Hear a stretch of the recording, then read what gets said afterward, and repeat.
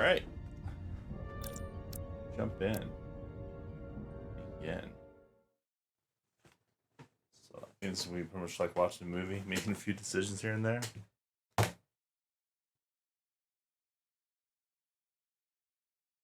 Dramatic Labs.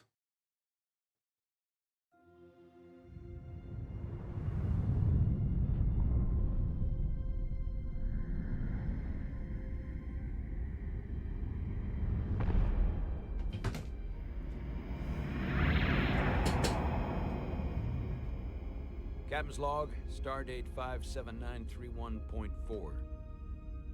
The crew is restless. After spending too many months piecing our ship back together, we're finally about to venture out on a new mission. And the crew isn't letting this unprecedented ion storm slow them down. Unprecedented. They're ready for Use that something word. different. I know I am. Perhaps more than any of them.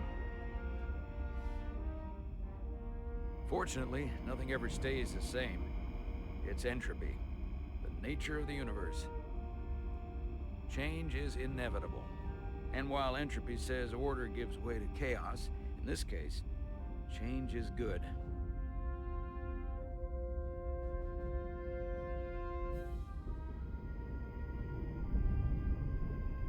Our new first officer is en route to the Resolute. Jara Rydek. I know she'll bring a welcome dose of new blood to the crew.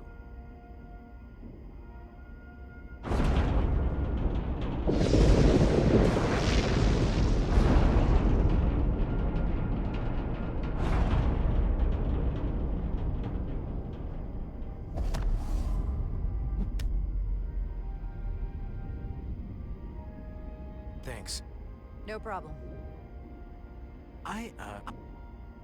I'm not great with flying. But these little shuttles are the worst. You don't like flying. And yet, you joined Starfleet. There's a reason I'm not a pilot. You should try it sometime.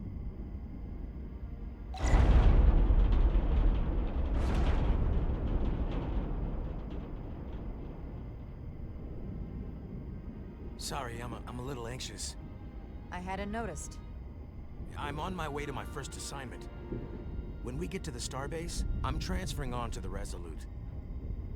So am I. It won't be easy for Jara to step in at the 11th hour like this. But if she's half the officer I knew she could become when she was a cadet at Starfleet Academy, she'll be the XO this ship needs right now.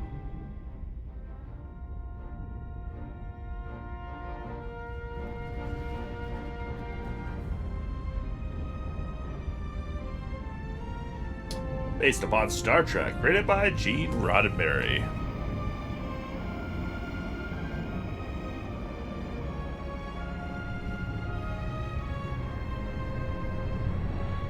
Change of station. I like how they're doing like an episode. It's episodial.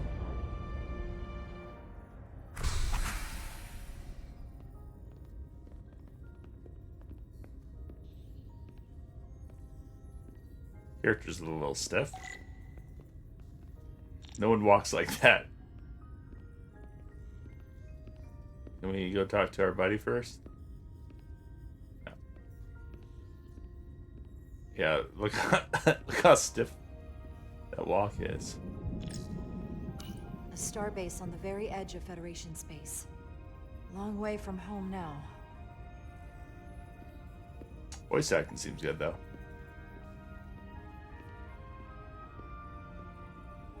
A little janky.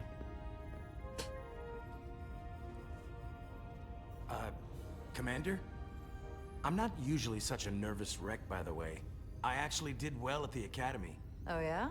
Maybe you've heard of the Torvalin test? Sounds familiar. It's a tactical simulator that makes the Kobayashi Maru look like a picnic on Pintaris 5. Anyway, I finished in the top 20. Not just in my class. I mean, all time. In the history of the Academy. So, there's that. Simulations are great for training, but they're not quite the same as the real thing. That's fair. I guess I'm about to find out.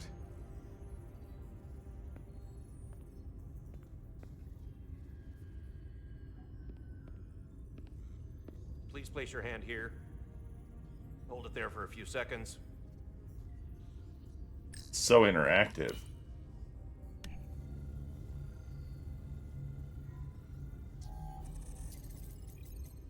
Welcome, Commander Rydek. Wait, you're Jara Rydek? You absolutely crushed the Torvalin test. You finished in what, like the top 3?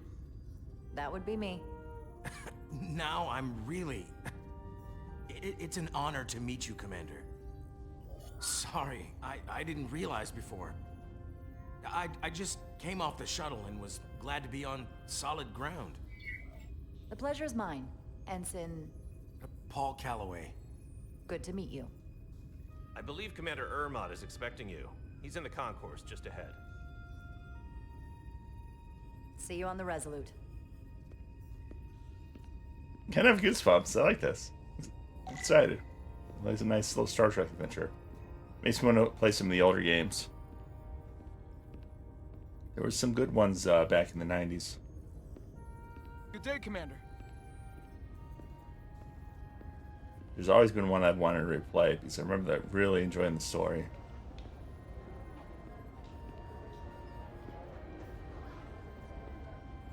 Figure out which one it is. Maybe we'll add that to If the I remember list. my briefing, Commander Ermot is a Bolian, so I'm looking for someone with blue skin.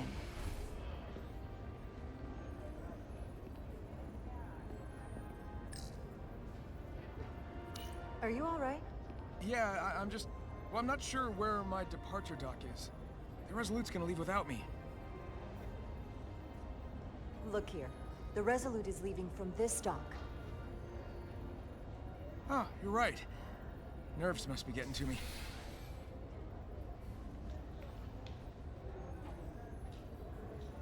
Thanks so much, Commander. Like, what am I, secretary? I don't know. Starbase 128 has 4 docks.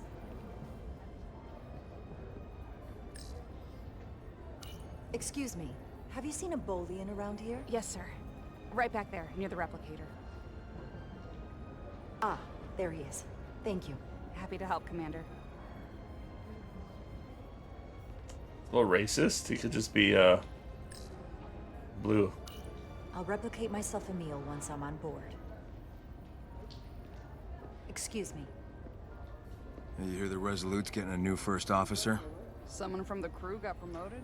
No, get this. They're from a different ship. Oof. Wonder how the crew feel about that. That makes them look desperate. Is their crew that bad? Yeah, not a good look. Hey, that's me you're talking about.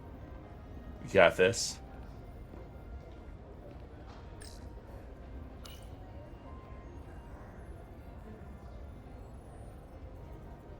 Welcome to the edge of the galaxy, Commander Rydek. I'm Commander Jan Ermot, Operations Officer on the Resolute. Commander? I hope there wasn't too much trouble getting here. This storm isn't making anything easy for us right now.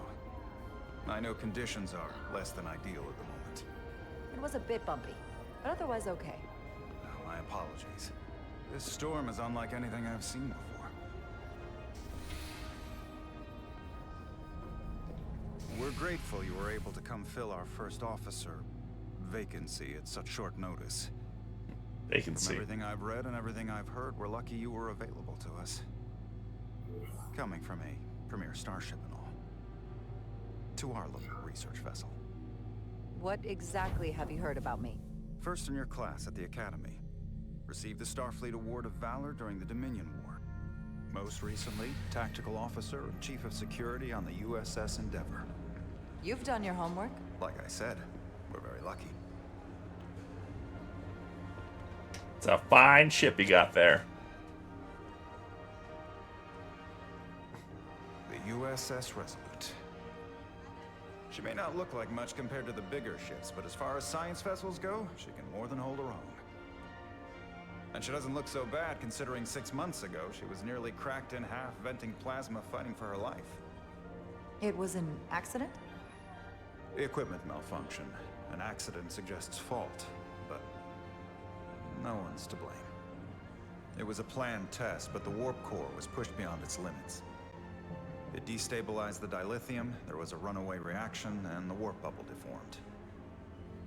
We thought we could reach a higher resonant frequency, but it was more than she could handle. Cost us our first officer and 22 of our crew. At the end of the day, we're all responsible for each other. That's what it means to be a crew. To have lost so many lives. That's a high price to pay. Too high by any estimation. But there's nothing that can be done about it now except get back to work. And make sure it never happens again. Listen. I realize you've known Captain Solano for quite some time. And I'm sure you're ready to bring your best.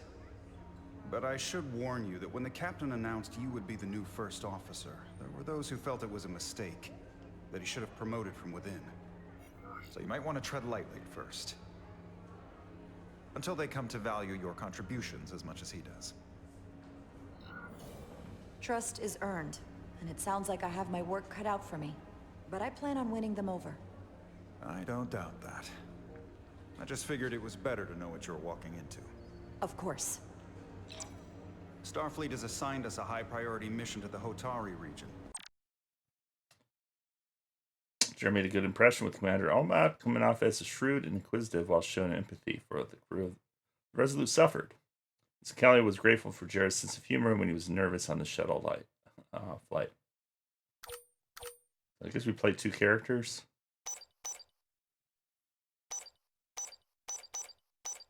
Stealth, shooting, oh great. I'll let the captain brief you on board. I know he's eager to see you. Will we be mission ready in time? We have every intention. The crew has been working around the clock to get the ship ready. There's still so much to do.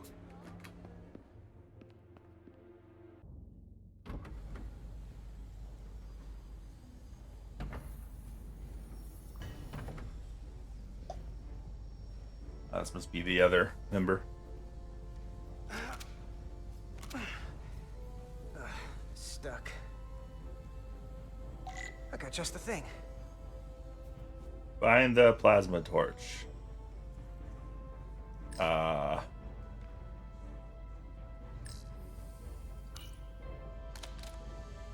look like an idiot.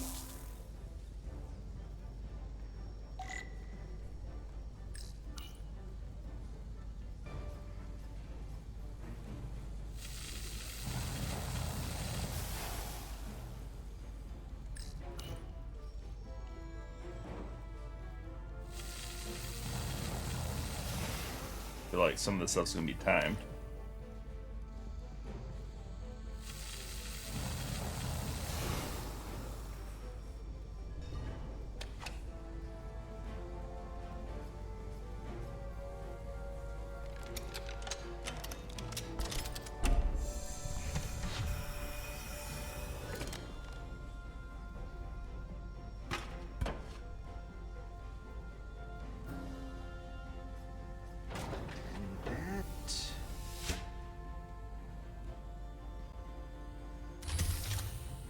Is that.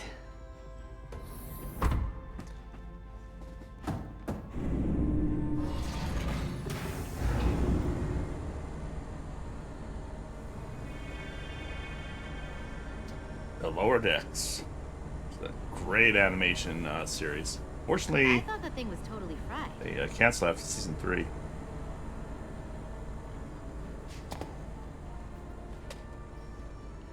Nice work, Carter. Nothing to it, Neely. And not a moment too soon. The boss wants us down in engineering. Like, now.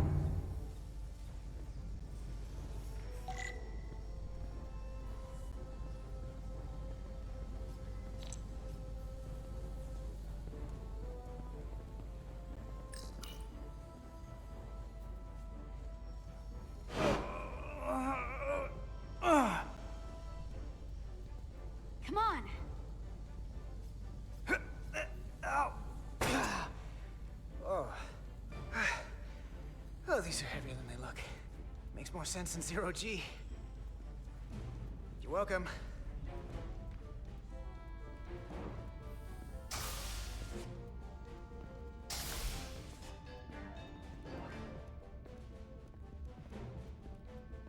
Right, already forgot how to run.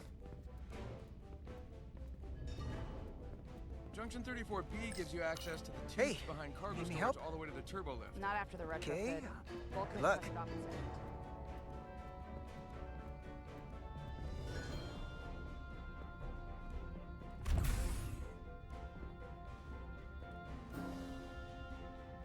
Engineering. I heard the new XO just arrived. Won't be long before we get underway. I just hope whatever Chovak called us down for, it's something good. I can never tell with him. I'd rather not end up degaussing plasma manifolds. Hanging upside down makes me queasy. You and me working together, we can tackle anything he throws at us. Your optimism is positively contagious.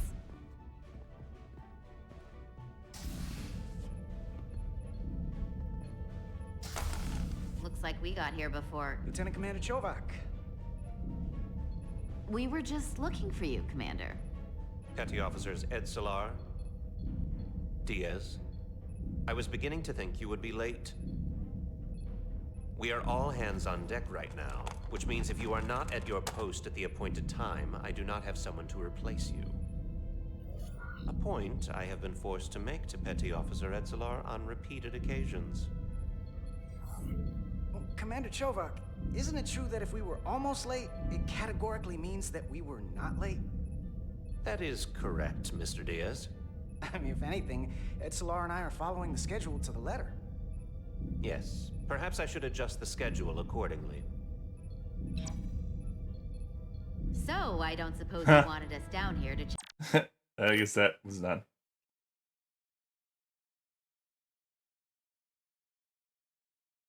Check in before we go off, dude. We're cheeky. Equip yourselves in EV suits to work on the exterior of the hull. I need you to tune the structural integrity field for optimal performance. The subspace distortions and ionic interference we are experiencing are preventing the proper calibration. But this ship must be ready to depart shortly, despite the storm. The precise nature of these disturbances are not fully understood. But many systems have been affected by the wide band of emissive activity. How concerned should we be about the storm? Are you worried? Vulcans do not worry. We calculate the variables and take appropriate precautions to mitigate the risk. Right now, that entails making critical preparations, because long-range sensors show that these disturbances will be more severe at our destination, the Hotari system. You have your orders. Do not delay. Yes, Roger Commander that. Chovak. All hands on deck. What's that? All hands on deck. That's what Chovak said. You know what that means? It means this ship isn't ready to go out and the brass know it. So they're throwing every warm body at it. And they're going to leave on schedule. It all comes down to us, Nilly. We're the ones who will get it ready. I know what we can do. But this isn't just any old refit or any old relaunch. Whoa. Excuse me. A lot of new faces coming on board. It's gotta be tough coming as a replacement. That's for sure. They seem all right. Something that happened 6 months ago while they were off on another ship? Well, that's nothing to hold against them. Yeah, you're right. I guess getting a little new blood on board doesn't hurt. Hold on. Now there's an old face I didn't expect to see again. Hey, Miranda! You weren't gonna leave without me, were you? Miranda, you're here? We thought you were staying on the Adirondack. Transfer came in at the last minute, so I figured I'd slum it on this bucket of bolts. Looks like you got her back together pretty nicely. I wasn't sure what to expect. Don't talk badly about one of the best ships in all of Starfleet. We've rebuilt enough of her by now. She better be one of the best. We'll see about that. But I am glad to be here. He still owes me a bottle of Saurian brandy. Don't think I forgot. Oh yeah, it's coming back to me now. Maybe Carter can rustle up that bottle and we can give you a proper welcome. As soon as we wrap up this quick little spacewalk.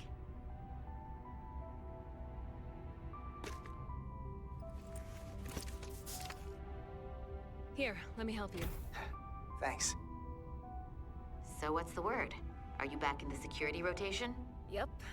Still running with the usual suspects. Whoa! Good to go.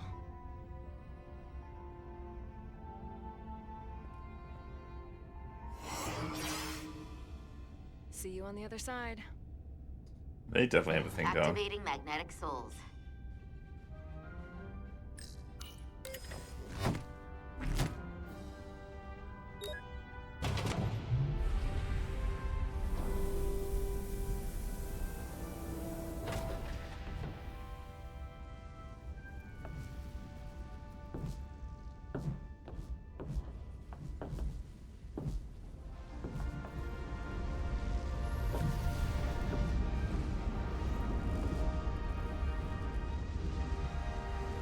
You never gets old. Let's go.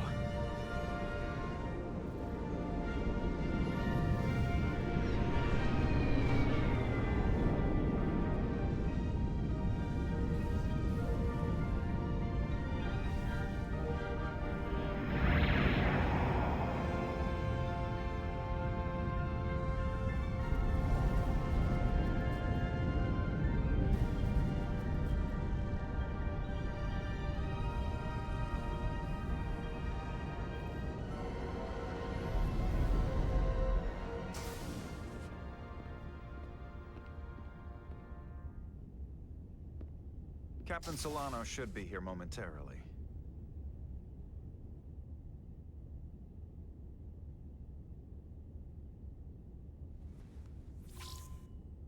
You'll have to forgive me, I don't know much about Kobleods. But my understanding is you need a steady supply of duridium to keep your cell structure stabilized, or bad things start to happen. And we have plenty of duridium in sickbay, so there's no risk of running out. Thank you. Feel free to make yourself at home. And help yourself to whatever you like from the replicator. An omelet. Always an omelet.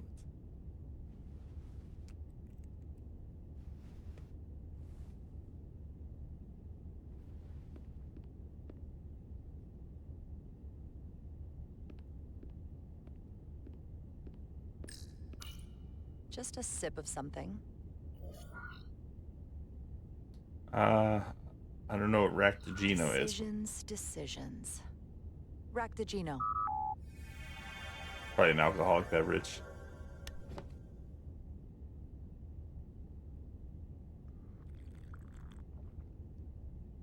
That sure has a kick.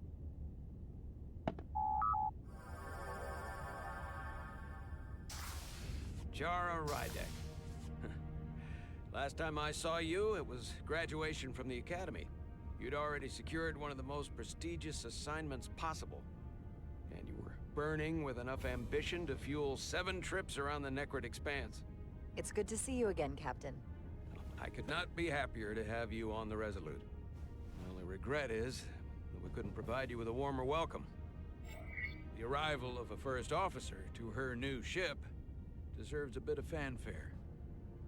But, unfortunately, we've had our hands full with the refit. You can spare me the pomp and circumstance. There's plenty of work to be done without all that. You always had a work ethic like nothing I'd ever seen. That's just what this ship needs at the moment. As I'm sure you've heard, we've had a rough go of it these last 6 months. The ship suffered some damage, but not nearly as much as the crew.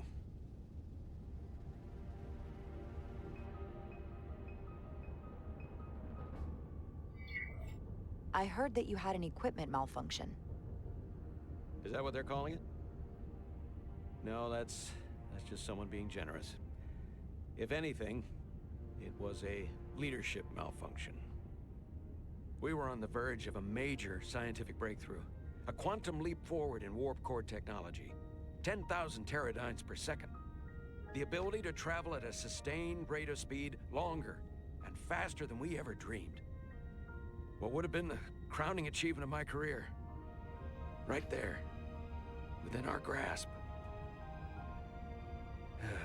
Until it all went so horribly wrong. We pushed her too hard, and a warp core malfunction overloaded the system, creating a pressure gradient way beyond what the ship can handle. It was heartbreaking.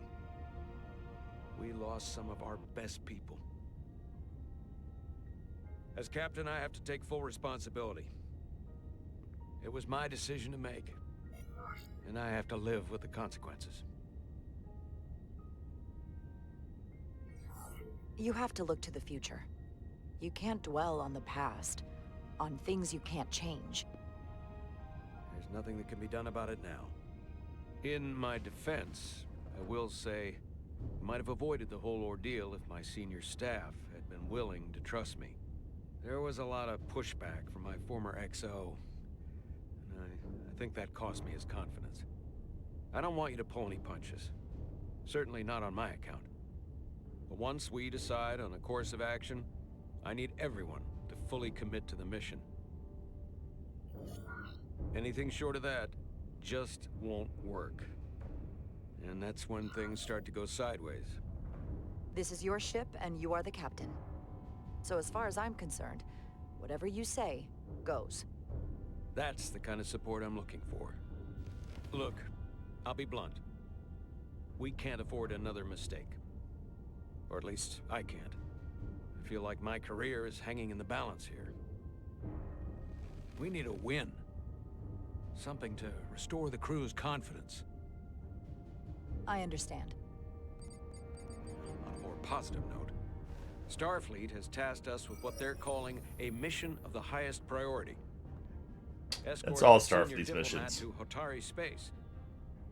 Two previously peaceful and otherwise non-aggressive civilizations now find themselves on the brink of all-out war. So it's a peacekeeping mission. I see it as a golden opportunity to not only prove what the Resolute and her crew are truly capable of, but also a mission for which we're uniquely qualified. This ionic storm. Our long-range sensors suggest it's several orders of magnitude stronger than anything on record. A total anomaly like nothing we've seen before. And you'll never guess where it leads. Hotari. Exactly. Very nearly in the precise location where we're headed. Where I imagine the interference will be exponentially greater. But the diplomat will brief us on the details at the rendezvous. Who is the senior diplomat we're escorting? That I don't know. Starfleet hasn't said. But I don't want to get ahead of myself. How is this Spock? We'll have some rough Being sledding Spock. when we arrive, so I need you to prepare the crew for the worst. There's just one more thing I want to clarify up front. The metric that for me will be the ultimate measure of your success. What is it? If after serving as my first officer, you don't one day find yourself with a ship of your own, then I will consider it my personal failure. When that might happen is entirely up to you. But it goes without saying, you have my full support. Thank you. But I feel like I still have so much to learn. You'll have plenty of opportunity. And if you're willing to put in the work, I'll do everything in my power to help you along the way. Come, let me introduce you. Captain Solo was reassured by Jared's modesty and leadership. To the crew.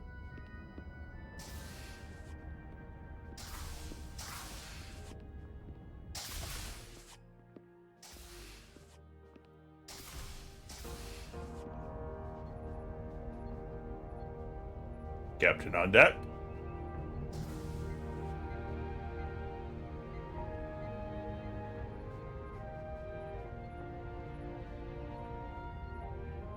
Everyone, if I could have your attention for a moment.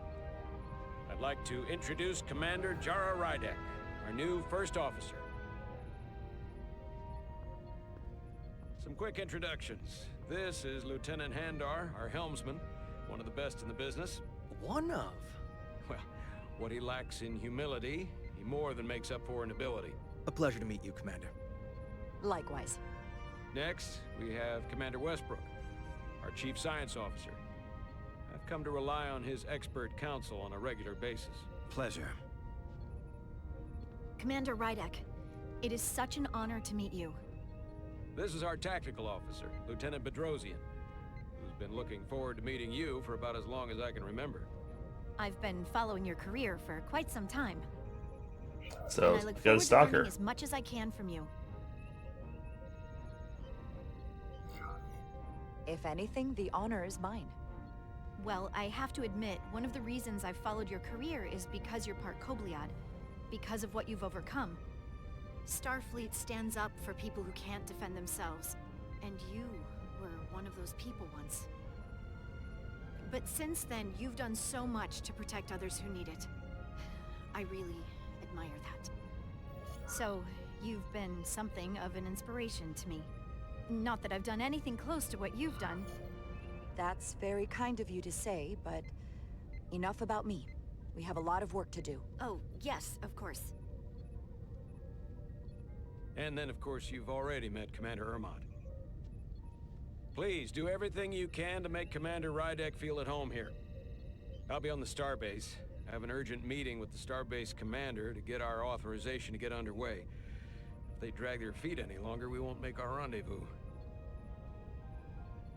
The bridge is yours.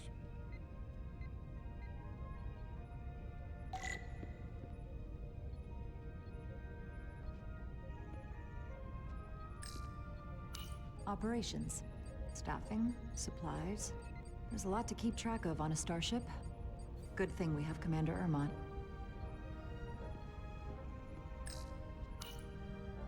The helm. The Resolute is a refitted Centaur class, meaning it's capable of quick maneuvers.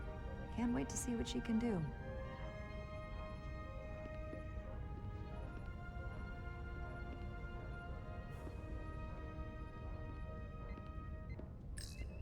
Science station. The Resolute is a science vessel, primarily. Might explain Commander Westbrook's attitude. I'll have to speak with him later.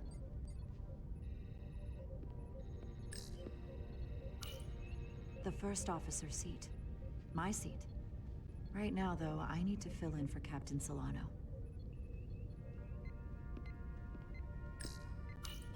Tactical station. Hopefully, a diplomatic mission won't require we use our weapons much. But if it comes to that, we'll be ready.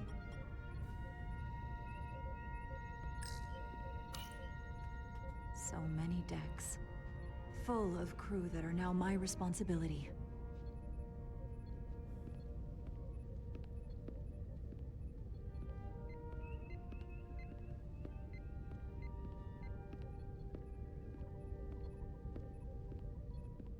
Space. Impressive range of view.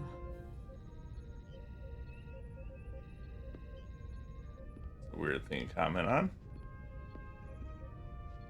Alright.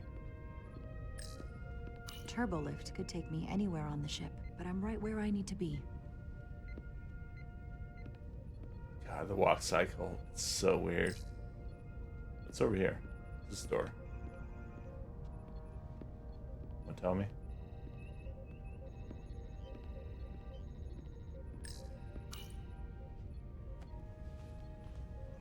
Commander, Chief Engineer Chovak needs to lower the structural integrity field. He's sent a crew out to recalibrate the emitters in response to the danger posed by the storm. We Make it so. Go ahead. Permission granted. Lowering structural integrity field, now. Entering maintenance mode. Condition blue.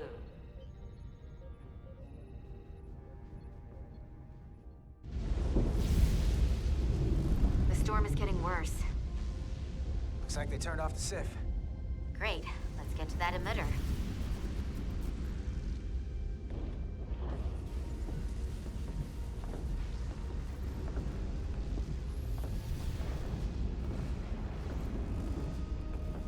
Every time we're out here, I half expect to see her in pieces again.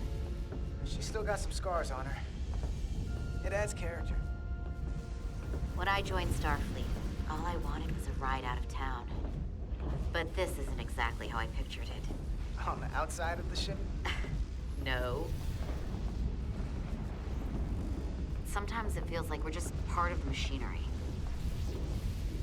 Don't you want more than that? I mean, Starfleet is noble and all, but it's still a machine. A massive, massive machine.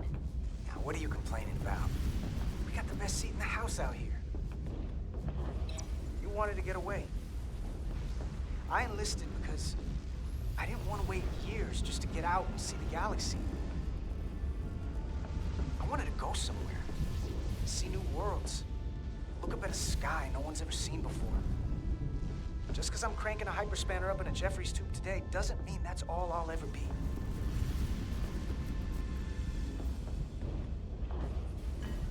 Diaz to Commander Chovak.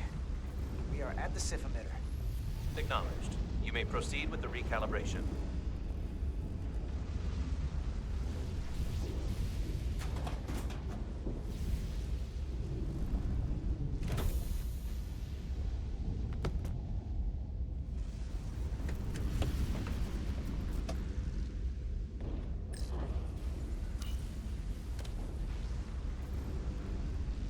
Beginning recalibration.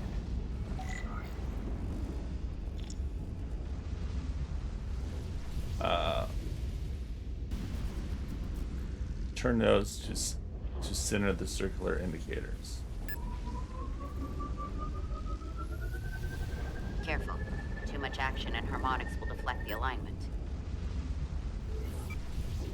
Looks good. That wasn't so hard.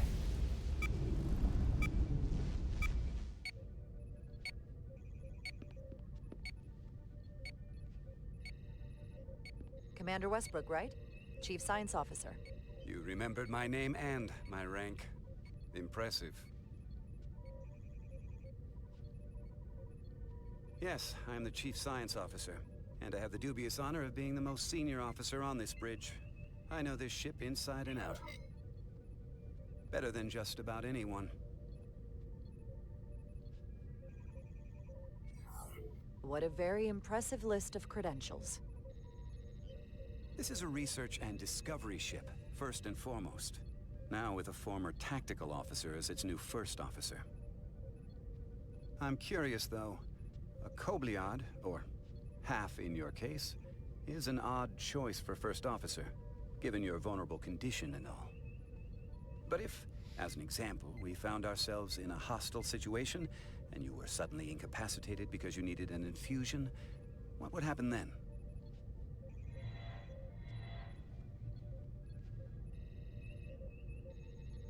You'd leave Captain Solano without an XO. Granted, that would be a worst-case scenario, but not outside the realm of possibility. That's very kind of you to be concerned about my well-being. But you don't need to trouble yourself on my account. I'll be fine. Well, I wouldn't say I was concerned, just curious, that's all. Listen, can I be blunt, Commander? I see no reason to stop now. Commander Sutherland, your predecessor, was one of the best first officers in all of Starfleet. His record was impeccable and his reputation was without equal. I mean no disrespect, but the shoes you're stepping into are almost impossible to fill. He was loved by the crew. And he was one of my closest friends.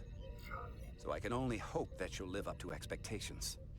I don't think I could ever replace Commander Sutherland. And it would be a mistake to even try.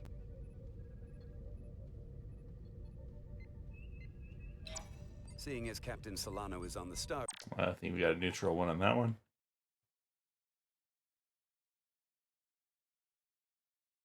Base, let me give you an update on this ion storm we're flying into. It's unusual, unlike anything I've ever seen. At the moment, I can't tell you if the Resolute will shrug it off or if we're putting ourselves at risk. However, if we learn more about its patterns, its nature, we can come up with a scientific countermeasure. Just a moment.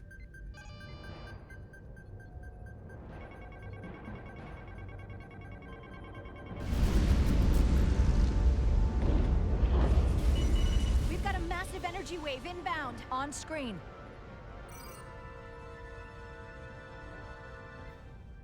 Tracing its trajectory. Starbase docking clamps are holding. The storm's emissions are fluctuating, coming in waves. And if my projections are right, we're about to get hit by a wideband burst of ionic energy. Like a tsunami. I'm reading power abnormalities all over the ship. Estimated time to impact. 2. Red alert! Aye. Goosebumps there. Being able to call. That's kind of cool. Evacuating main gangway and retracting. Putting sensor visualization on screen. With the structural integrity field shut down, we can't take a direct hit. Time to impact. 1 minute. Shield systems are severely impacted. We have limited protection. I need every available solution. What are our options? We can weaken the impact of the storm with a deflector pulse. There's a better way. I'm sending all auxiliary power to the deflector dish. Send the aux power to the shields. We can't reactivate the entire shield bubble, but it's a directional threat. So we can orient all we have towards the wave. You have to believe me. We only get one shot at this. We can't afford to get it wrong. That's right, which is why we need to send power to our shields. Petrosian, get those shields up. Rerouting power to shields. Stand by. I need a heading. We've only got one shot. Understood. On my command.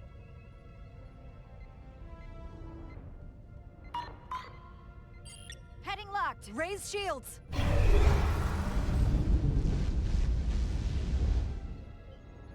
This is it! All hands, brace for impact.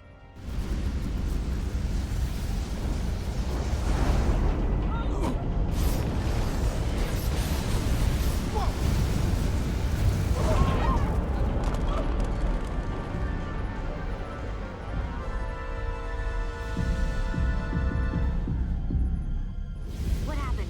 We have experienced a surge of radiation. Oh, you don't say. This radiation supercharged the plasma, forcing it to backflush through the system and creating a dangerous imbalance. Blow out every primary system on the ship. Just tell us where you need us. I need you to traverse the hull to the access port to recalibrate the port nacelle plasma regulator.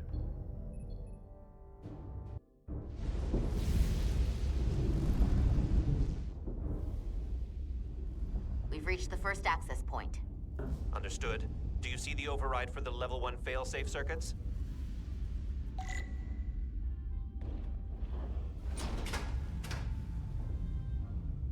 Affirmative. Engage the override. It should allow us to stop the EPS flow to the warp engine without triggering an automatic core shutdown.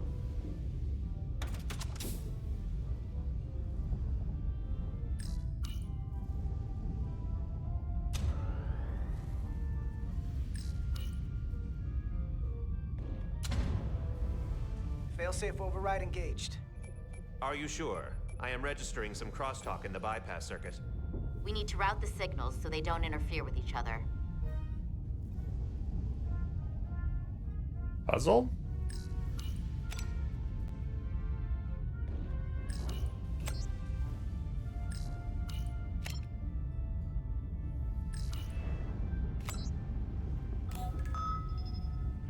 Diaz to Resolute. The failsafes are temporarily disabled. Moving on to the EPS regulator. Heads up, Carter. What is that? One of the discharges coalesced. It's coming right toward us. I'm gonna try to disrupt it with my phaser.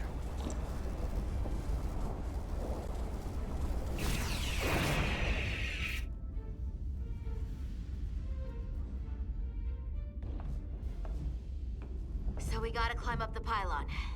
Not that there's really an up, but, you know. There's no up in space.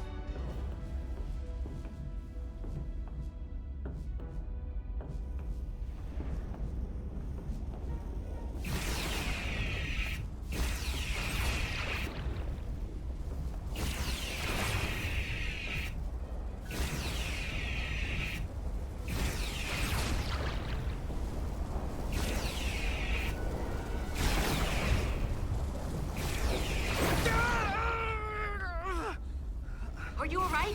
Yeah. Suit took most of it. Snuck up on me. That damaged your suit.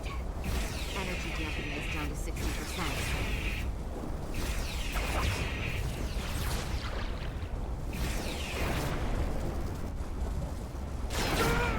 Oh my god. Can we walk faster, maybe? That hurt.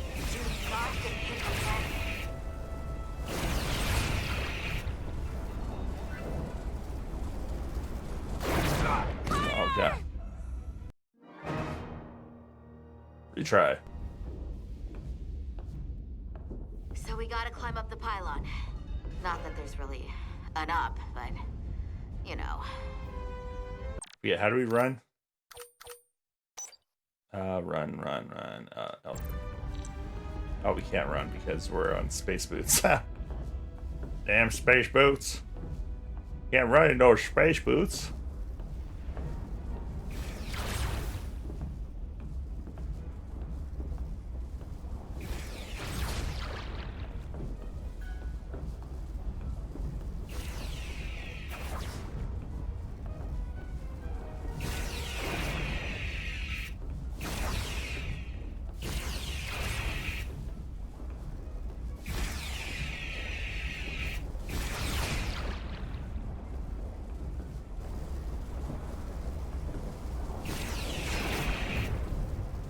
We're almost to the regulator.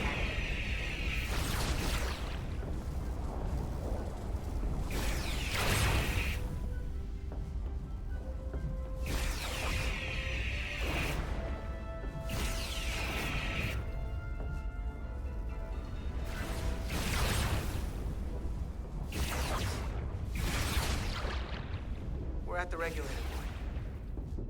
Opening the access panel. I am now halting the EPS flow to the port nacelle. We have little time before it causes an overload in the engine. You must work efficiently.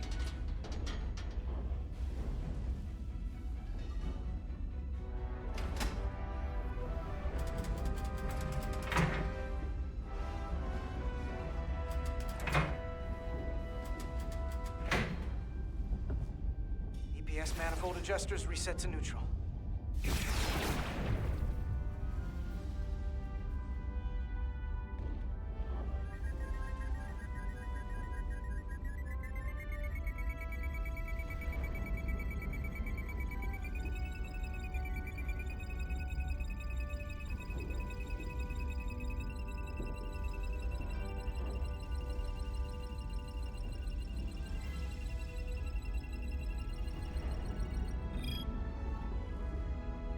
EPS lines to the port warp engine are back in balance.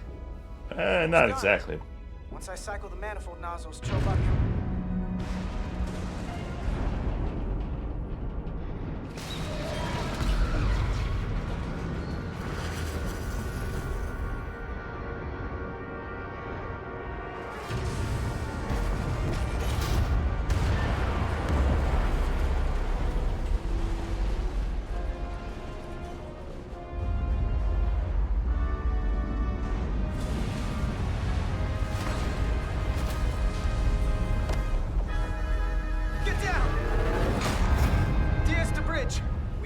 Docking clamp.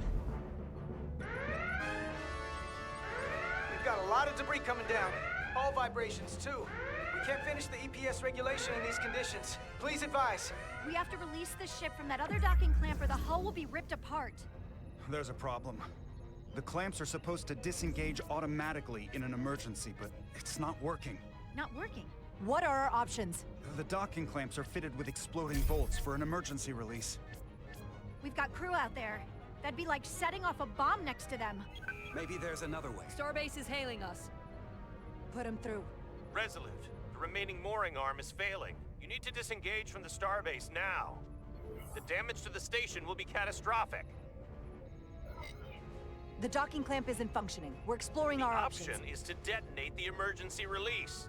Commander, hear me out. Reverse the polarity of the hull, which theoretically will repel the docking clamps. And repel the engineering crew right off the hull into the storm. This is Captain Solano. Put me on screen. Go ahead. Captain, we have a situation. Commander, what are you doing? Blow the bolts on the docking clamp. The captain doesn't know the whole story. I'm giving you an order. Chara? Captain, you brought me here because you trusted me. Can you trust me now? You better be sure you make the right decision. The captain made himself quite clear. They're gonna get hammered with debris out there. Reverse the polarity. There is protocol. And there are lives. Starbase, stand by. We're gonna flip hull polarity to disengage the clamps. Yes, Commander.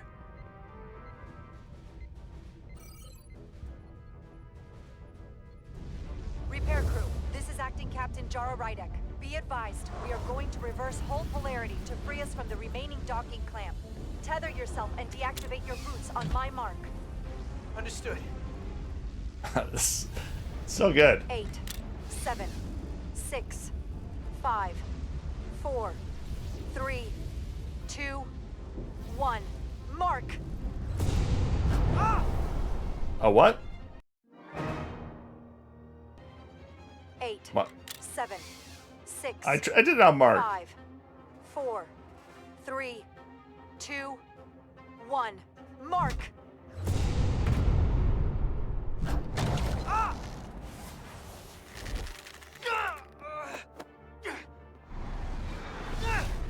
Grab my hand!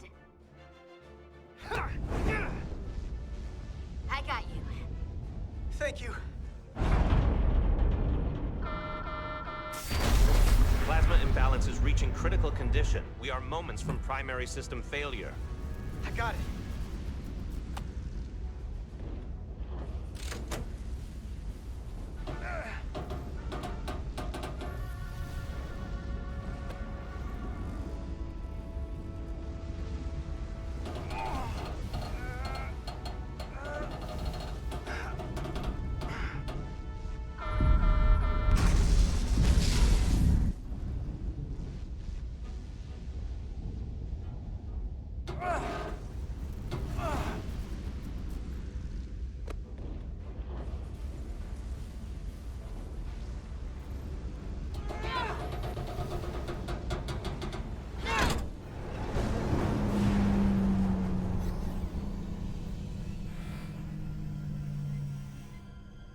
I thought I already disengaged from the starbase.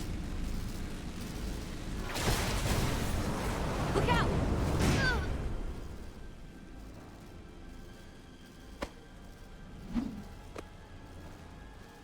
I got you. Petty Officer Etzelar's hurt and unconscious. I'm gonna have to tow her back to the airlock. Mr. Diaz, the situation has changed. You are at risk of triggering a substantial electromagnetic arc if you approach the main hull the way you came. But Commander, the way we came is the nearest airlock. There is an auxiliary hatch near you on the far end of the pylon. You must bring Miss Etzelar there to access the interior. Roger that. Going there now.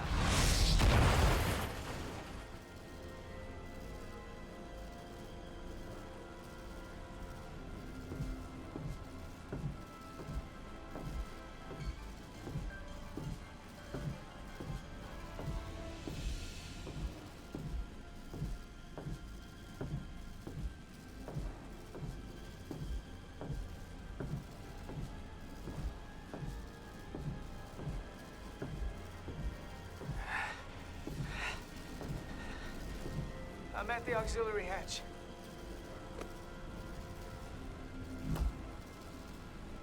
Hey, Banana.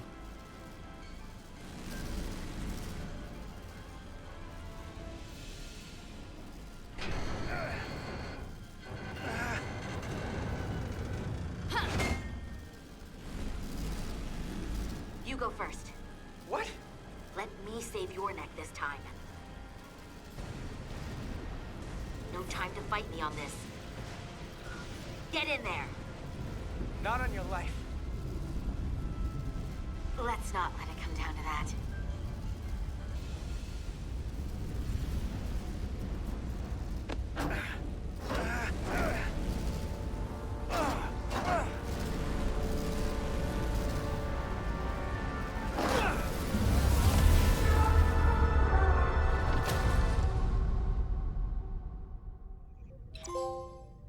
I got this.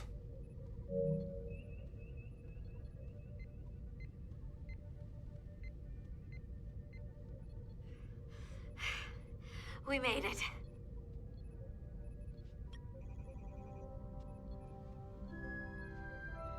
they're safe. Bringing the SIF fully online. Do it.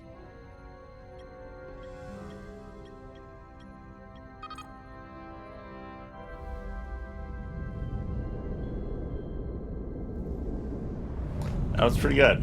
I'm enjoying this game so far. The price of duty.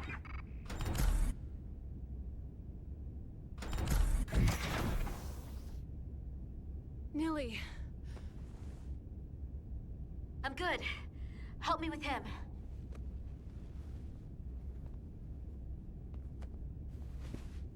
Let's get this off. Medical. Got one wounded at my location. Carter. You don't look so good. Should see the other guy. Haha. You gotta be more careful. I just got here. I'm not ready to see you two get blown to space dust just yet. Now let's get you down to sickbay. Great.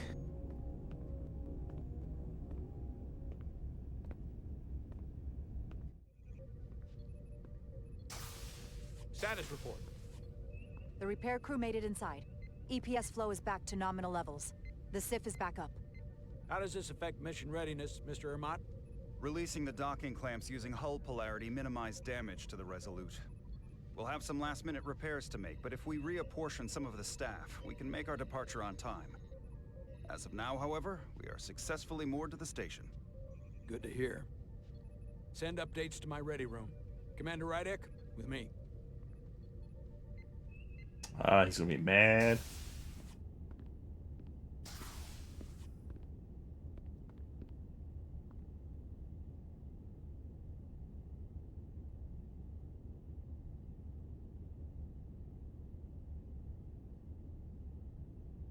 You disobeyed my orders. Well? Respectfully, Captain, I made the right choice given the information I had. You disobeyed my orders! And not just in front of the bridge crew, but the Starbase staff as well.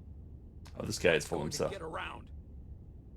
My name's already tarnished around the fleet. But what is it going to do to my credibility on this ship? From the top to the bottom. Bridge to lower decks. Maybe I shouldn't have disobeyed a direct order, but you were wrong. You weren't on board, and you didn't have all the information. So I made the right decision for the ship.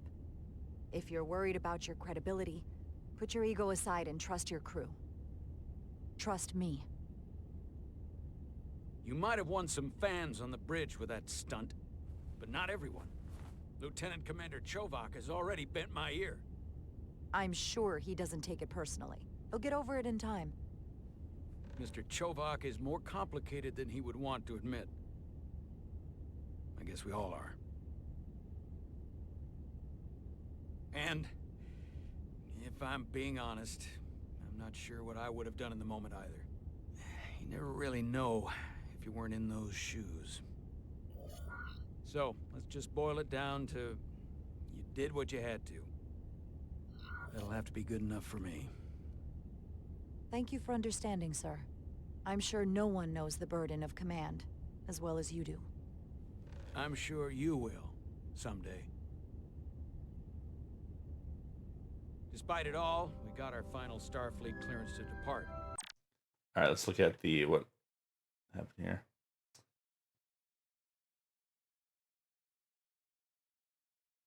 Oh, he's mad. He's mad at us.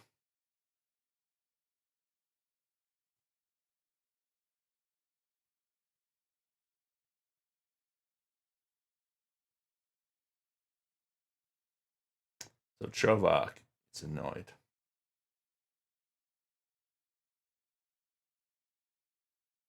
Yeah, they're a little bit too So if you'll fetch Mr. Ermot, we'll knock Following- out the following final orders, details of any outstanding repairs. it's not always We'll the best set thing. out for Hotari. Yes, sir.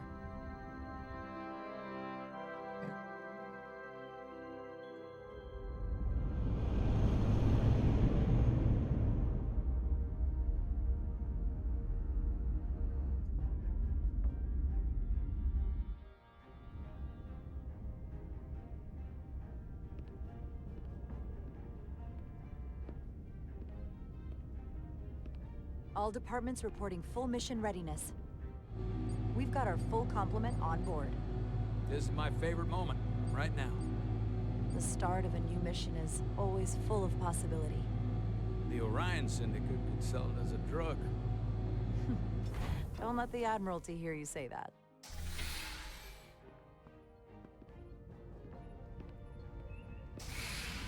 Captain on the bridge. Sit. Sit, everyone. You all know, I'm not big on speeches. We're embarking on the first mission since our refit. Let's make it a good one. Disengage docking clamps.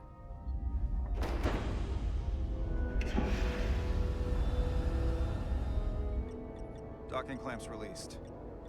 Thrusters ahead, Mr. Handar.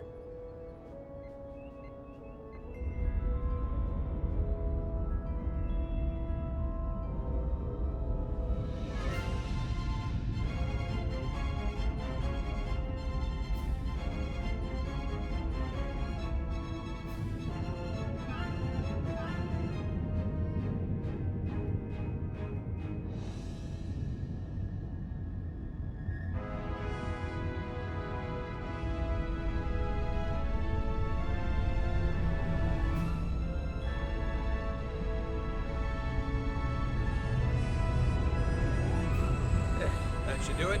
Set a course for the Hotari system. Prepare to go to Warp 8. Aye, Captain.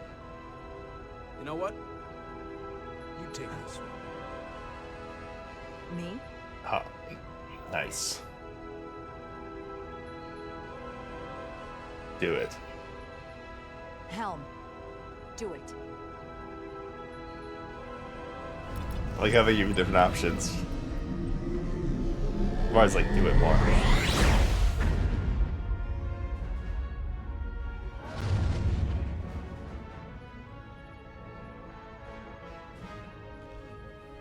Nicely done.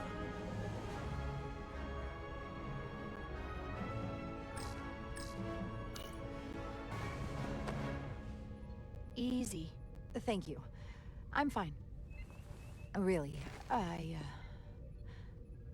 You don't look so good.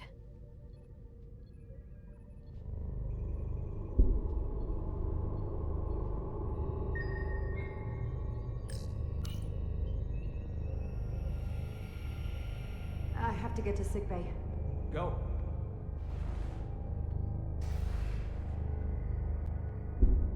Commander, help me get her inside!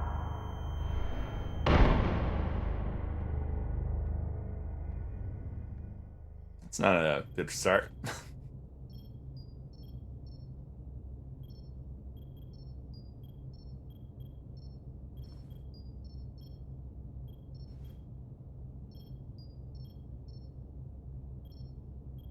Well, that was quite a scare. A few minutes more and it would have been one of the shortest tenures on record for a first officer. Is that the engineer that was out on the hull? That storm did a real number on him, but he'll live. Just needs rest. You should worry about yourself. Your duridium levels got dangerously low and destabilized your cell structure. This is definitely one of the more memorable first days I can think of. My name is Dr. Aram Duval, Chief Medical Officer. To be honest, I've never met a Kobliad before. You're... rare. I know. I was going to say special. Your people's numbers have dwindled, despite the Federation's efforts to find a more readily available alternative to the duridium you need to survive. Yet you joined Starfleet, and managed to thrive. I imagine the responsibility must be overwhelming. Maybe even a burden at times. I know what it means. And I know the responsibility that comes with it. But I can't be anything more than who I am. And if someone has a problem with that, or expects something else, then that's their problem, not mine. That's exactly right. And don't worry, I won't treat you like a science experiment. I just do the science and leave the experiments to Solano. You don't agree with his methods? I don't agree with his definition of acceptable risks. Not when the lives of your crew are at stake. My professional opinion is that the accident took a toll. More than he's willing to admit. He's overstressed, operating in the pressure cooker of his own mind. Which is never a good headspace when the lives of your crew are at stake. She likes to gossip. What concerns me is that now he's even further away from the thing he's been chasing his entire career. The breakthrough discovery. The major innovation. Something he can put his name on. But the more the time passes and the further out of reach it gets, the more risk he'll be willing to take. I hear you. But that's my job, isn't it? To make sure that doesn't happen. And we don't lose sight of the bigger picture. Which is exactly why I'm so glad you're here. We need you now more than ever. And I have to give you credit for what happened on the bridge. It took guts to defy a direct order. Huh. I guess word travels fast around here. It's a small ship. And everyone's curious about the new XO. Fortunately, your cell structure's almost completely stabilized. And I'll spare us both the lecture, but I do feel it's my responsibility to remind you, without regular infusions of Duridium, you will not live. It's as simple as that. Understood. Then, my work here is done.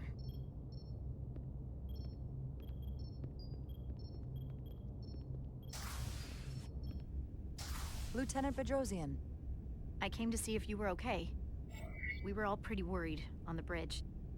No one knew what was happening. I can't even imagine what it must have looked like. I don't want people to get the wrong impression.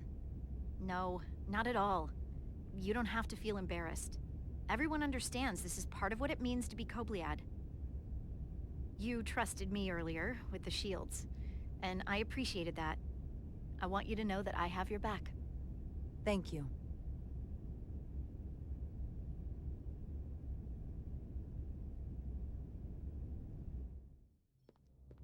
Now, Carter, the emissions that gave you that burn are quite unusual, like everything else that goes with this storm. That's a combination of hyronolin and lectrazine to counter the radiation effects. That should help speed your healing. She's come by a couple of times to see you already. Be brief. It's good to see you awake again. I was starting to get worried. Not that you aren't in good hands with Dr. Duvall. You did take one hell of a shot, though. Ah, come on. You know you can't get rid of me that easy. Don't push me, Diaz. You do not want to see me try. No, nope. I am not getting on your bad side. I am a formidable enemy. Nilly was looking in on you too, by the way. But since it's just us right now, I had a chance to think about this while I was away. And I thought it was important that I just come out and tell you. Instead of tiptoeing around it. Or worse, leaving it unsaid. Now, this is just a guess, but you like me. Is that what this is? How'd you know? Must have been pretty obvious. Which is funny, because kinda came out of nowhere for me, at first. Well, you know, I was hoping. I guess that makes this a little easier to say. We've been really good friends for a long time. I want to see if there's more between us than just being friends. You don't have to explain it. I feel the same way. There is something between us. So, do you want to find out what that something is? If it's there for Boom, you, chicka, boom, boom. and it's there for me, why not give it a try? Are you kidding me? I just said yes. I wanted to be sure I heard that right. Sorry to interrupt, but the patient needs to rest if he wants to get back to his old self. Of course. I'll see you again soon. She's not going to die, like, right after this.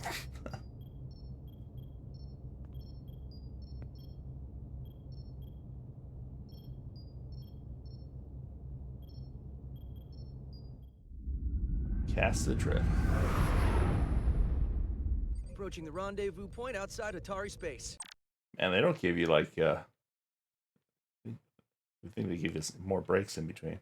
I think we're going to actually take a force break there.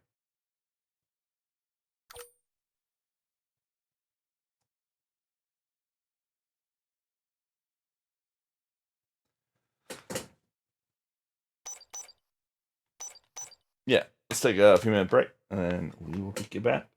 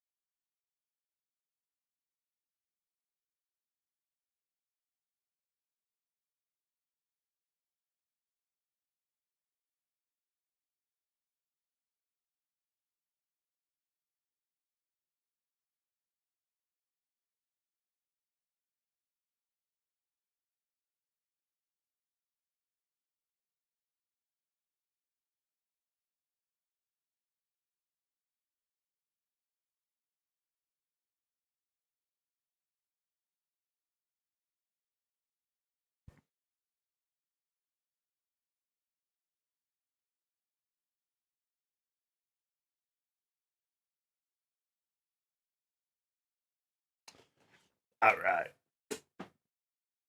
Helm, bring us out of warp. Dropping to impulse. Ionic interference surging, Captain.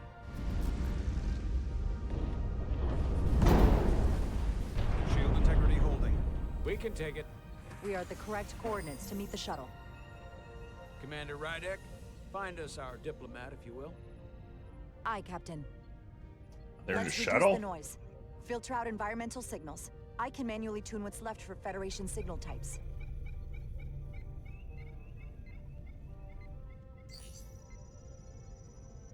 I've located the shuttle. Opening comms. On screen.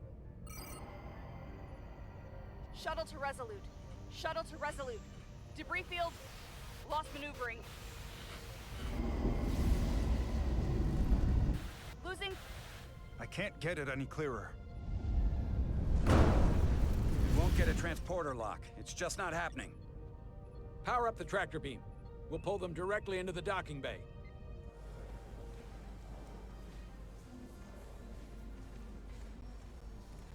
Diaz, you good to run the tractor emitter?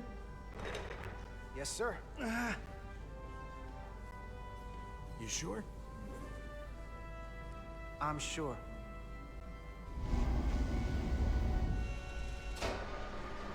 Come on, Diaz. Like, couldn't you do it, buddy? First thing, lock onto the shuttle and stabilize the rotation.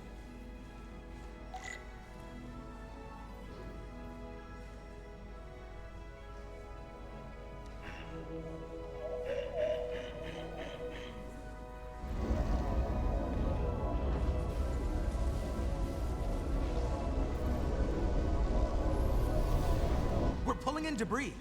I'm on it.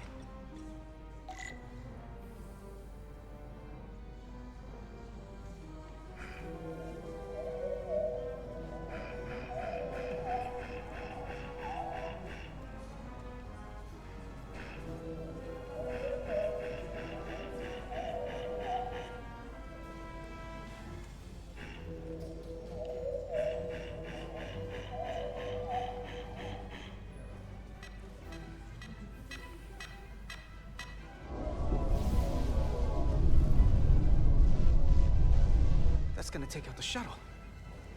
Diaz, the bridge. There's a large piece of debris headed for the shuttle. The tractor beam can't handle it. Can our shields take it? I believe so. Commander Rydek, plot an intercept course. On it.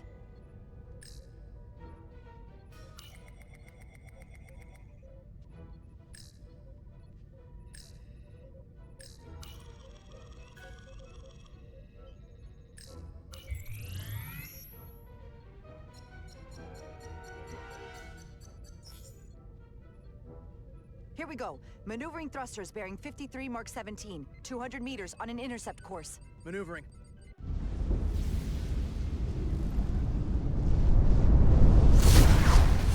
Got it.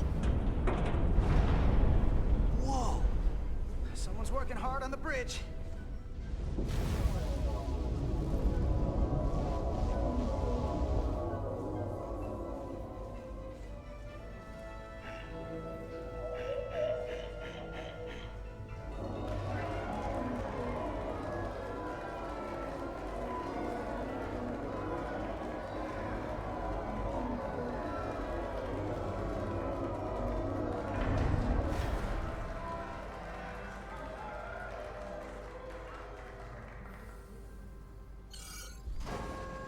We got the shuttlecraft on board. Good job. We're From on the our way Grayson. down to meet them.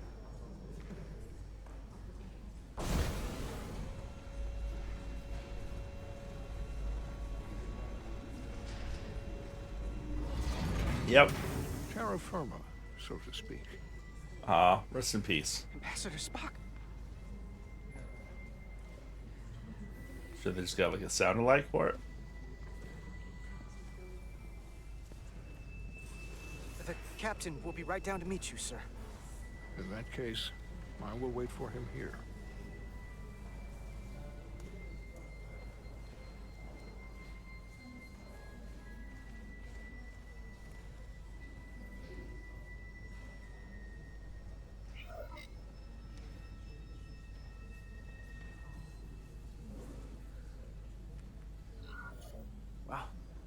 let me be the first to say, welcome to the Resolute, Ambassador. Thank you, Petty Officer... Carter? Carter Diaz, sir. I am pleased to meet you, Petty Officer Carter Diaz. It appears I have you to thank for my safe arrival. Your assistance arrived not a moment too soon. Well, it wasn't all me. I got some help from upstairs. A bombastic approach to clearing debris. We thought we were prepared for our arrival in Hotari space, but it is evident my craft was not sufficiently robust for such intense ionic activity. The storm has been pretty intense. There was an element that was most unusual. Before you came to our aid, our maneuvering thrusters and impulse engines were rendered inoperable. So we attempted a short traversal at warp speed, only to find that we could not achieve warp at all, even though our diagnostics computer showed no faults or anomalies. What do you make of that? When all indications say that warp speed is possible, but in practice, we find it is not. I'd rather investigate than speculate. A sound principle. Take readings, run some additional diagnostic checks, and we'll get to the bottom of this. Quite logical, Petty Officer Diaz. Thank you. Ambassador Spock. Excuse me. I'm honored to have you aboard. I'd like to get right to it. We're already behind. I think that went well. And Spock likes us.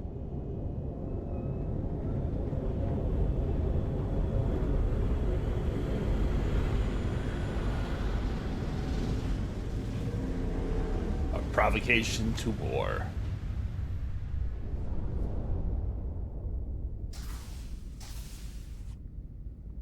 Ambassador Spock, my senior staff.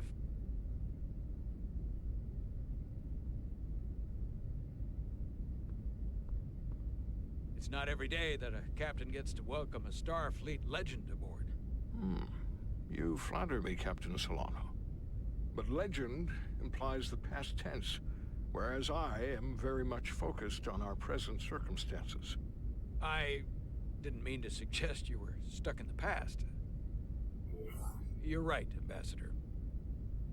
Not the most diplomatic choice of words. Your experience comes from the past. But our present situation calls for it. True enough. We were hoping you could fill us in on the details. We got the basics from Starfleet. Two formerly peaceful neighbors are now on the brink of war. Indeed, and the tension between them grows fiercer by the hour.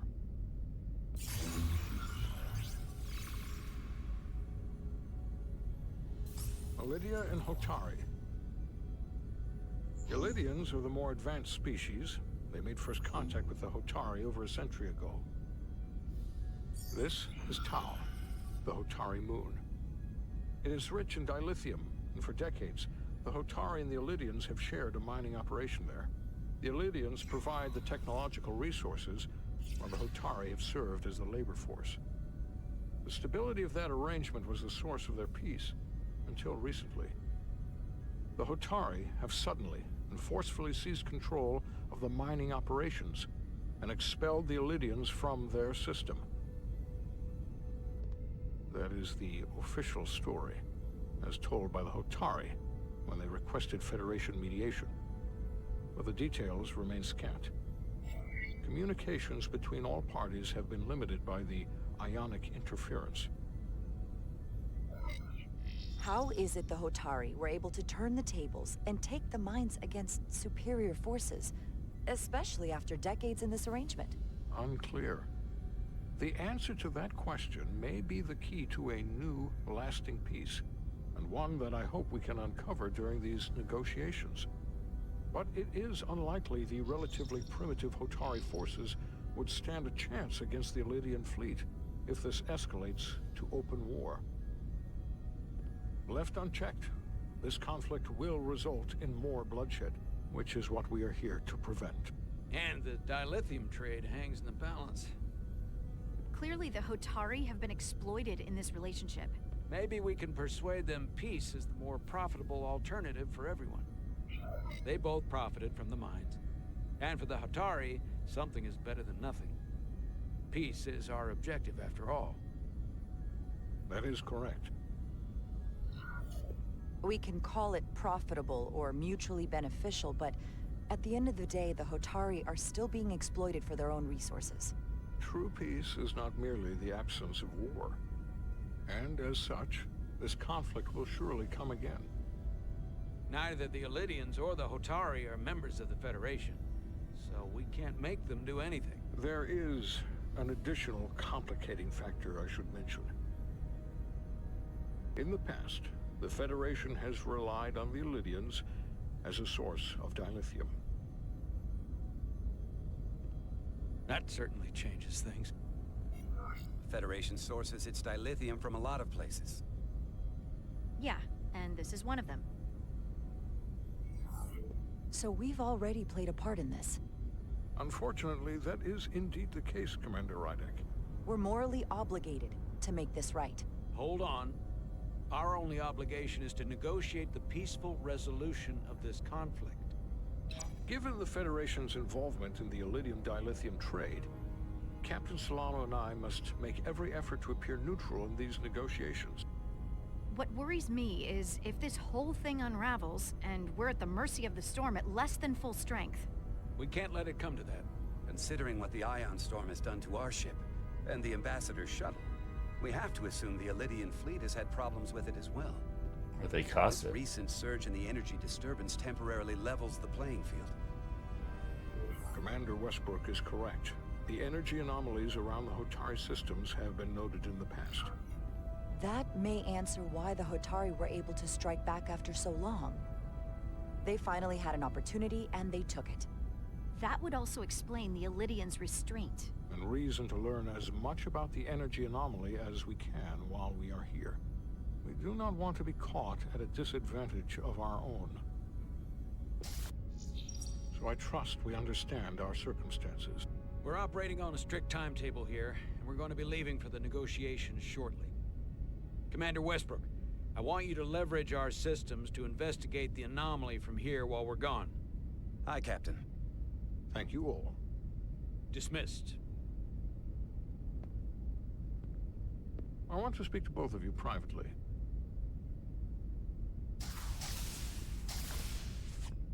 Ambassador Spock, I'd like to make a formal introduction. My first officer, Commander Jara Rydek. Commander, as you are aware, there are limits to what Captain Solano and I can do in our official capacity as representatives of the Federation. But someone in an unofficial capacity, your first officer, for example, would not be bound by those restrictions. Commander Rydek could ingratiate herself to certain parties behind the scenes, where they may be more candid in revealing information that could lead to a resolution. She certainly goes her own way. Maybe that helps in this case. It would be unconventional. With all due respect, Ambassador, I'm not a trained diplomat. That's exactly what we're going to leverage. I began my time in Starfleet as a science officer, not as an ambassador. We must be adaptable in the line of duty. Well, I hope Commander Rydek will have more... I'm sorry, I got that one positive. This is his opinion on that one. Oh, caution. luck finding out what really happened than we will through official diplomatic channel. The fate of the negotiations, the interests of the Federation, and the prospect for peace may very well depend on it.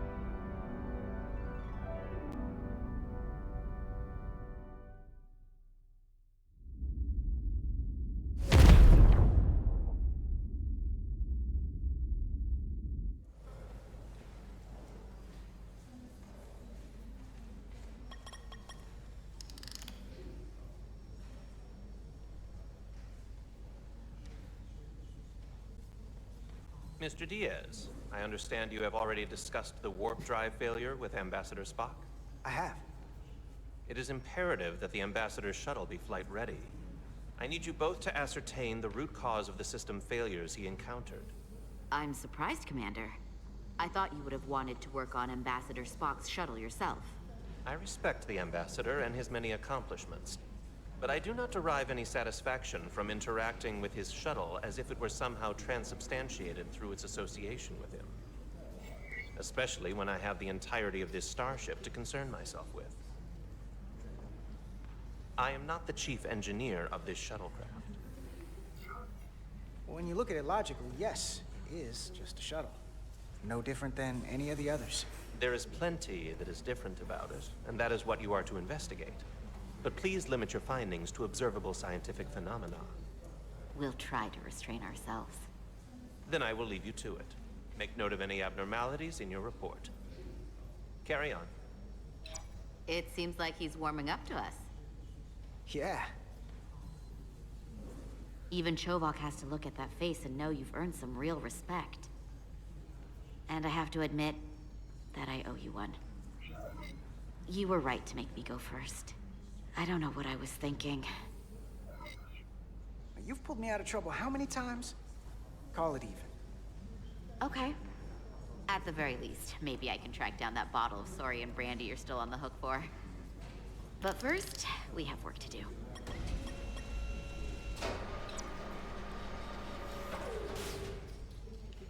Ready to go? All set. Let's run the diagnostic.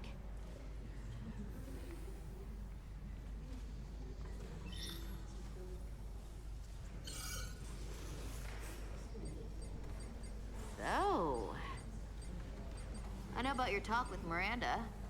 You do? She sent me a Priority 1 dispatch right after your conversation.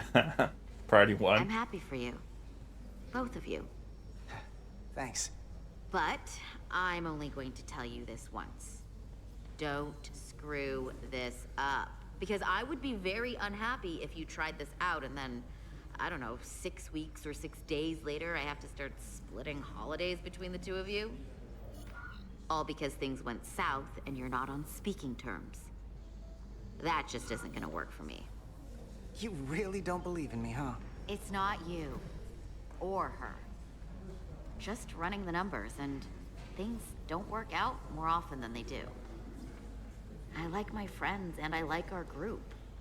I don't want to lose that. Is that thing done? Yeah, it's wrapping up. Let's see. The relays along the primary EPS are blown. The backup relays are all intact. An EPS overload from the warp drive could cause that. But how did the shuttle end up dead in the water? Huh. Well, maybe the ship's data recorder can tell us something.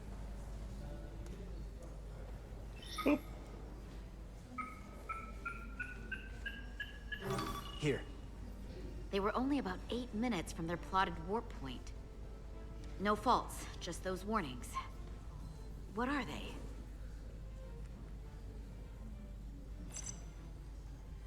Subspace variance out of tolerance.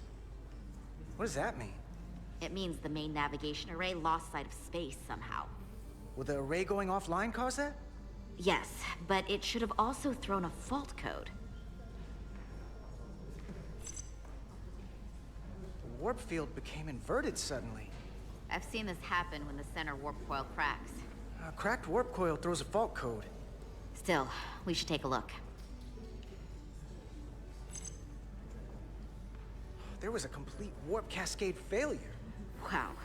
They're lucky the shuttle didn't turn inside out. Makes me think the computer panicked on the warp field equation. Any one of these failures should have thrown a fault. If it was caused by a system failure. None of this caused the relays to blow. Roll forward to when that happened. Yes, ma'am. So here, they take a moment to get their bearings and they attempt to re-engage the warp drive. There. That's the relays blowing. And look, there's another warp system alert. They're all the same. Subspace variance out of tolerance, or warp inversions. Finally, there's a complete warp cascade failure. Then it's one of two things. Either a warp coil is cracked, or the navigation array is offline. That makes sense. Divide and conquer. You want to check the warp coils or the navigation array? I'll check the other. Let's not overcomplicate this. One of these systems is likely broken. I'll check the navigation array. What a decision. Square to pull off the karate quarter, and then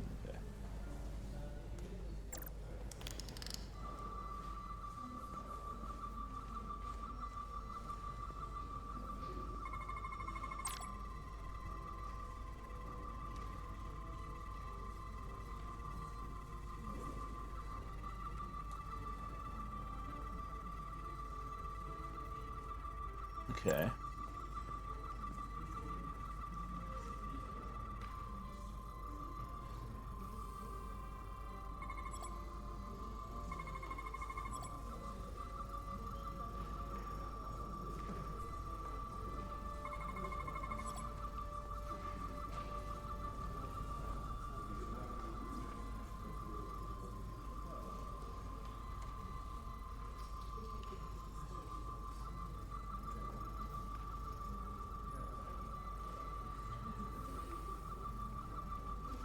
Another one.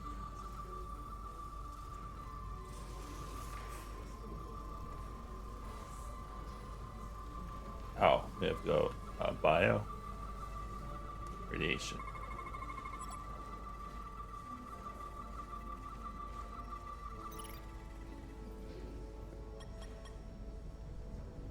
Navigation array checks out, so it must be a coil. Except it's not. Checked and double-checked. Well, the readings don't lie. Here comes the security detail for the way team.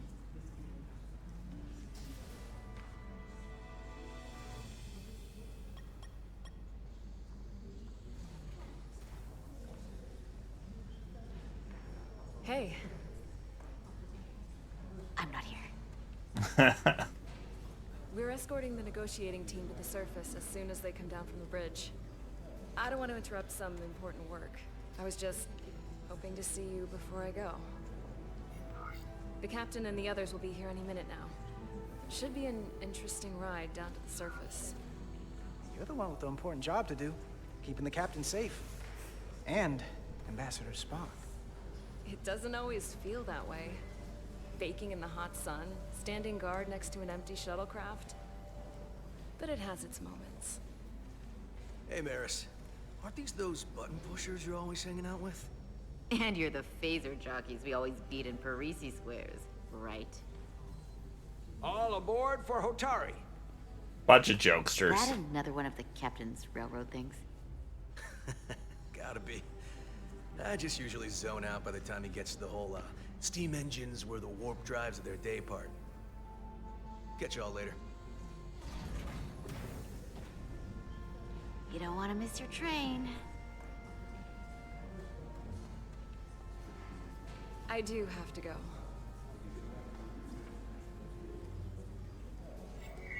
Not gonna lie, I'd rather not leave right now. More important things on my mind. Go on. Do your job. I'll be right here waiting for you when you get back. You better be. A kisser would be a little sudden. I mean, we haven't gotten a date. Seeing you. That would have been awkward. Chose to date Miranda. Etzelarda Diaz. If you could float back down to reality, we still have a ways to go. All right, where were we? So, the warp coils in the navigation array are fine, but the nav computer doesn't seem to think so. I'm out of ideas short of field stripping the shuttle from bow to stern. You wanna take this out of the shuttle and throw it on the bench? Oh, real hands-on maintenance. I like it. Okay, the nav computer is patched into the ship. The ship's computer can double-check our work. If the shuttle's nav computer is putting out false data, we'll know it. Let's run through the shuttle's logs again. Running now. Here you can hear the warp drive back.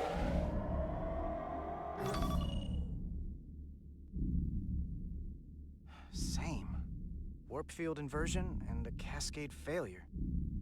However, the Resolute computer doesn't show the same subspace variance. We're in the same conditions that the shuttle was in when it failed. Why wouldn't the ship's computer get a matching result? What if the subspace variance was a momentary occurrence? That's a possibility, and it would explain why the simulation under our current sensor readings failed to reproduce the issue. But a subspace anomaly strong enough to cause a warp field collapse would leave graviton ripples for days. Let's run with the momentary subspace variance theory for now. Roll forward to the shuttle's attempt to re-engage the warp drive. We need the conditions of space around the shuttle at the moment of warp failure. Resuming simulation.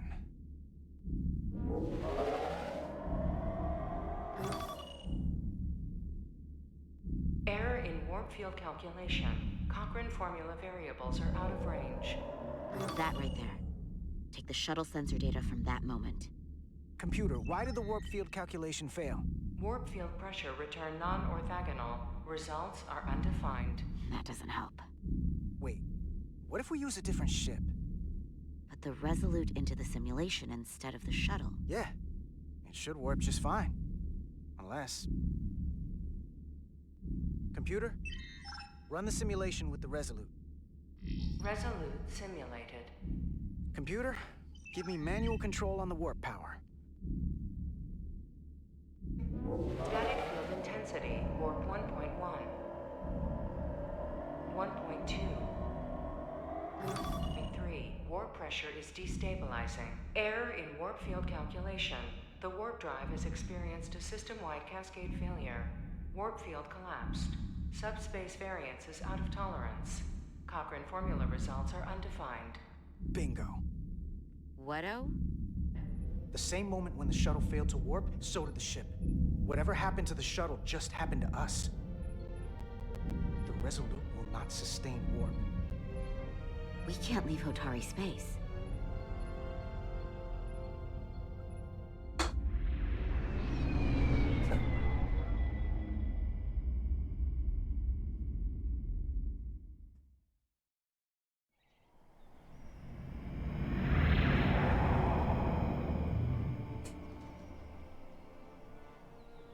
Should use a better engine because everything looks great, but it's very wonky at times.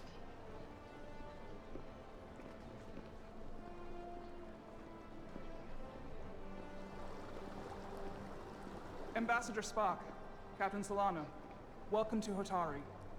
We are honored you have come. My name is Tylos Altaris, Minister of Diplomatic Affairs. The honor is ours, and this is Commander Jara Rydick, First Officer aboard the USS Resolute. You'll find she has a keen mind, and unique insight into the dynamics between the Hotari and the Illydians. We are honored to be here, as representatives of the Federation. I'm so glad. These must be the representatives of the mighty Federation, the reigning authority in the galaxy. Or so we've been led to believe. Whether that's true or not remains to be seen. But, either way, we're grateful you've made the time to come to our little corner of the universe. And you are? This is Galvin, and this is Sidron, the heroes of the revolt in the mines.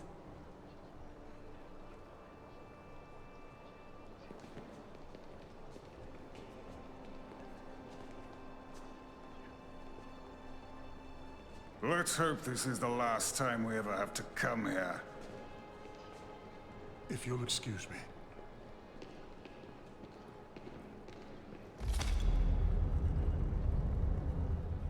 I think we're about to begin.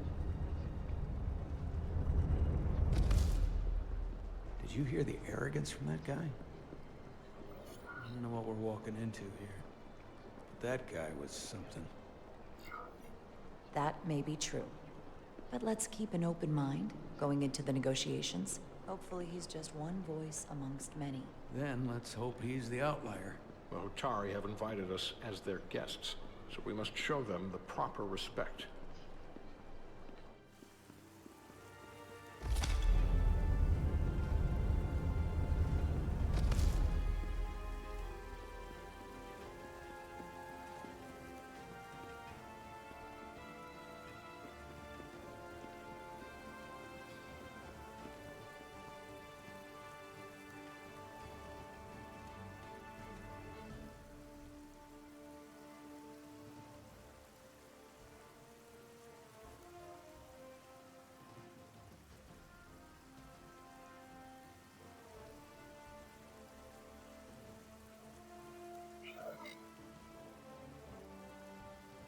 Show difference, show strength.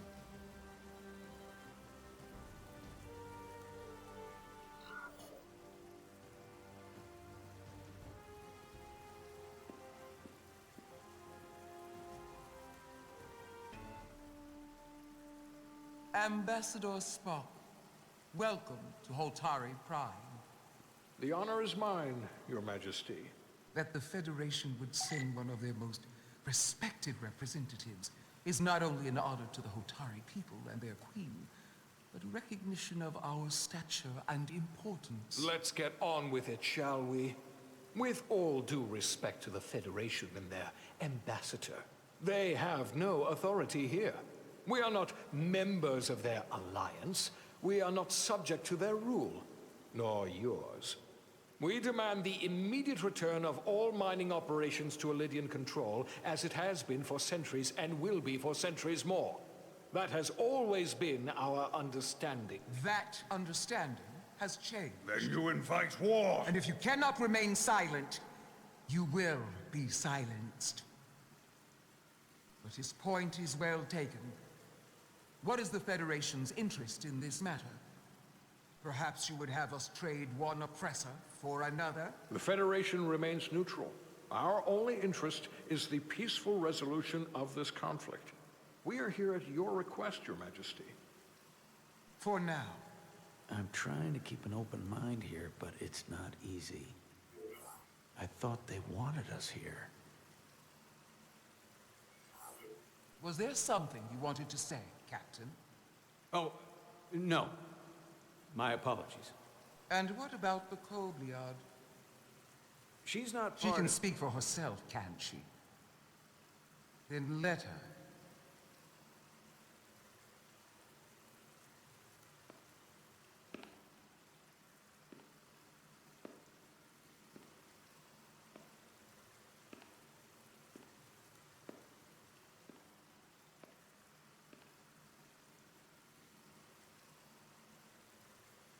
Now then, what is your name? Commander Jara Rydek, Your Majesty. Being a Kobliad, you would know better than anyone. Your people suffered brutal treatment at the hands of the Cardassians. Their injustice towards the Kobliad is as unimaginable as it is unforgivable. Not unlike how we have been treated by the Elydians. As much as they'd have you believe they are the victims here, remember it was the Hotari who attacked us. Hundreds of innocent Elydians were slaughtered without mercy in those mines. The blood is on their hands, not ours! Quiet! If after all the Kobliad suffered, you finally had the chance to right that wrong, to get out from under their control, would you take it? Or would you negotiate a peace?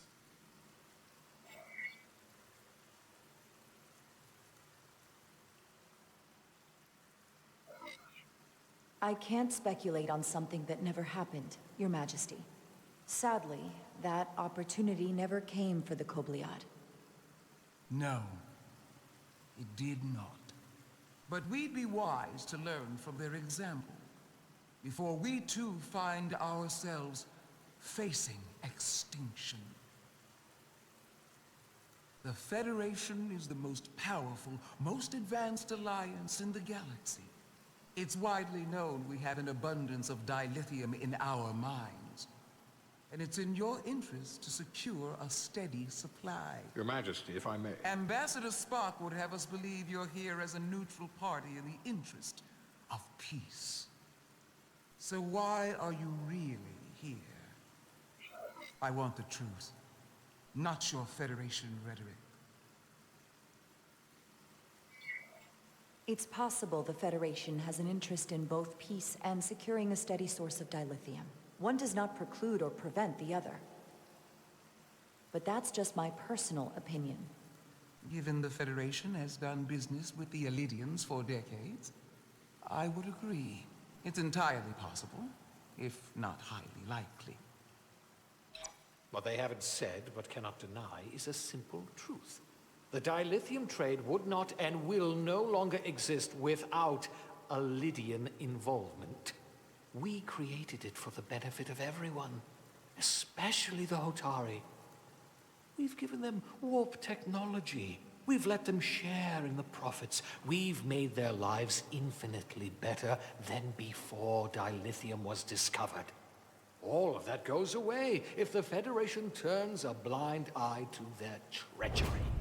That is enough of your lies! The Hotari are quite capable of running the mines. We've done so for centuries. So tell me, who deserves control of the dilithium trade and the mines on Tau? Who should the Federation recognize? The Hotari or the Elidians? It can only be one or the other, not both. If I just don't answer.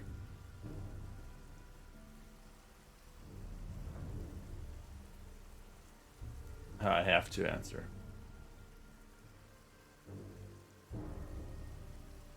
Hey, Stinky. If I have to choose only one, then it would have to be the Hotari. Well said. How could the just and wise Federation make any other choice? This is an outrage. The Federation has lost all credibility. The mines are ours. Lydia will not be deterred. We will take back our mines by any means necessary. Then you will see more blood spilled. I am more than willing to address your concerns, Your Majesty. Yours as well, Representative. But I suggest we could have a more productive conversation with a smaller group. Perhaps only the most essential representatives.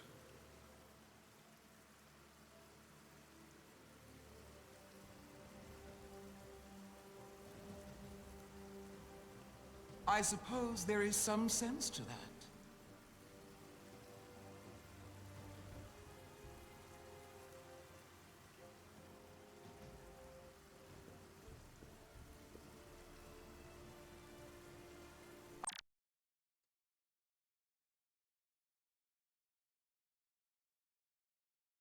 Confirm well.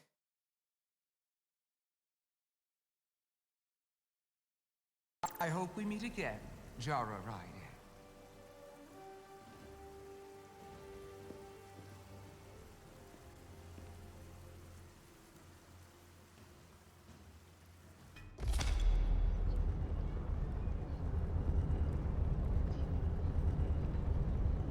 Spock and I will cover everything on the diplomatic front.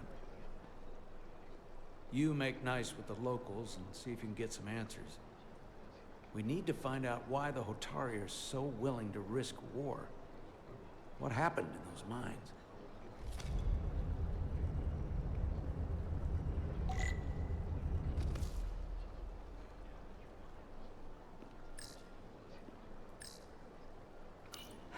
The captain and ambassador have it handled.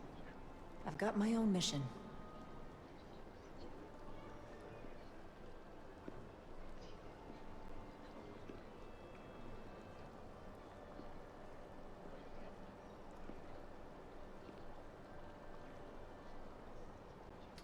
Can't talk to you. Commander, I'm glad you've chosen to side with the Hotari. I knew the Federation would see through the Elidians' baseless claims and protect the interests of my people. Even though the Hotari should have control of the mines, some of the Elidian claims are still valid. There you're wrong, but we can agree to disagree.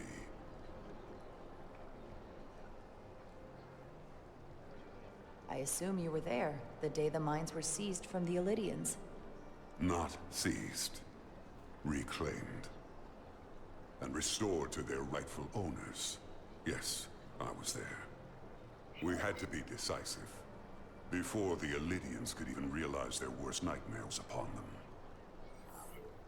I'm curious why the Elidians haven't fought back. They have the ability to retake the mines anytime they want. Ability is one thing. Courage is another.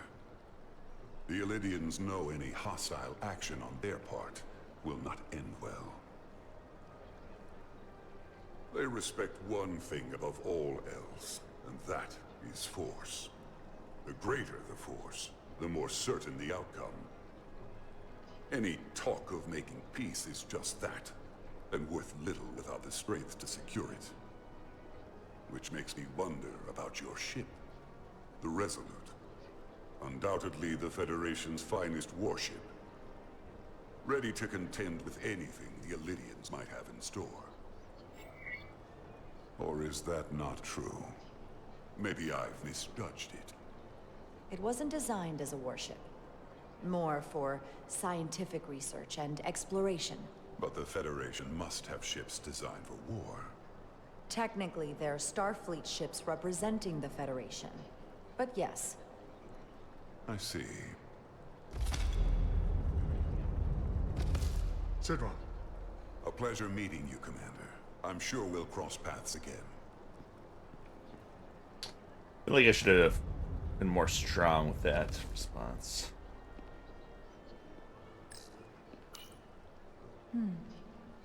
Soothing.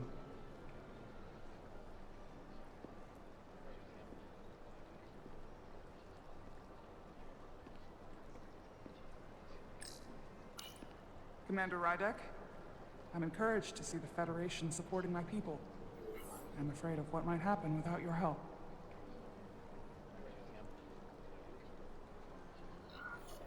If anyone deserves thanks, it's Ambassador Spock. No one is more invested in negotiating a peaceful settlement to this conflict than he is. I'm so glad.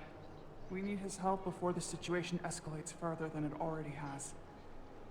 It's been very trying. I saw you speaking with Sidron, our national hero. I'm curious, what did he say? He seems to be of the opinion that negotiating for peace is a waste of time. Because force is the only blunt instrument he understands. He's a miner, not a diplomat. Hey, Big T, yeah, I'm enjoying it so far. The Hotari have the upper hand. Well, very well put together. Instead of downtrodden. Great voice acting. Feels like a real Star Trek episode. Shouted down. Galvin and Sidron have become national heroes. Now they have the Queen's ear. Better or worse. Oh, they did an Expanse one. Depending on your perspective. I get the sense you don't exactly trust them. I don't trust their instincts, which are leading us to war. My fear has been that the Illidians will launch an attack and crush us. You've seen their starship, no doubt. They could have retaken the mines whenever they wanted to, but it never happened. And as strange as this may sound, I might have to check it out next. I'd almost say they're afraid. I just don't know what they're afraid of. It's still the same bluster and bravado you would expect from them. But it has no teeth. Like they're afraid of what might happen. Because of what happened in the mines. Is it Galvin they're afraid of? It's entirely possible. But I don't know for sure. Whatever Galvin is doing in those mines is turning everything upside down. But no one knows exactly what's happening.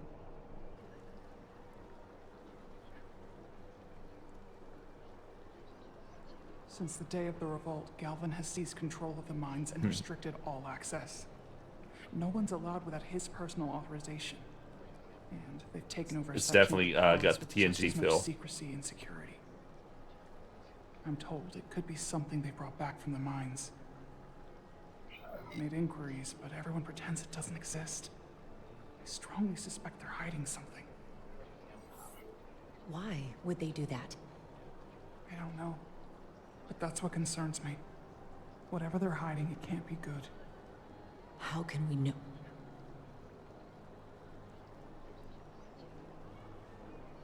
I'd better see what's happening. Do you think you can find out what they're hiding? I need to see proof of something before I can make my case to the Federation. I can try, but even if I found it, I might not know what to make of it. Take this. You can use it to capture whatever you find. and then send it to me.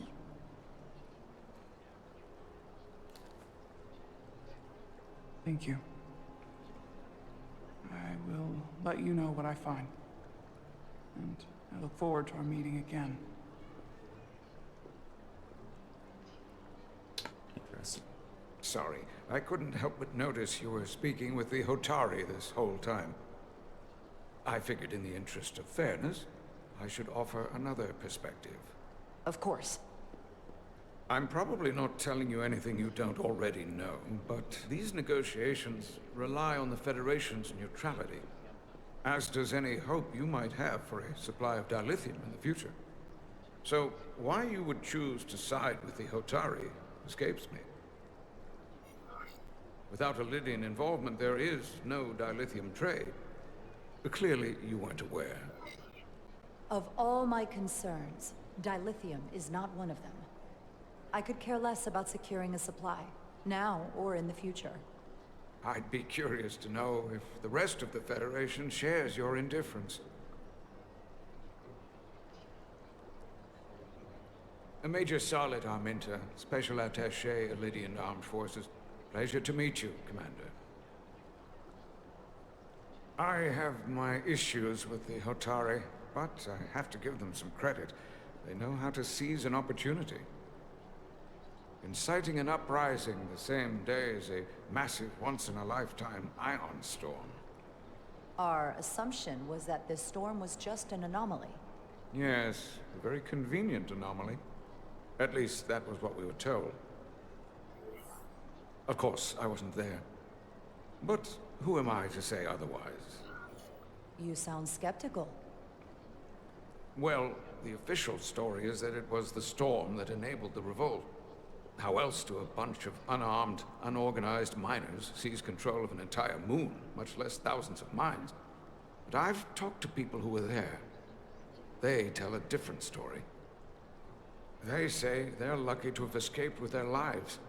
That it was more than just the storm. That somehow the miners were able to harness the energy from the storm. I know it sounds crazy. I'm not even sure I believe it myself. But that's what they said. You said the Hotari were primitive. Well, they are. Except for the part about weaponizing ion storms. If you'll excuse me, Commander Ryder.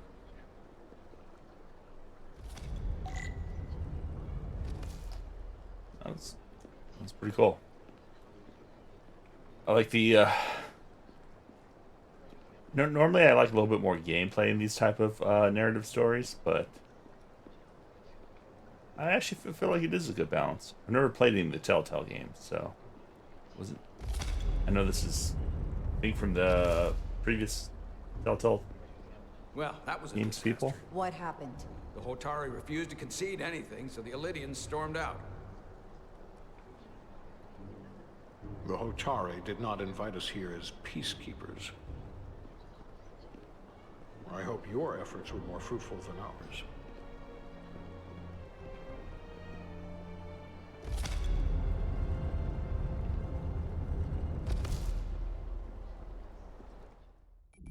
But yeah, Detroit Become Human is great. I love that studio. They've done.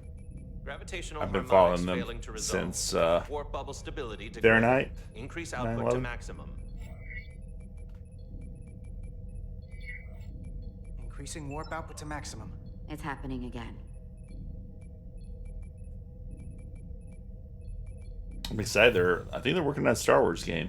Well, the same studio that did Detroit Become Human. It is evident that presently the Resolute cannot achieve warp propulsion. Since our diagnostics rule out any problems with our warp systems or anything about the ship, the problem appears to be the fabric of space itself. Space itself? You're saying something about this region of space prevents warp travel? Prevents it, or can't sustain it. However improbable, that appears to be the case. We need to know more. Well, couldn't we slowboat it out of here at impulse speed? It may come to that, but we don't know how far this warp dead zone extends. Captain Solano is on his way back from the negotiations, and I want to have some answers for him when he gets here. Indeed. Given the facts at hand, We may be able to deploy subspace probes around the ship to construct a clearer picture of the phenomenon. Around the ship. I'll prep a shuttle. The scientific method. I think they name these little, like, parts too much. If it was supposed to be like an episode, they should be spread out like every half hour. It's like every 10 minutes. I'm setting up a waypoint at a distance roughly corresponding to the edge of our warp field. When we get there, I'll deploy the first probe. Fly the shuttle. Oh, we get to fly. Okay, R2, L2. Aim and strafe. Alright, pretty basic controls.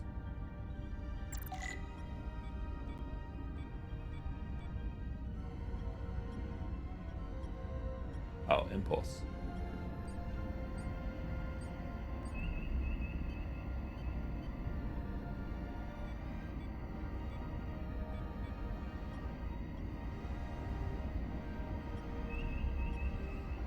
Commander Westbrook, the Resolute systems are calibrated to receive the probe's readings. We are standing by to reproduce the warp field collapse after the first probe is deployed. Thank you, Mr. Chovak. We'll be in position shortly. And, Mr. Diaz, do take care in piloting the shuttlecraft. Now is not the time to indulge in the human penchant for joyriding.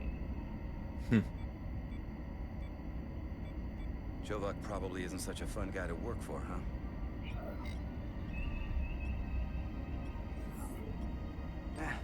I just don't take it personally. At least I try not to. That's a very mature answer. Shows a positive attitude on your part. Remind me of it when I start complaining to you about the ship's new first officer.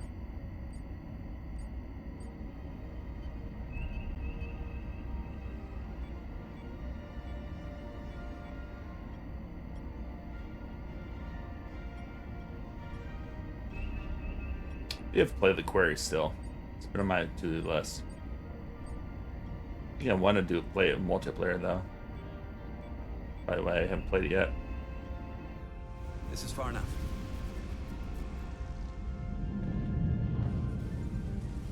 Transporting the first probe into position.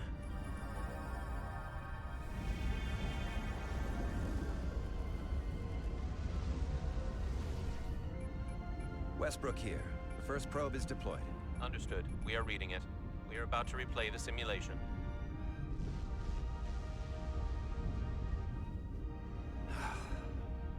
Problem? I just can't get a handle on her. Commander Rydek. She rejected my plan to use a deflector pulse against the storm surge. But on the other, she did listen to my advice and use the whole polarity trick to get you through that excursion alive. I'm not saying there's anything wrong with the new XO. I'm sure she's a fine officer, even if we don't see eye to eye. But she didn't go through what the rest of us did. You know that. And it's hard to figure out why she'd be the one Solano chose instead of, well, one of us. I've heard some good things. You should at least give her a chance. I'll take that under advisement. Test is running. Warp field collapse in 3, 2, 1, mark.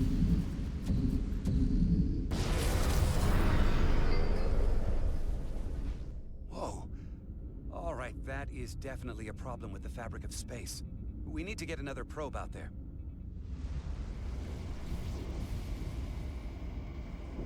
With 2 points of data, the Resolute and the probe, we've managed to get an interference pattern.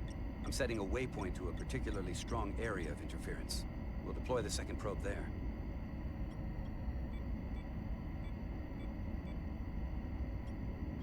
Listen, I'm gonna give you a piece of advice I wish someone had given me. Make sure you're never just one thing. And don't get so focused on what's in front of your face that you lose sight of the big picture. Before Rydek showed up, the captain pulled me into his ready room and told me he didn't think I had the people skills to be first officer. What a load of crap. I mean, if he'd said that about Chovak, sure. Well, if you're asking, I think you're a people person. After all, here we are. Me, an enlisted officer. You, one of the senior staff. Talking like old buddies. I should send Solano to talk to you. Bring him on. I'm sure you can handle him. You've got potential. You're a capable engineer. You're good in the field. Keep up the good work, and who knows? A solid jack of all departments like you could be Commander-in-Chief of Starfleet one day. Hell, Admiral Jellicoe started as a shuttle pilot. And there are places to go in the enlisted ranks, too. I don't know. I'm pretty happy where I am. You must be a glutton for punishment. Lieutenant Commander Chobak has been known to take decades to warm up to people.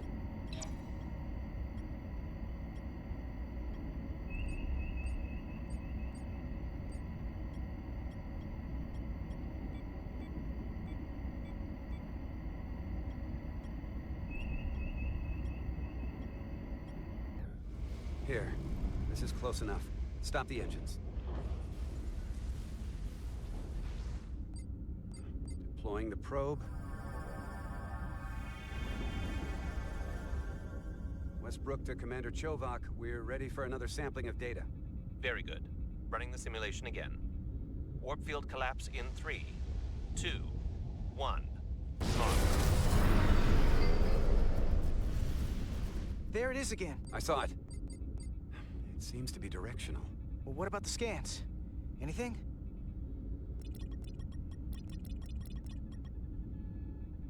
Here's the readings in relation to our local space. We've got the Resolute, Otari Prime, and the probes. All this interference is overloading the sensor buffers. We're gonna have to triangulate the sensors manually.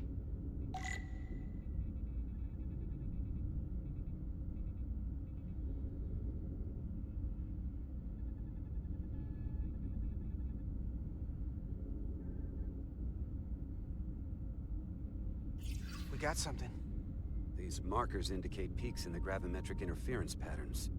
Let's see if I can find some more.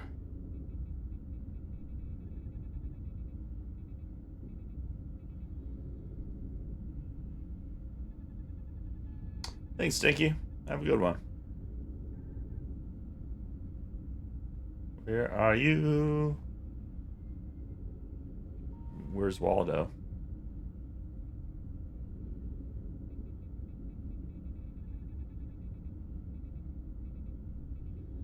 There it is.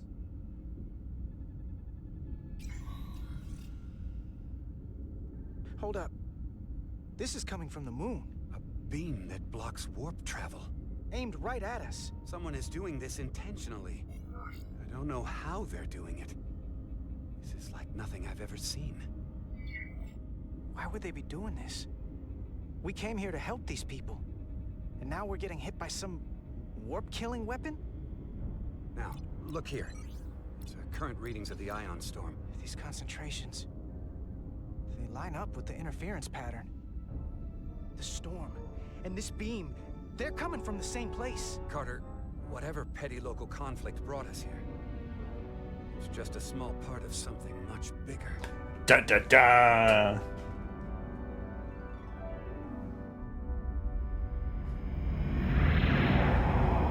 Presently, we don't have an explanation for how they're doing this. One thing is clear. This is no fluke. Thank you, Mr. Westbrook. I want a full briefing when I'm back on board. Solano out. A targeted weapon that inhibits warp travel. Coming from the moon Tau. That would explain the difficulties my shuttle encountered. More importantly, the tenor of the Hotari during the negotiations. And here I thought the Illidians would be the problem. Coming to peace talks in a warship. This wasn't supposed to be so complicated. For all their posturing, every indication is that the Illidians are afraid of the Hotari. They didn't bring their warship as a threat. They brought it because they're scared. From everything we witnessed, I would say that is highly likely. But what are they afraid of? Tylus, the Hotari representative, said she thought they found something in the mines. Galvin and Sidron brought it back to the palace, but they're keeping it under tight security. She's going to investigate it. I gave her my tricorder. I expect she'll contact us soon. You found an ally. Why would Tylus help us? Go behind her people's back? It's a fair question, considering. She's worried that her people are being dragged into something that isn't going to end well for them. She's trying to save them. That may be true. She's certainly more likely to help than the other Hotari we've met. That raises another question. Specifically, what do the other Hotari have to gain in bringing us here, only to make this hostile maneuver against us? There must be some motivation. Unless they changed their minds between when they asked and when we got here. That's the thing. It doesn't make sense to bring us here. Tylus said that Galvin and Sidron have restricted access to the mines, even to the Hotari. So they don't want anybody to learn what they've found. Then calling in the Federation is a funny way of going about it. I don't think the Illidians know what's really down on that moon either. Major Armintas said the revolt defied explanation. That the Hotari miners somehow harness the energy of the storm. Harness the energy of the storm? Doing that is beyond even our capabilities. So is a weapon that disrupts warp travel. There have been civilizations and entities, both past and present, far more technologically advanced than the Federation. The Illidians and Hotari don't fall into that category. But that is all the more reason to investigate further. Commander Rydek, sorry to interrupt. We've received an urgent call from Hotari. The Queen's advisor, Tylus, has asked to speak with you. Put her through.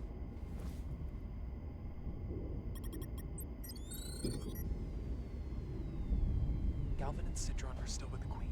I've enlisted help to gain access to the room they have under guard. I don't have much time.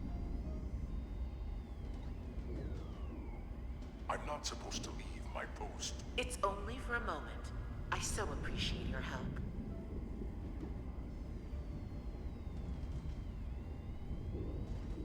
I found something. I'm sending you a scan.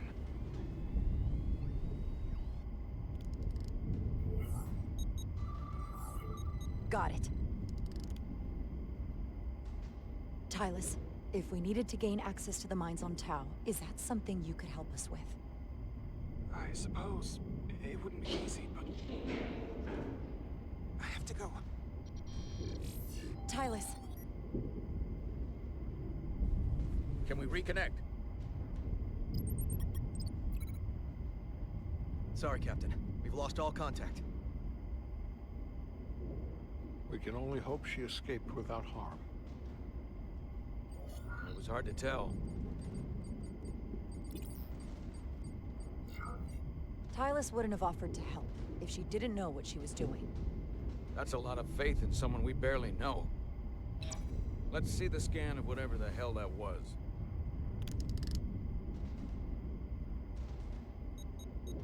Tylus suspects this came from the mines on Tau. It appears to be of ancient origin, but the markings are unfamiliar. We can run a full analysis when we get back to the Resolute. But if this came from the mines, then it might be the key to how they got the upper hand against the Illidians. Then we have to go into the mines. The Federation would not allow that. We were, after all, sent here to be a neutral party in a peace negotiation. However, we could demonstrate that the Hotari have acted in bad faith, which would enable us to investigate the mines on Tau with full justification. But of course, we would need conclusive proof before taking action. Otherwise, it could put us in a difficult position. Whatever this artifact is may be proof enough. At least to satisfy the Federation. Especially if we can show the Hotari are controlling the warp disruption. And targeting the Resolute. We may have a better understanding once we analyze the device. But a mission to the mines, covert or otherwise, is not out of the question. And I will handle the Federation.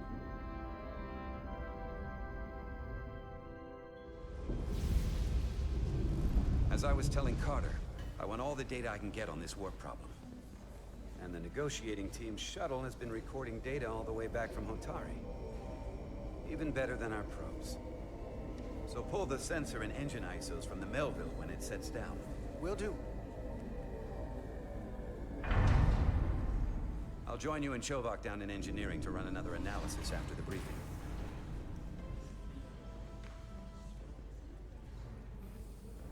I didn't like this warp problem when we thought it was some astronomical anomaly.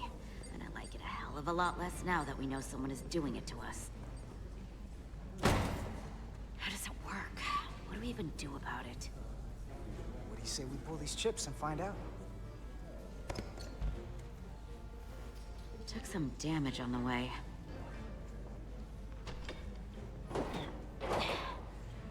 That ionic interference scored the hull plating. Might be some micro welds. Let's try pulling together. All right.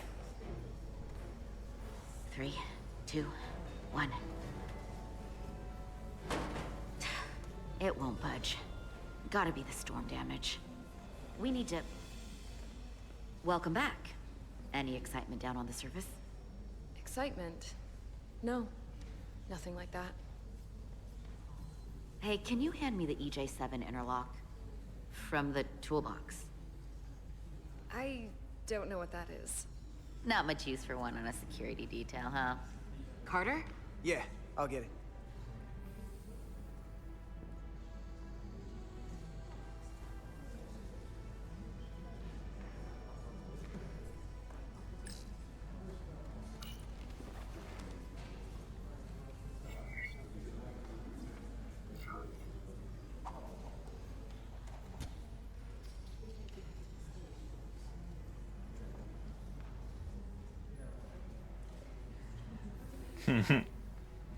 Need to show off.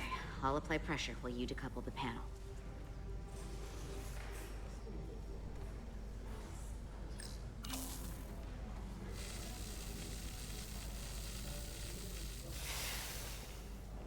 Here, I'll help.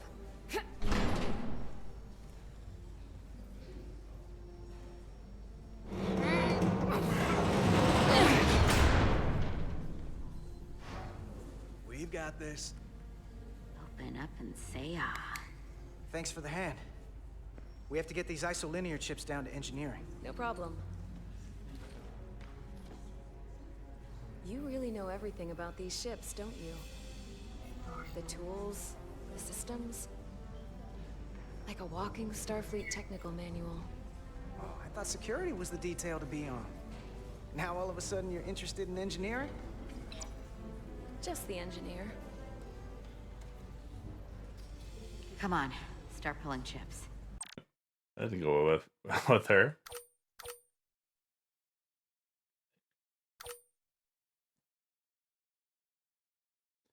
Miranda noticed Carter was unusually suspicious.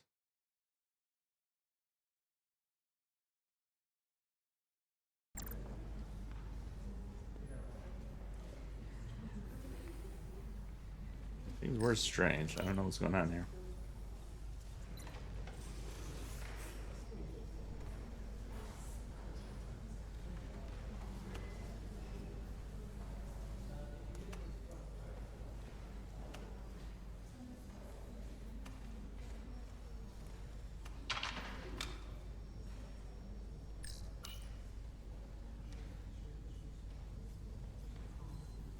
What's this? Some kind of crystal formation?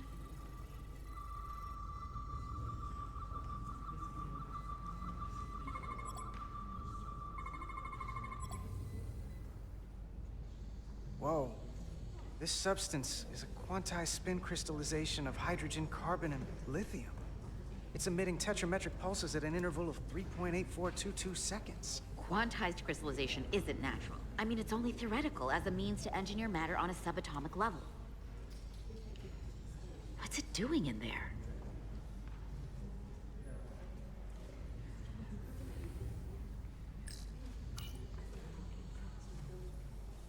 Wait. Regulation 364, subsection 9. What? Regulation 364, subsection 9 orders that in the case of an unknown foreign substance infiltrating a sealed system, it will be placed in secure confinement before further examination. Retrieve a containment module. Don't you think we're more equipped to deal with whatever this is? No. Before anything else, this is a security issue. You don't even know what this is. Which is why we need to study it. Once it's contained.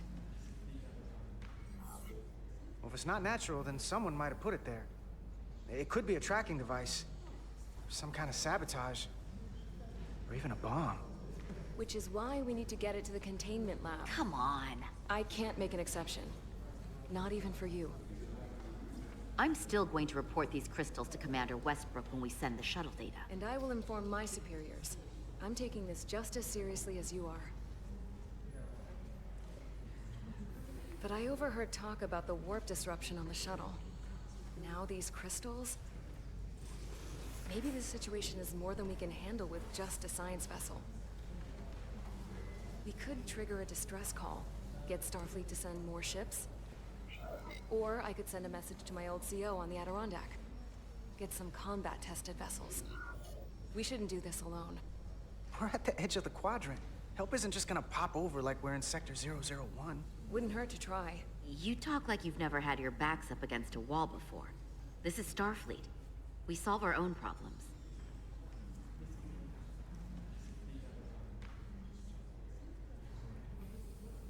Okay, stand back.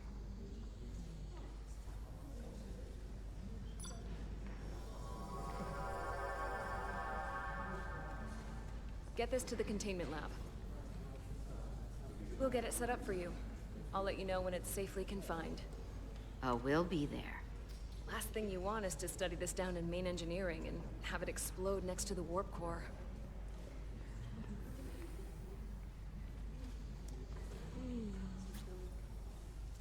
Almost forgot. Can't have that. Wow. She made the first move. For a second, I thought she'd gone cold on you. Like she might have changed her mind. But I guess this whole situation has her spooked. Maybe she knows more than us? Or it's because this is all happening so fast? But she usually doesn't scare easy. Yeah, there was something a little off about her. Like that talk about sending a distress call? That was pretty out there. She was probably just thinking out loud. I'm sure she'll come to her senses. This mission has enough complications stacking up. Now, we'll get through it. You, me, and Miranda too. Commander Symbols and Rydick was legends. able to work behind the scenes during the negotiations and made contact with a representative from the Hotari delegation named Tylus. All right, let's take another few minute break. We'll get back to the story.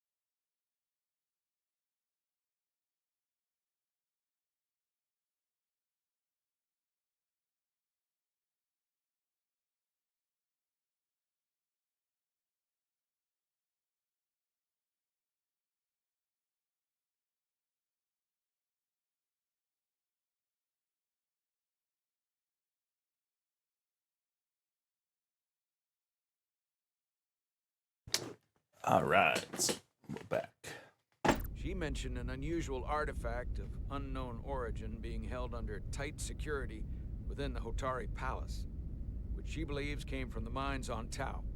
Now, this artifact might have a connection to the revolt, to the storm, and to the warp disruption we now know has been targeted at the Resolute. Commander Rydick, if you want to take it from here. Of course.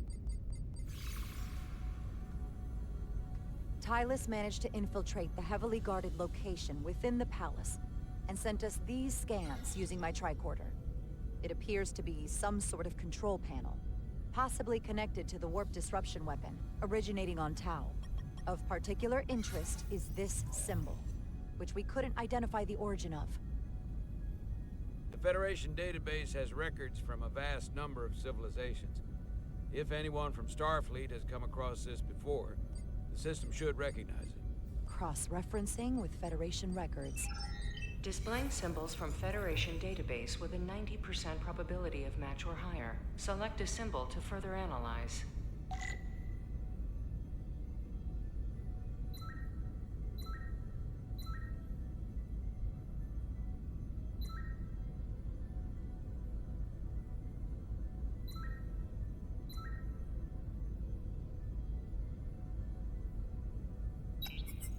Do that one.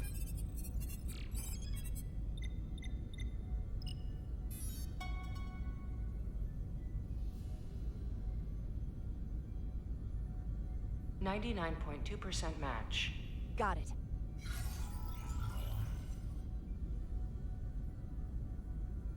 Khan Empire.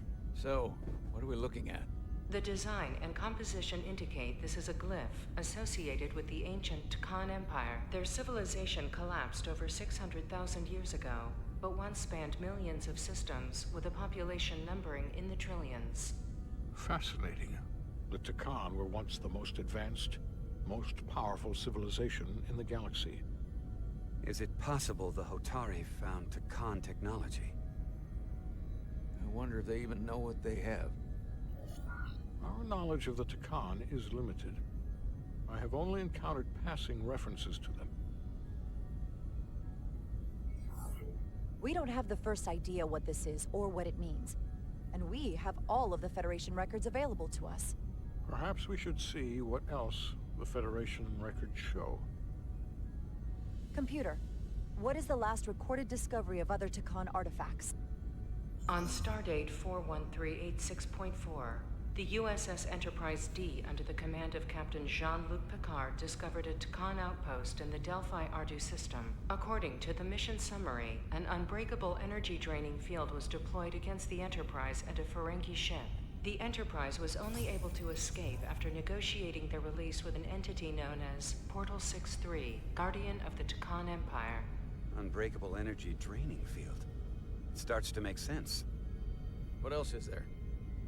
There's a lot here. Let's take it piece by piece. I remember this Select episode. the aspect you wish to learn more about. Assuming it is based off an episode. The technology to capture and hold the Federation flagship would have to be unbelievably powerful. Computer, what else can you tell us about the energy-draining field the Takan used? The Enterprise D was unable to break free on its own. The precise nature of the technology was never fully understood. Only that the crystalline technology used was beyond the comprehension of then-current Starfleet science. The engineering team found a quantized spin crystal formation in the shuttle you took to Hotari. They registered tetrametric radiation coming from it. We have Takan technology on board right now? We might. I'll run a full analysis in the containment lab.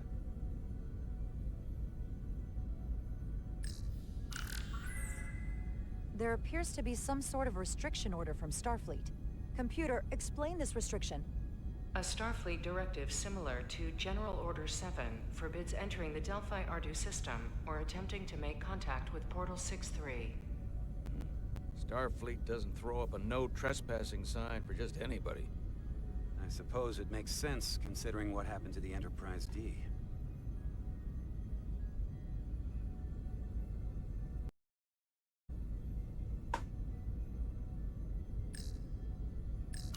What sort of planet is Delphi Ardu 4? Delphi Ardu 4 is an M-class planet. a barren rocky world with little to no vegetation and frequent ion storms. The giant crystals that grow there absorb energy, but it is not understood how they do so. The entire Delphi-Ardu system, consisting of 11 planets, was considered completely uninhabited until the encounter with Portal 6-3. Frequent ion storms. That can't just be a coincidence. Someone from the Takan Empire's actually still around. Or at least was, 16 years ago. Computer, what other information do you have on Portal 6-3, Guardian of the Takan Empire? The entity known as Portal 6-3 is of an unknown nature. A biped humanoid, he was unaware that the Takan Empire no longer existed at the time of the encounter. He was able to control the crystal-based technology of the Takan outpost through apparent telepathic means. It was by his choice that the Enterprise was released from the energy draining field after Commander William T. Riker of the Away Team argued on behalf of both Starfleet and the Ferengi. Telepathic control of their technology. As I have said, they were the most advanced civilization in the galaxy. The Elydians should have crushed the revolt. But if the Hotari have Takan technology and can control it, I see why they're willing to negotiate peace. For all we know, this could be just the beginning. And we're up against something greater than we can imagine. For now, it's probably best we don't let on how much we know. Play our cards close to the vest. Smart. I agree. Then when the time is right, we can confront them. Diplomatically, of course. Right. We've been able to triangulate the source of the ionic interference and warp disruption to a specific mine on Tau. Engineering used the latest data from your shuttle to pinpoint its origin. There. So we know where to look. We need to know what's down there. What the Hotari are hiding, to better understand what we're up against. And to neutralize it if we can. Captain, embarking on a mission to the Hotari moon would not be viewed favorably by either side. However, given the circumstances, we are entirely within our rights to defend ourselves. I just want to make sure this doesn't blow up in our faces. Which is why I'm thinking of sending Commander Rydek on a covert mission to Tau. Assuming you're up to the task. It would require absolute secrecy. And obviously, it's not without risk. I'll get the Away Team in and out. They're in safe hands with me. Under normal circumstances, that would be the case. Given the sensitive nature of this incursion, I'm afraid you'll have to go it alone. I'm hoping Tylus can accompany you. The priority is to avoid detection. It's a calculated risk. The last thing we need is to get caught and then blamed for violating our neutrality and aggravating an already tense situation. We can't afford any mistakes, which is why I've chosen you. Tylus will be essential to my success. Not only her knowledge of the mines, but her ability to gain access, particularly now that we know which mine we need to get into. Make sure she understands the need to keep this covert. She's not going to want her people to know about this. Get in touch with Tylus and make the necessary arrangements as discreetly as possible. Bridge to Captain Solano. The Elydians have moved additional ships to the edge of the Hotari system. Current heading is straight for the homeworld. Understood. It would seem we no longer have the luxury of waiting. In that case, may I suggest you and I return to Hotari Prime? Doing so will provide Commander Rydek as much time as possible to complete her mission. Agreed. We'll hail the Queen's delegation from my ready room. We all know what we need to do. Dismissed. It's getting intense.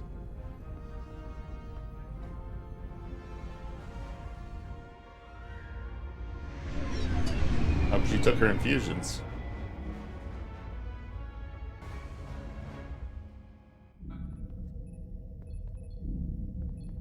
Petty Officers Diaz and Edsolar, where is the crystal formation that you found in the shuttle?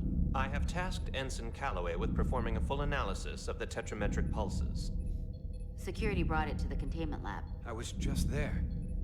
They don't know anything about it. Security never checked it in. Miranda never got there? She's the one that had the crystal formation? Yeah, her and the rest of the security detail from the negotiations. Diaz, Tamaris.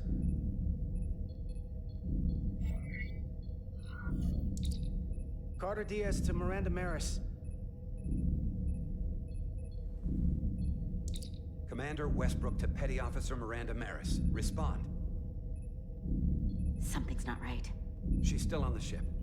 She has to be. Computer, locate Petty Officer Miranda Maris.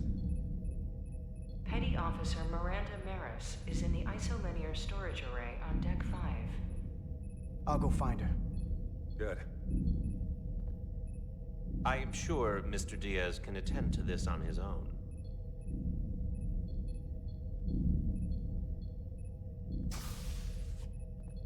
Should he bring a security detail with him? This is not right. Why would she be in here?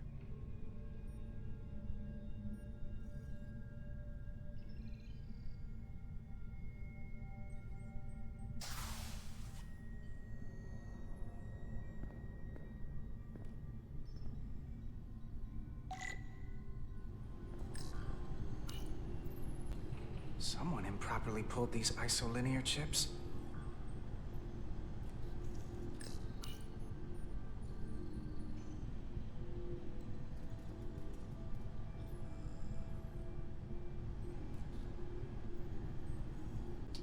Doesn't make any sense.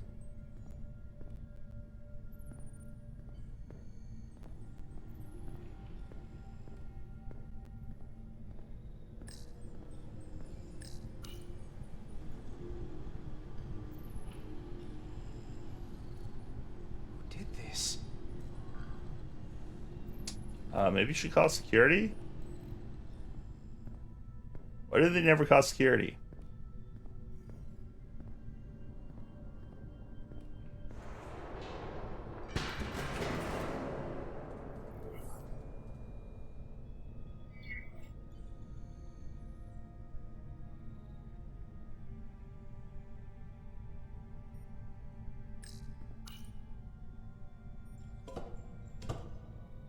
Hey, Bats. No toad command here.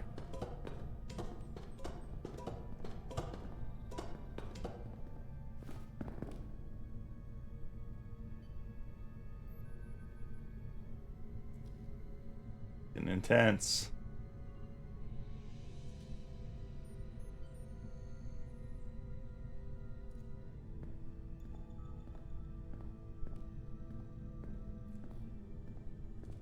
I mean, you don't need to be a Trekkie to enjoy. It's What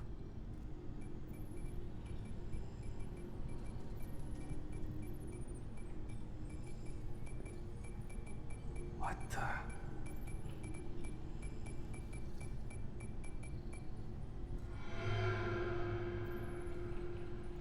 Oh, it's just you.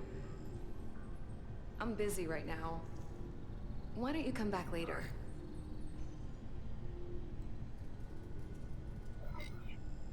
What's the matter?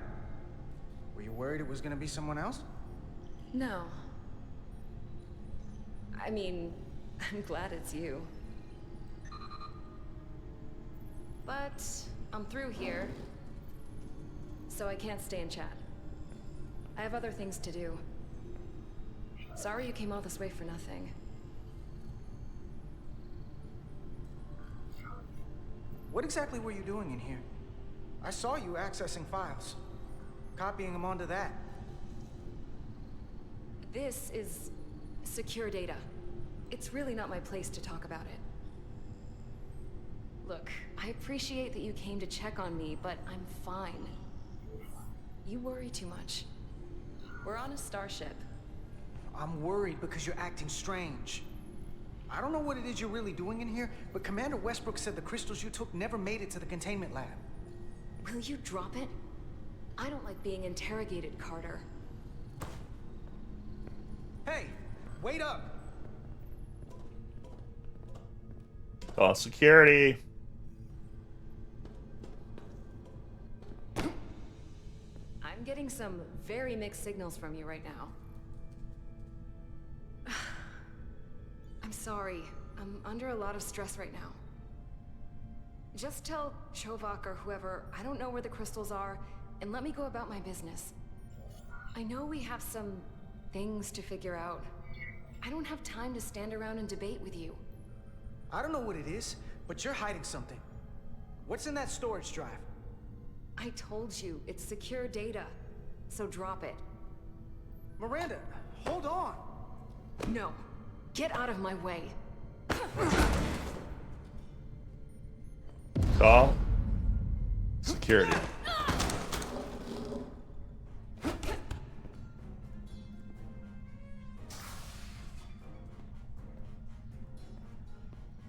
So I see you found each other.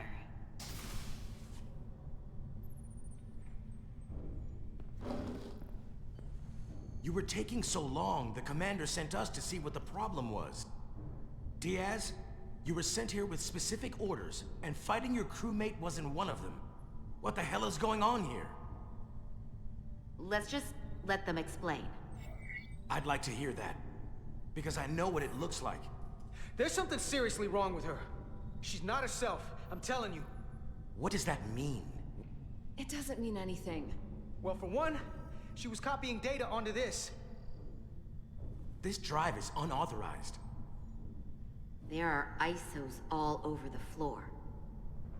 And that's why I was in here, investigating this situation. And when Carter came looking for me, we got our wires crossed. It wasn't anything more than that. Look, I wish I was wrong about this. That I was overreacting. More than anything. But I know what I saw. And it's not what she's saying. I can't believe this. I don't know what's going on here, but I think we need to call it into security. She can explain herself in the brig. Hold on a minute. We don't need to put this on anyone's permanent record. Carter said you're not yourself. If something's wrong with you, we should head to sickbay and the doc will fix you right up. Yeah, I haven't felt right since I came back from Hotari. I think I should see the doctor. You two know her? If you really think she's not well, we can take her to sickbay first. But what I know is this is a security breach, and we should treat it as such. Please, just let me go see the doctor. She did have a bumpy ride back on the shuttle. Come on, Carter. Oh no. We should get her taken care of. We gotta call security. This is Petty Officer Diaz. I need a security team to Deck 5. This is unbelievable. We had to do it. Like, if it was an episode, they'd probably take her sick bay and then, like, she'd do something in sick bay.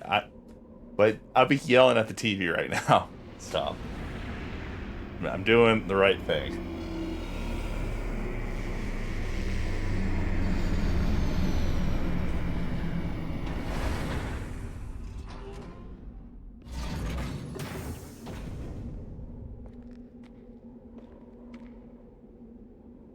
What lies beneath?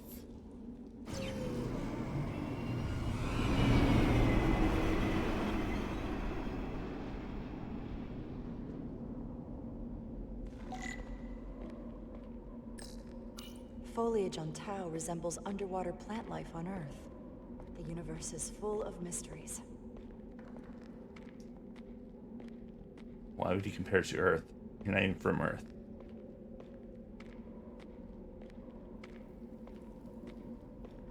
That's a pretty rock.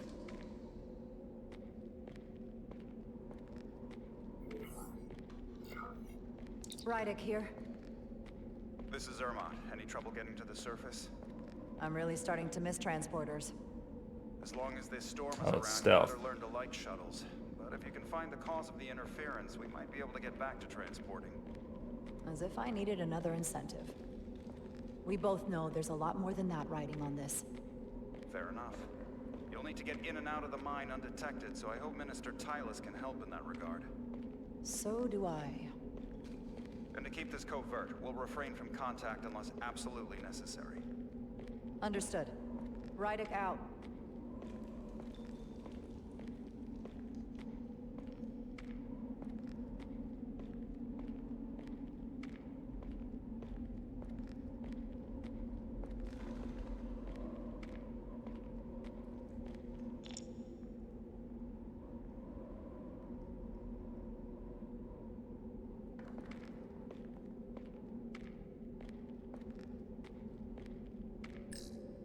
The ionic interference is coming from underground. I should find a safer way down there.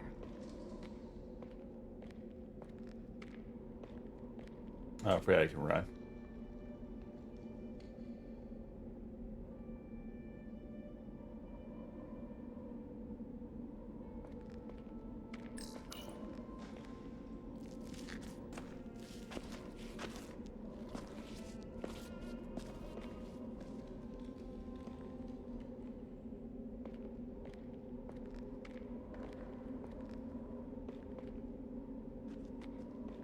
I saw your shuttle take off. Hopefully no one else did. It's good to see you. Even under these unfortunate circumstances. When you called to give us a scan, it sounded like they caught you. I was worried you'd been hurt. It was nothing I couldn't handle. Lead the way. I'll fill you in on what we've learned about the situation. Follow me.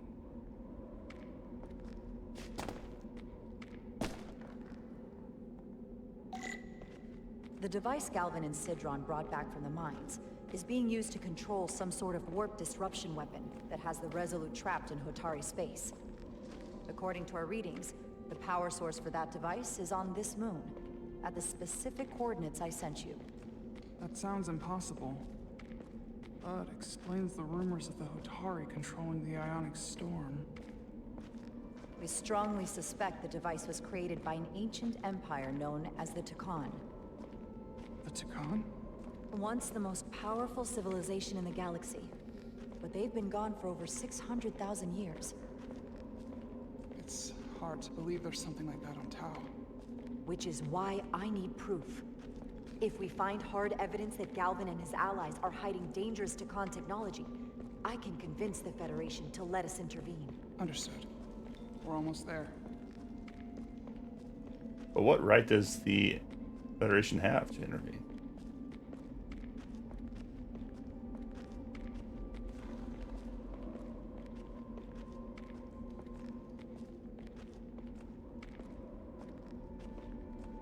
Neither are Federation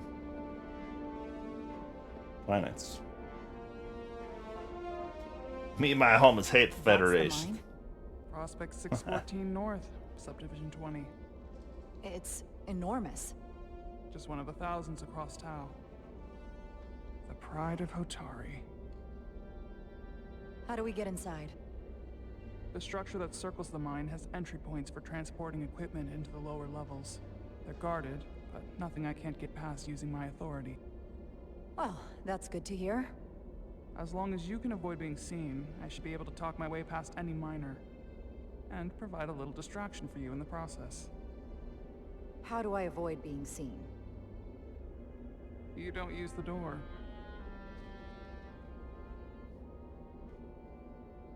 How dare you! Don't you know who I am? I am Tylus Altaris, Minister of Diplomatic Affairs. That's not... The Queen would be furious to hear you tried to deny me entry. the Queen. But I just... You just what? Just now realize the trouble you've made for yourself? And who exactly do you think you're going to report this to? Because I'll be reporting it as well, to someone much further up the ladder. You have no authority here. Do you understand who pays your wage? I can inform the Queen directly of this insolence. There's no You'll need regret for... everything you've said here today. You should have opened the doors the second I appeared before you. That's not the protocol. I didn't know Each you were... second you delay my entry will be recorded, processed, and permanently marked on your record. I can't believe this. Does your brain function? Do you speak our tongue? Minister, I have orders. How could a Hotari not understand going that this? way. You're digging your own grave. I've reached the end of my patience. Escort me to the maintenance bay. Force field. Looks like it was installed recently. Now. No safe way around it. A wise choice. Lead the way. And be quick.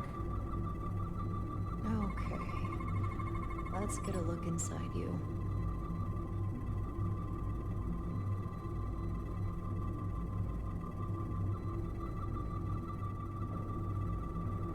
Anomalies detected.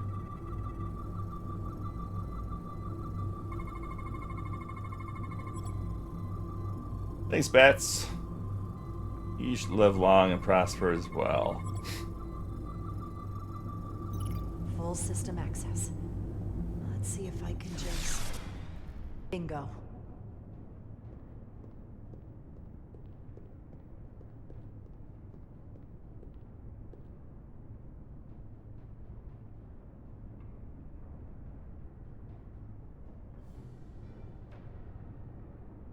Better hurry. Not sure how long she can keep him busy.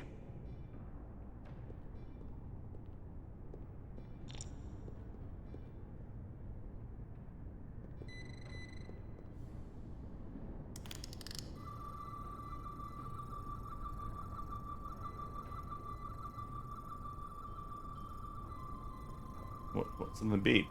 Oh, there it is. Something in here is keeping that door closed.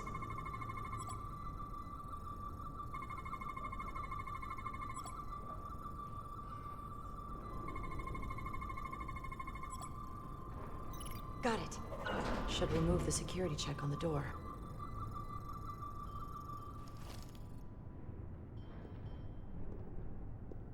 What door?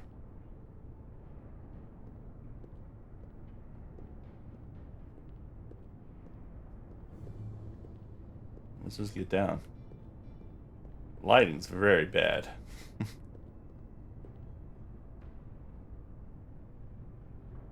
This game like has moments where it looks great, and then other moments where it looks like ass. Like that's cool, but that last part was like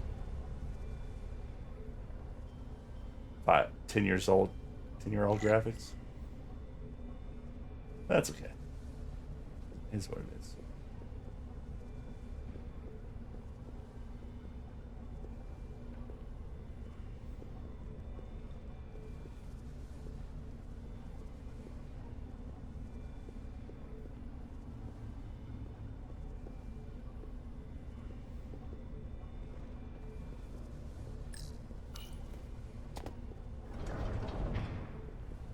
I didn't come here to educate an imbecile on royal protocol. Of course not, Minister.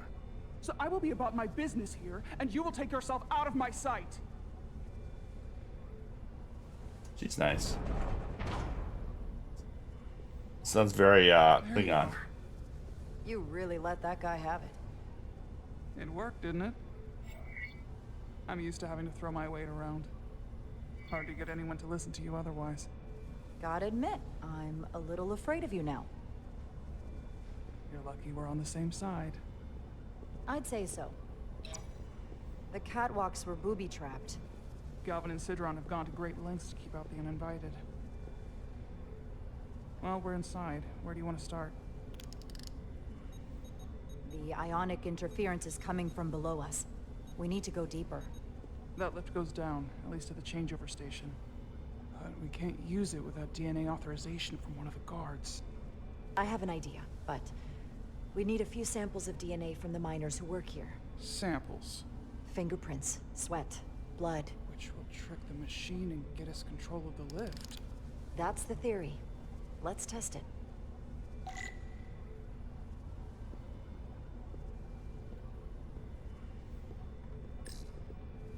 This facility doesn't seem well maintained. An Illydian console. All the managerial technology in the mines is Illydian. So they can keep an eye on their investment. That's how it is.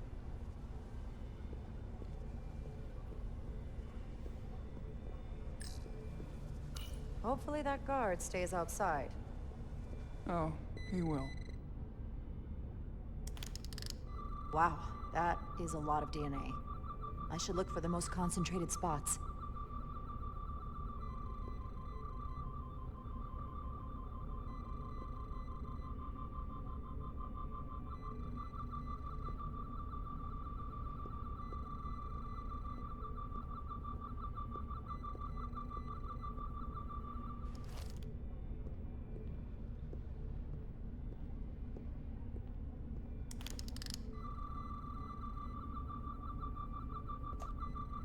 That's a dirty boot.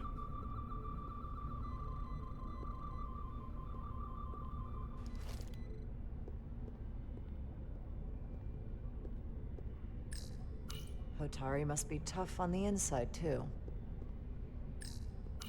If they eat in here, it's likely there's some DNA in the room.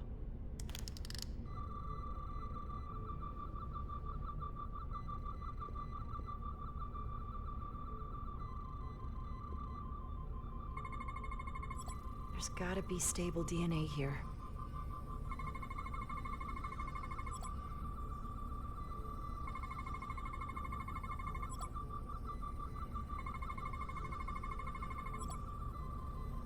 That's a stable DNA sample. It's only partial, but a few more should do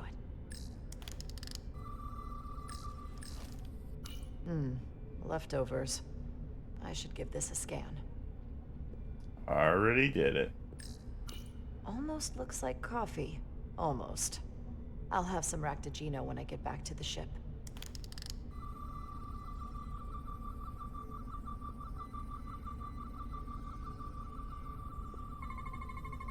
Not concentrated enough. I should try somewhere else.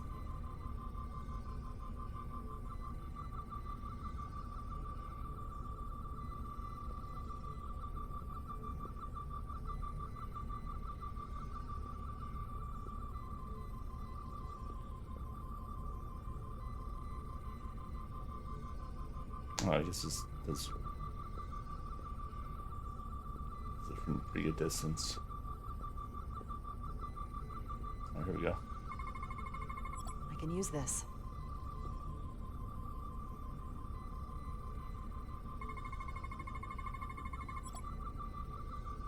Good. That's another I can use. Just need one more sample.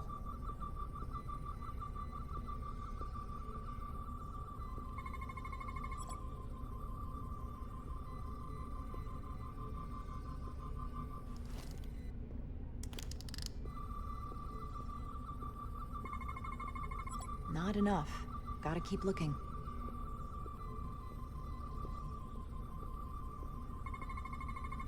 This'll work. Ew. A little too much sample. Slobbering over on the screen. Perfect. That's enough to make the DNA profile. Time to go back to the lift.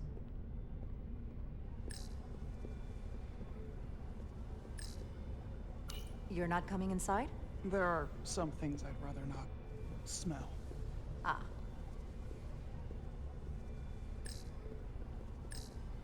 What's in all these containers?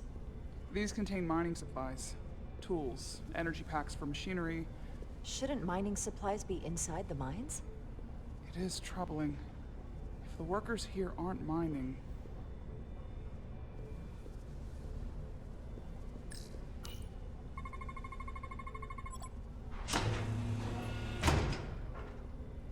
It worked. Theory proven. I'll get it started.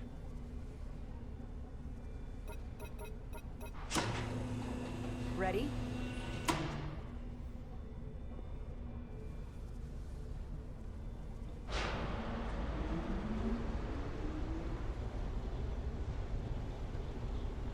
I'm a little afraid of what we might find down there. We'll be okay. I've survived worse than this. Well, I haven't. But I'll put my faith in you. For now.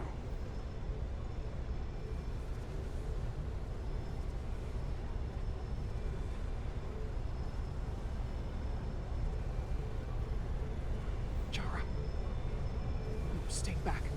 There's a guard at the station. You'll have to hide.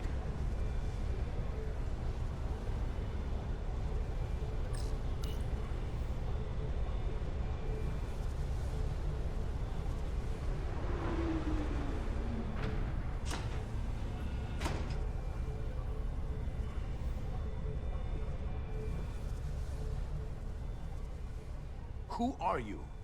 What are you doing here? You watch your tone with me. I'm Tylus Altaris, Minister of Diplomatic Affairs. I speak for the Queen herself. This is a restricted area. No one gains access without the approval of Galvin or Sidron. Wait. Jues Gawad Abawincha.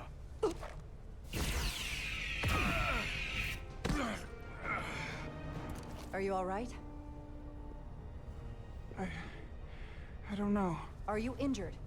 No, I thought if I could talk my way through like always, I'd be fine, but...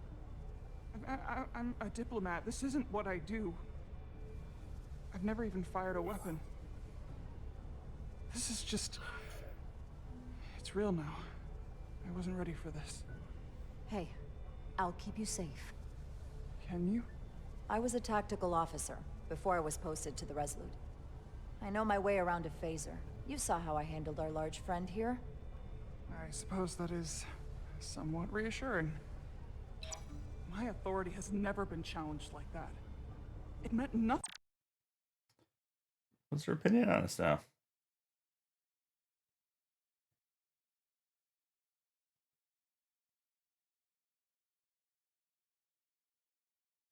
To him. So we should assume any Hatari we encounter from here on can't be reasoned with.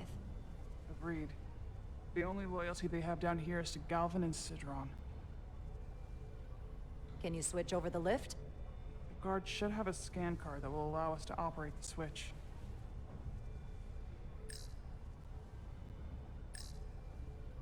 That's some serious armor.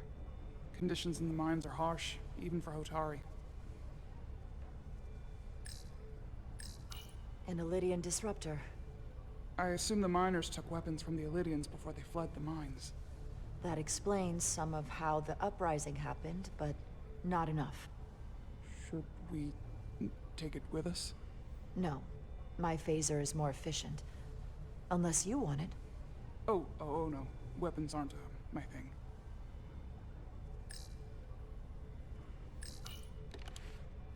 Got it.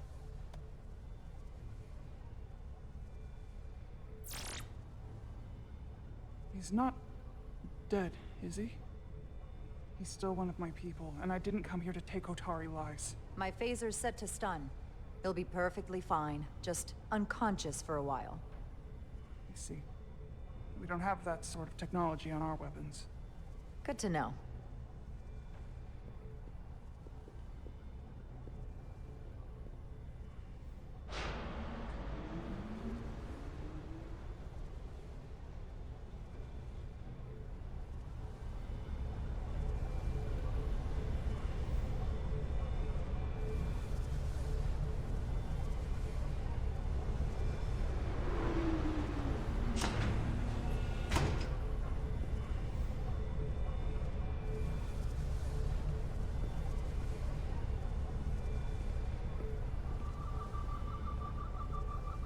The energy readings are emanating from this tunnel.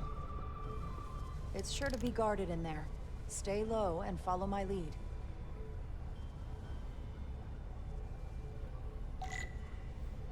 Can we create save points? I just realized. Here's it. No, one go. Yes, it's one go.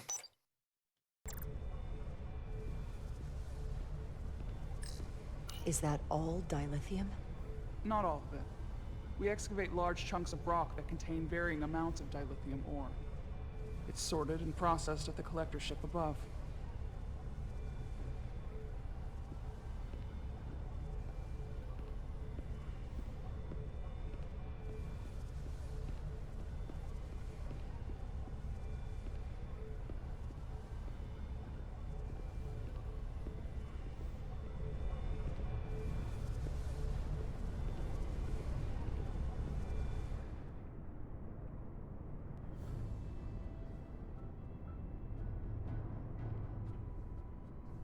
More guards.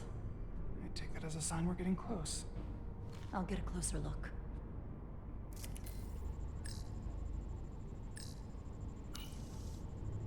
Looks like they've improvised a barrier. Yes, we must be getting closer.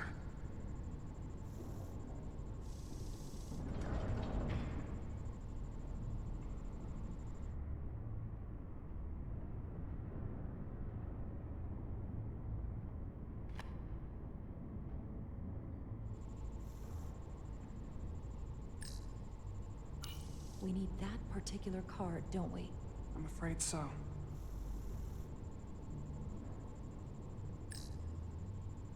We don't have time to wait for them to finish whatever they're doing.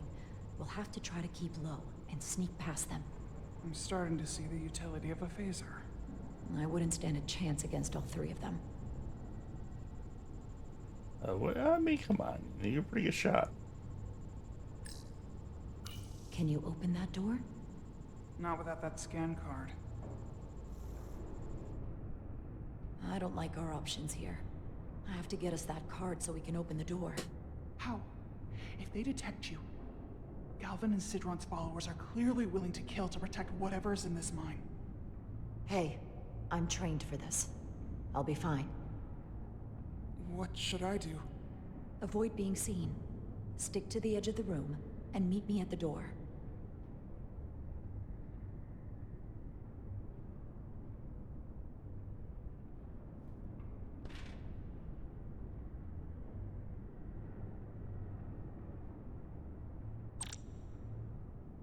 During stealth sequence, there are enemies that, if alerted, will hunt and try and catch you.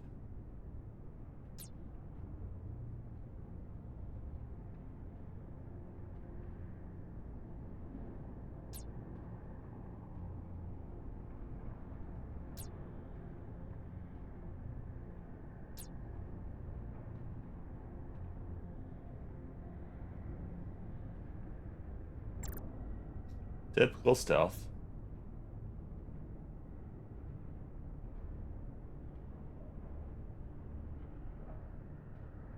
Almost done here.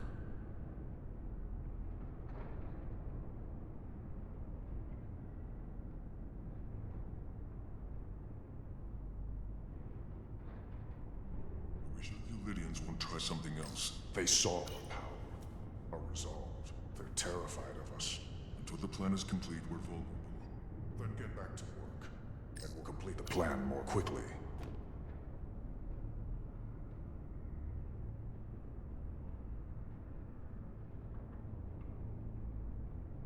Good. Good.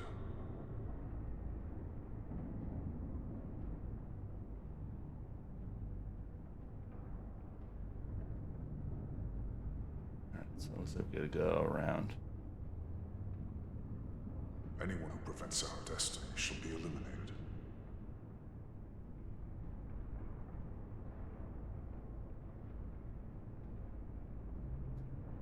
Doesn't he go to the second Almost council?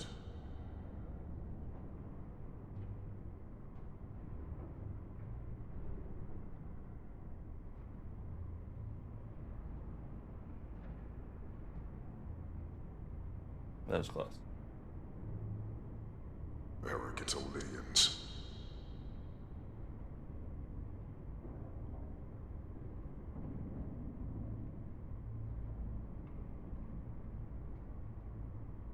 This requires too many inputs.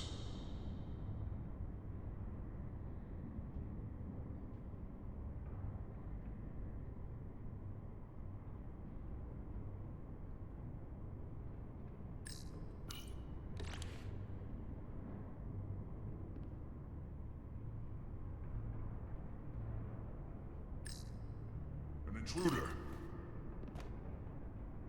It's so dark in here. How long is Galvin going to make us wait? I'm not worried. He's led us well so far. It's a miracle. I'd melt if I went through there. We've been waiting for so long. Patience, brother. We'll get our chance. It's inevitable after all. That it is. So where do I go from here? How do I get out of the furnace?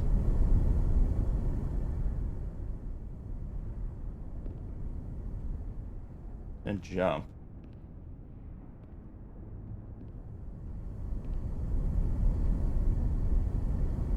Surprised you haven't melted being this close. Oh.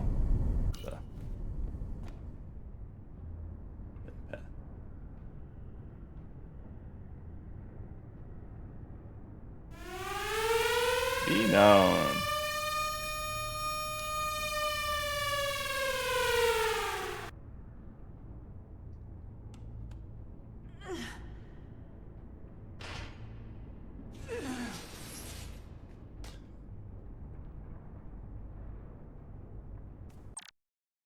Pause here for a second. What's going on, buddy? You're playing some more of that First Descendant? Looks like you were.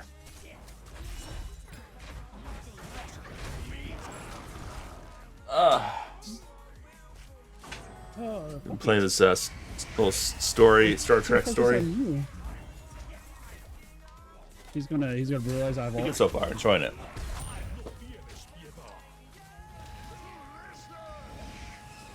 Oh my god. Think you were the raid?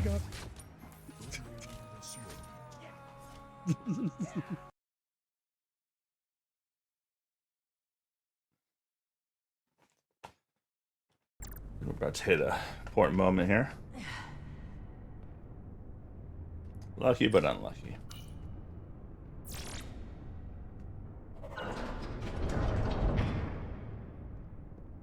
That probably made a lot of noise. And they didn't notice. Not very good guards. Stay close.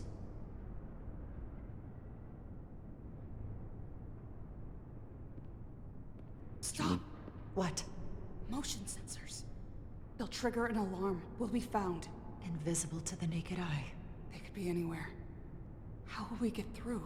Tricorder.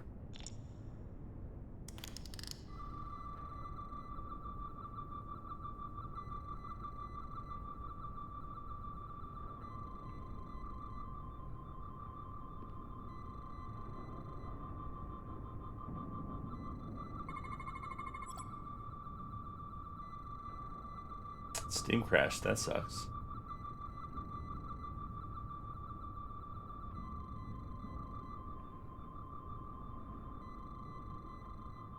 So I guess we just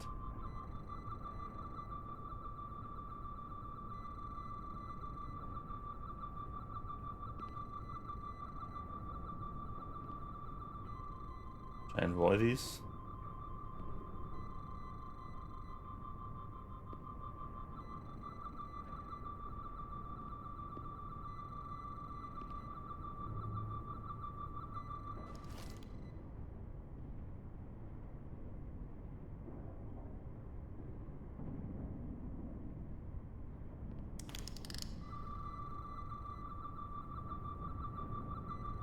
I hate when games crash. It's like, come on, game, don't do this to me.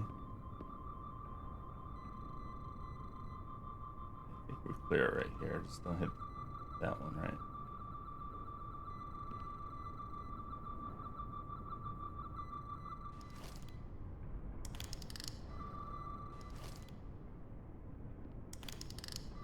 Why does she need to be standing to use the tricorder? That doesn't make any sense.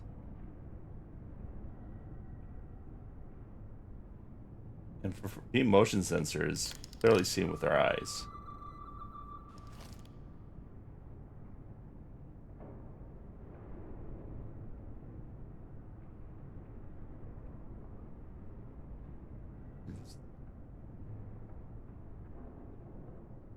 We don't even need the tricorder.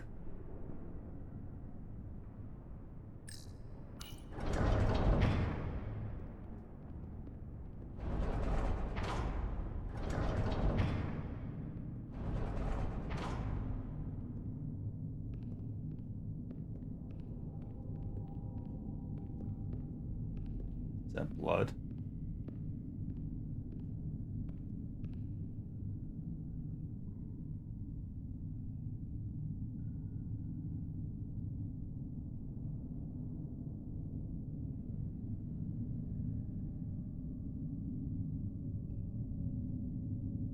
Wow.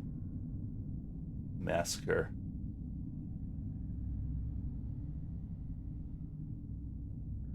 This? It's where the uprising started.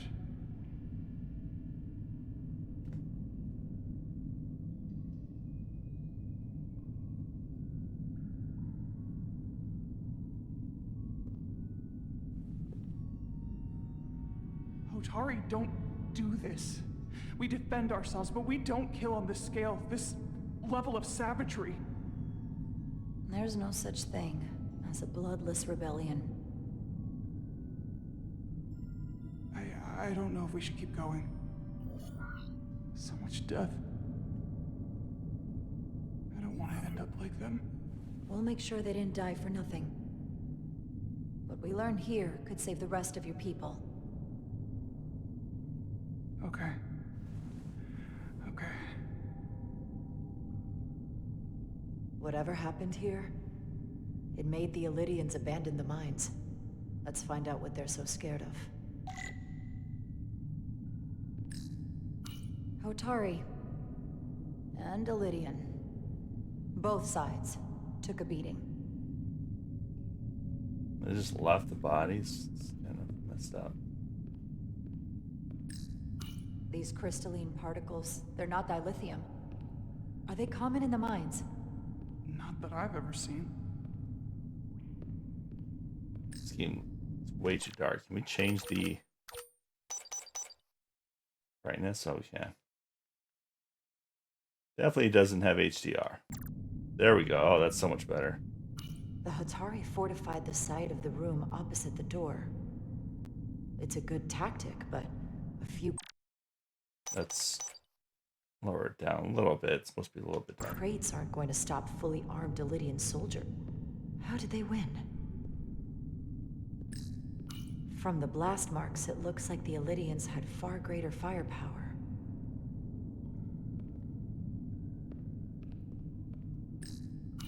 Footprints. Illydian boots. Running back the way we came.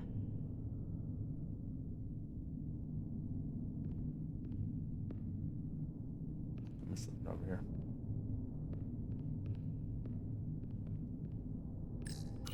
Is this the effects of an Illydian disruptor?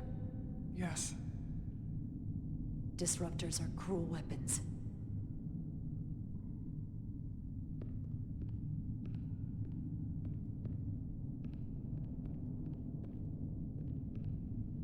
Tylus. What? What kind of weapon did this? This is like nothing I've ever seen or heard of. My people don't have a weapon that does this. What else can you tell me?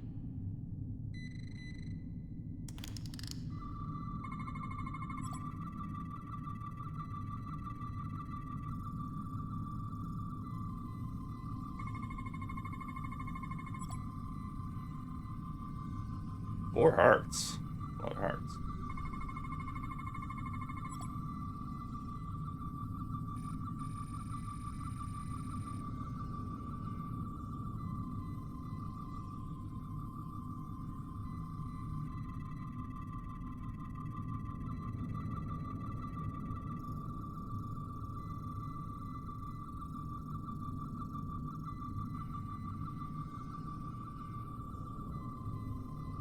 Missing something.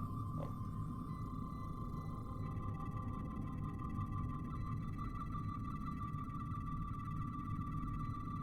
There we go.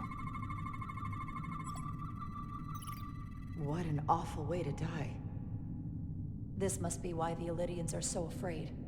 Technology that surpasses their own, in the hands of the Hotari that they've lorded over for centuries.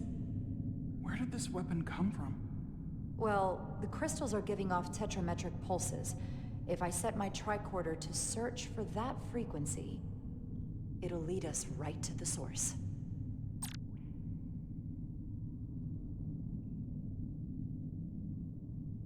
Green lights on the left will fill to indicate the tracker is facing the source radiation.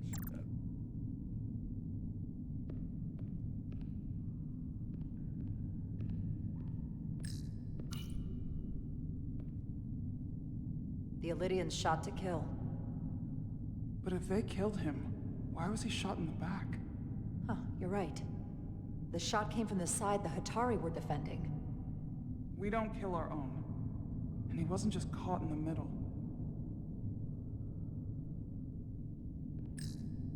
Killed by the same crystallization as the Illydian. Whose side was the killer on?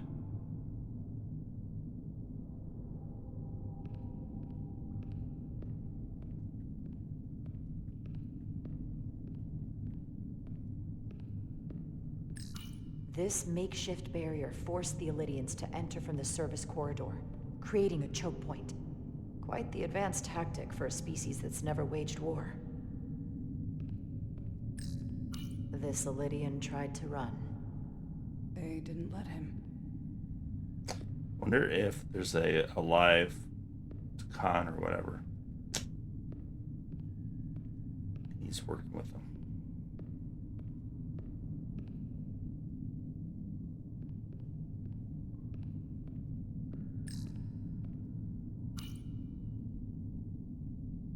Tylus, you may not want to look down there. I've come too far to... What is this? They've been dumping bodies down here.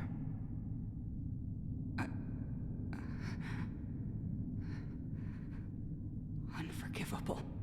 Galvin and Sidron will be made to answer for this.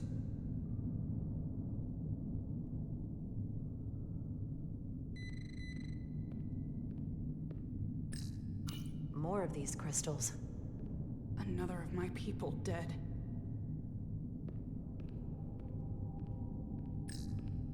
Tylus, what is this machine? It's for tunnel boring.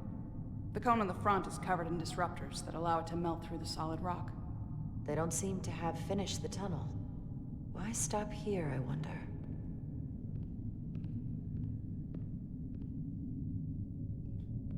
Alright, guess it's time to scan.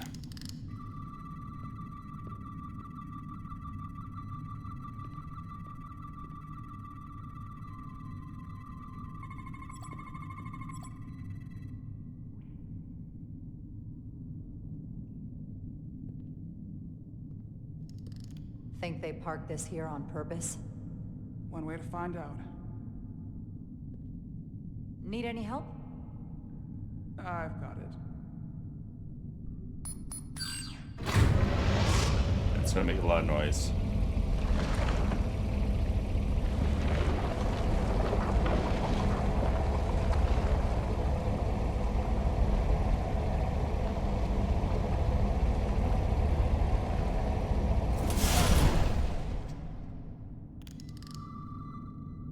This concentration of tetrametric radiation has never been recorded.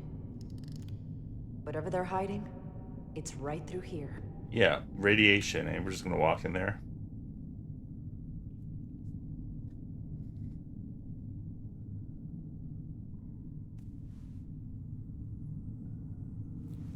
Doesn't seem safe to me.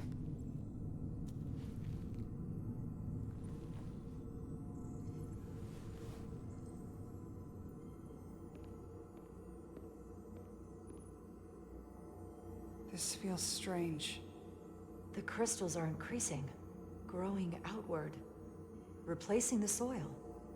It's like an infection. A parasite. Growing inside Tau. Mike McLovin, welcome in with the raid.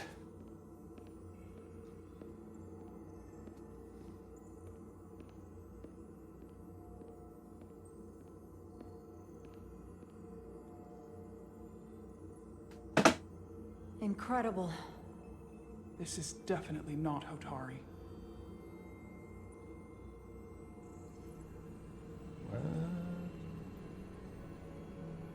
It's the remnants of the Takan Empire.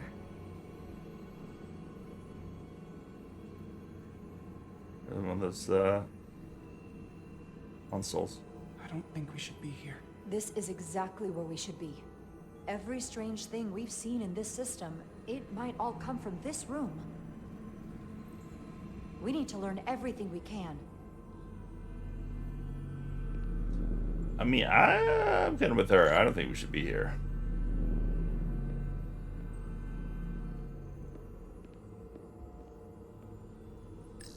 How are you holding up?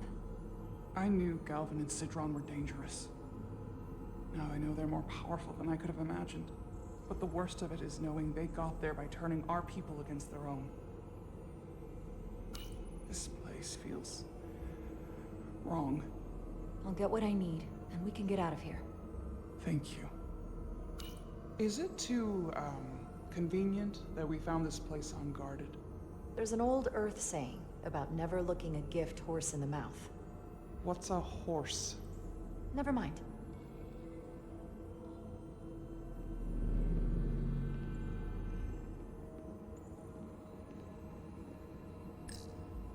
Somewhat resembles a transporter pad.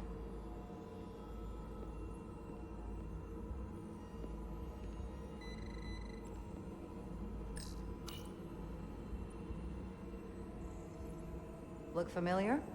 It's almost identical to the console Galvin has hidden in the palace. It looks like a control surface. Till next time. That's my saying. What are we looking at? It's made of the same crystalline material as the rest of this place. But I can't tell much else. Might be some kind of sleep mode.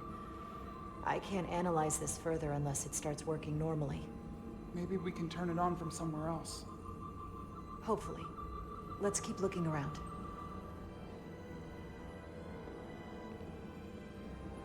Should we, though? I mean, you saw what it did to those people. We just, let it be. Can your device read this? It can roughly translate the words, but we don't have enough Taconian language on record to understand how it's structured. Oh well.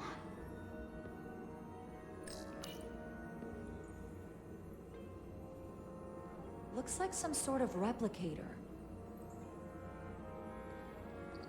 I can't get it to work. It has power. Must be looking for some other kind of authorization.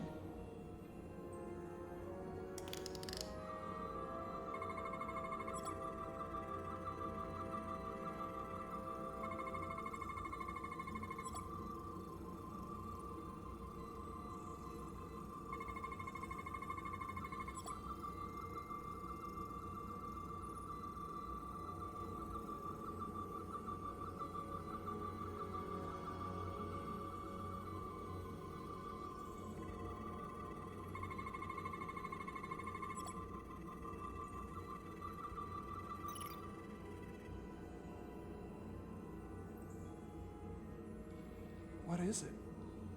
The device's primary function is to transmute lithium into this quantized crystalline compound. Possibly for the creation of weapons. Do you think one of these was used on that Elydian in the tunnels? Such a cruel weapon.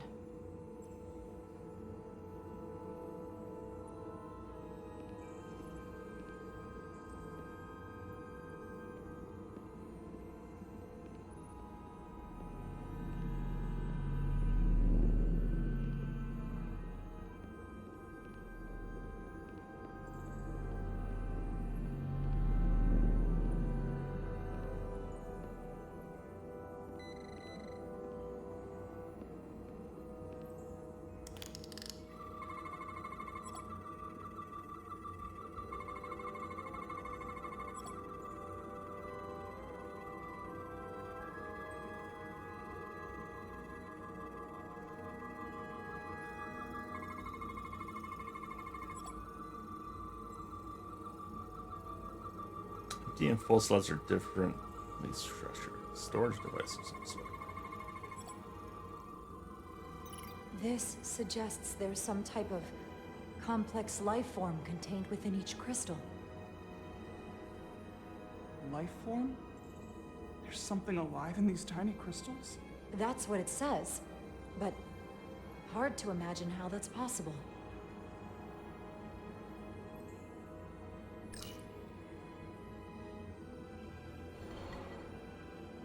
Our science division will have a field day with this. We need to study it on the ship.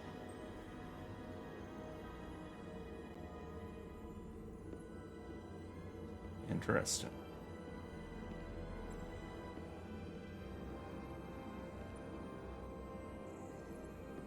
I wonder if they're like parasites.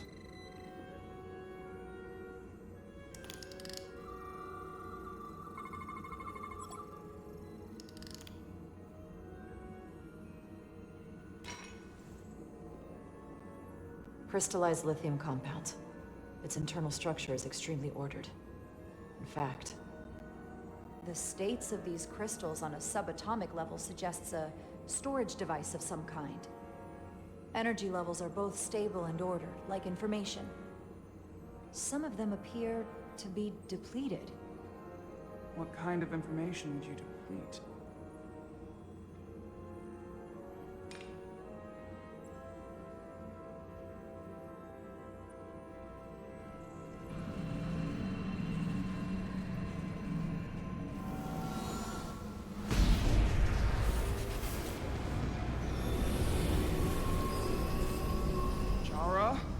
see it. What's happening? Someone turned it on. There's no one here. And maybe the device I saw in the palace can send a signal? If that's the case, we may not be alone for long. Let's hurry.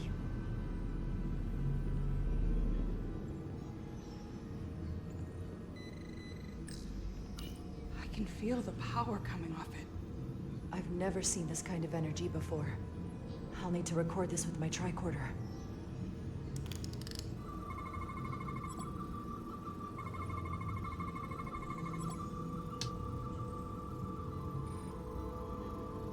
Defies physics.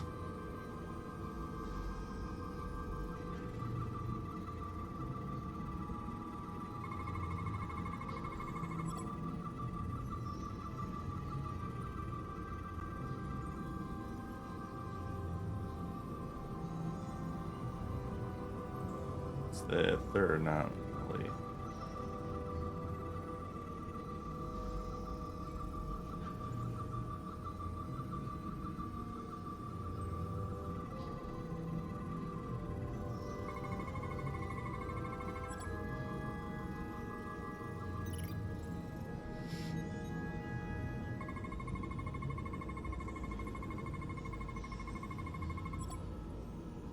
This can't be right.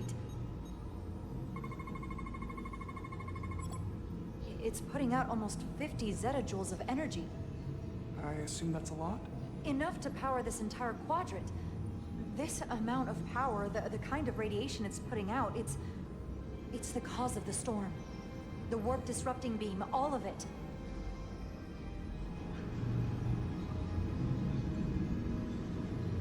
What do we do now? We get back to the Resolute. They have to know about this. Come on, let's...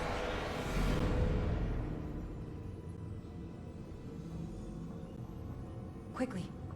We have to hide.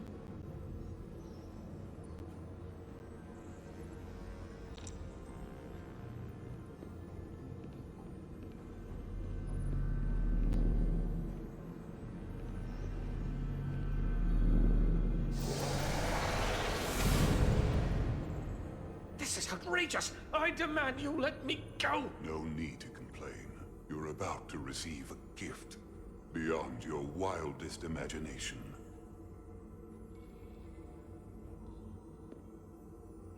If anything, I consider it an honor.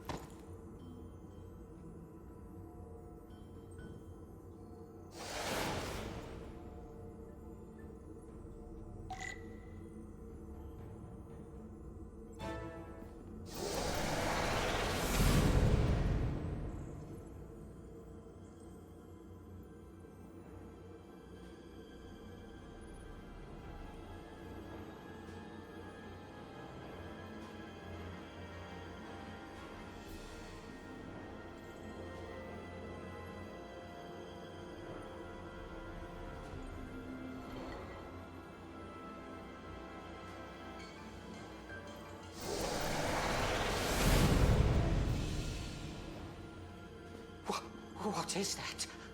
What are you doing? You'll see soon enough. I can influence the course of the negotiations. I can make sure the Hotari get the better end of the bargain. So can I.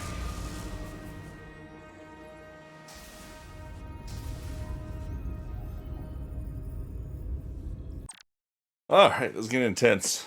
Let's take a few minute break.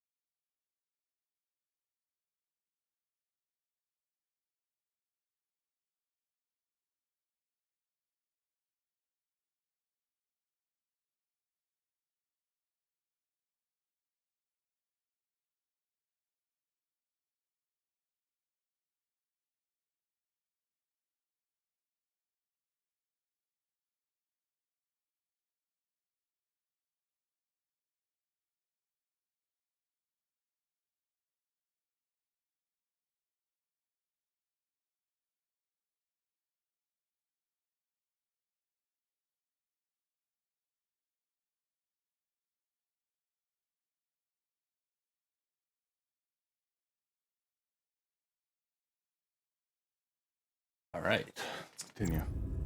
Our girlfriend's gonna be pissed.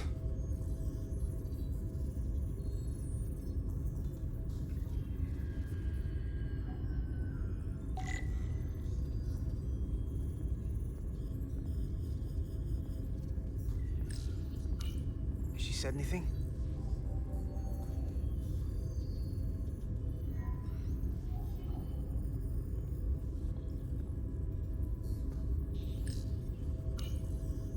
Miranda won't be in here for long. Just gotta sort this all out.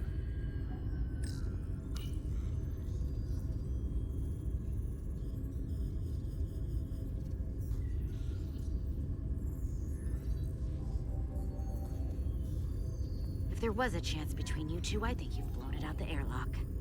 Hope you're happy. Miranda doesn't deserve this. We're supposed to be her friends. What did you want me to do? I wanted to bring her to sick bay. You weren't there until the very end.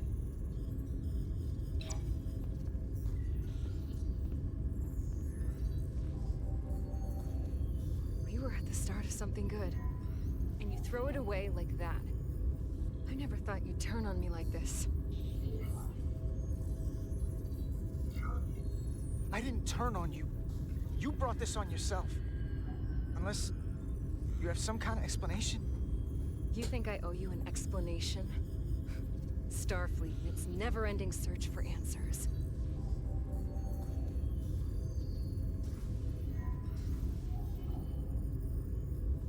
Tried to find the other members of the security team that went to Hotari, but they're missing. We found their comm badges stashed in a Jeffries tube.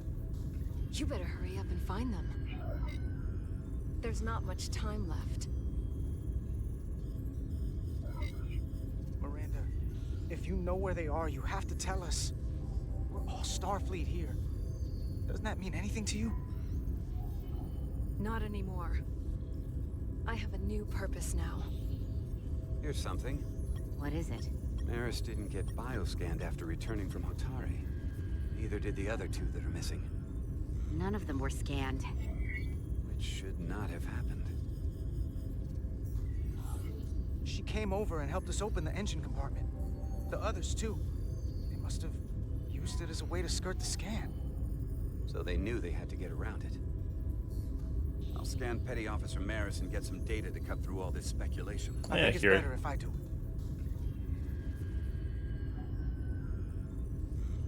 Open up too.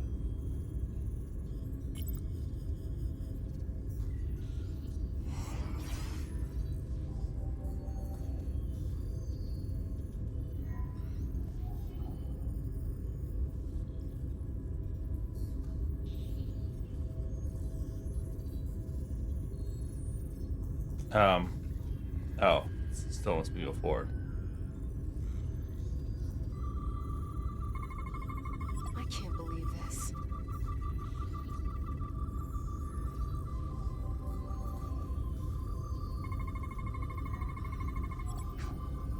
Ridiculous. Higher than average circulars are discussed with the 4 chambers. And now the brightness is way too high. Game is a little bit. Maybe it's just supposed to look this garbage.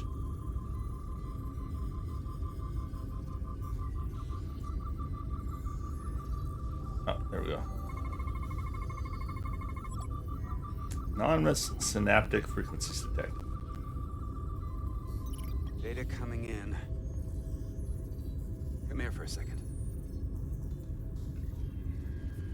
I'm gonna put the thing back up. Did you know? Know what? That's not Petty Officer Miranda Maris. What are you talking about? It's right here on the tricorder. But look at her. She's an imposter? Like a double? Or a spy. How is that possible? All I know is that she might look like Miranda. Walk and talk like her too. She has different brainwaves, and even different DNA. This isn't the same person we left Starbase with. I'm going to feed this into the main computer and run some more analysis. Commander, there's gotta be something we can do for her. This is incredible. Why, By some process we don't yet understand, Miranda's body is being rewritten. Her mind has been remapped to another personality, and her DNA is resequencing. I'm not sure the extent of it, but it appears to be pervasive. Someone has taken over and is bioforming her. That's a crude way to describe it. Bioforming. This is a problem. What happened to my eyes? A big one. Who are you? I'm Miranda, but so much more.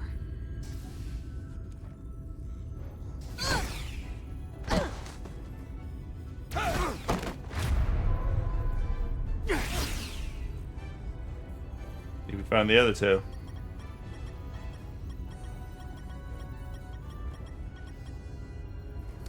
Don't let them get the storage drive.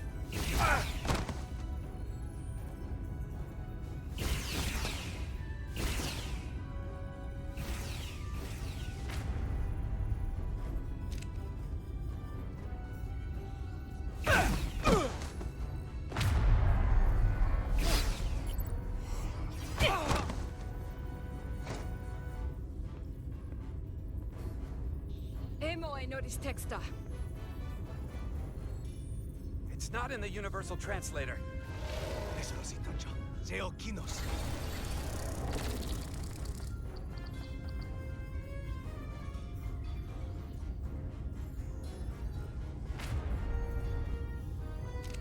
think we have hit that.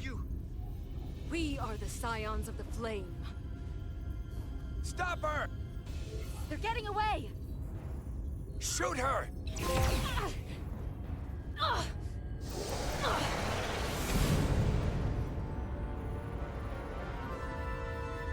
Man, there's only way to try and save her.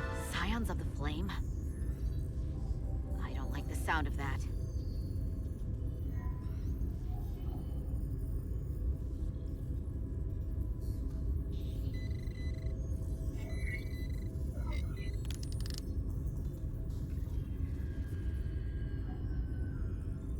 You're never gonna believe this. The reason the Universal Translator didn't recognize that language is because it's only ever been read. It's the Takan language. Dun dun dun. Get your filthy Hotari hands off me! We'll burn your planet to the ground. Animals.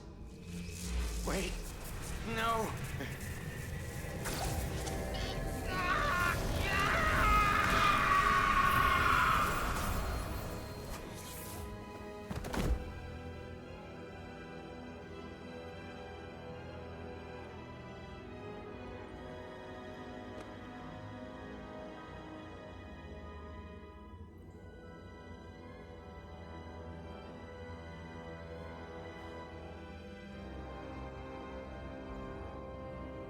Rise, brother. Rejoin the flame.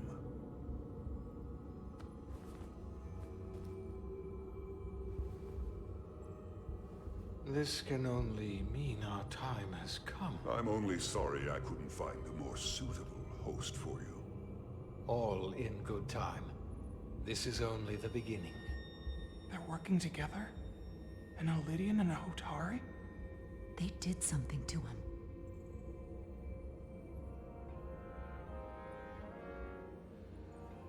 Secure the Cartabula. Cartabula? It's the energy source.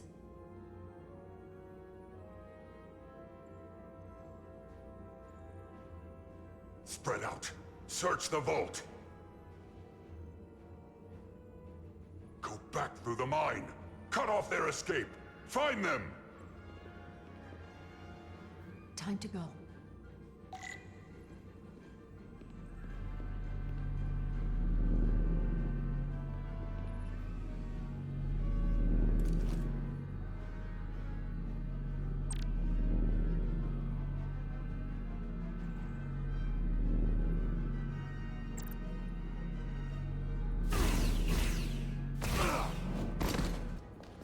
Right in the face.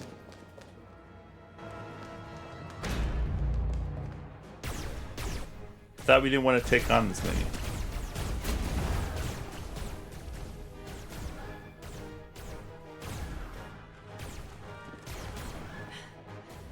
We're trapped. They're blocking the only exit.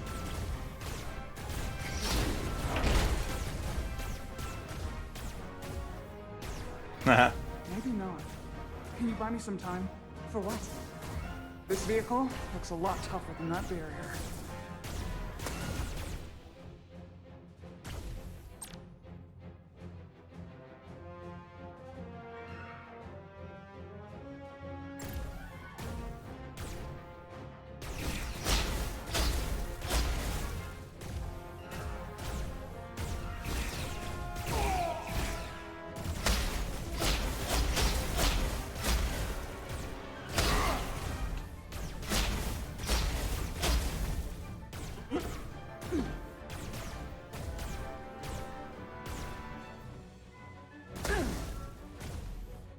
Shoot the Hotari woman! All right.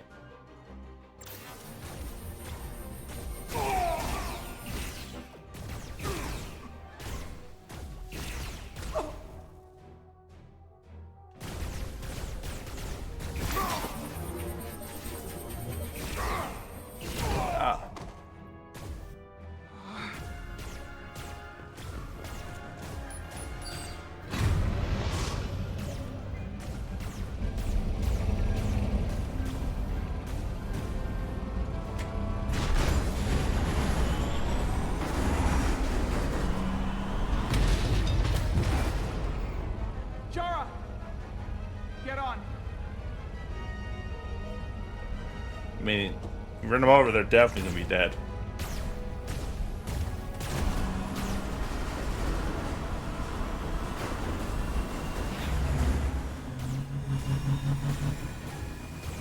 Hold on to something.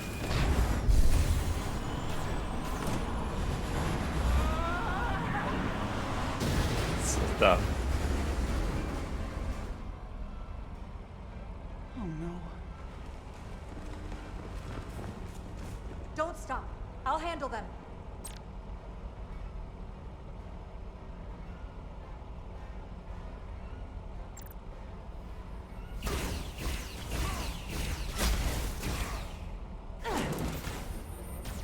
Shoot the one driving the machine!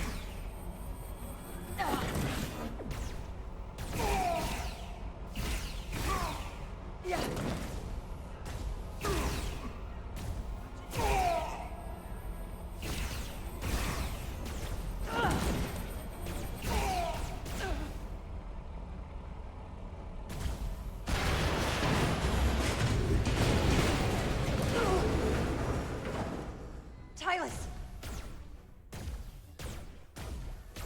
We're surrounded. I'll get it working. I just need some time.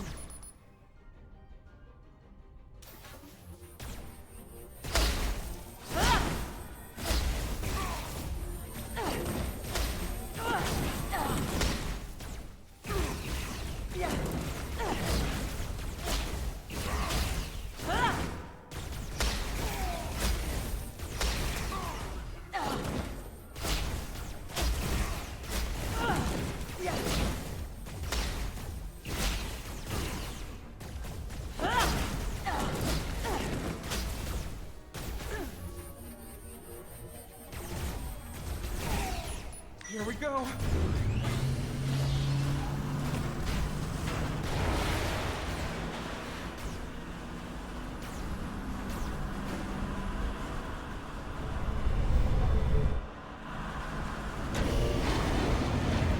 What did she think was going to happen?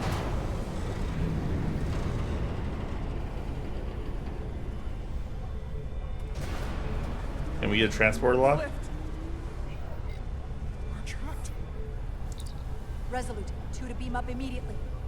Resolute, come in.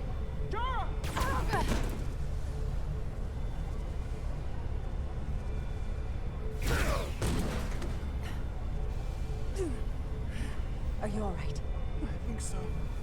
It hurts.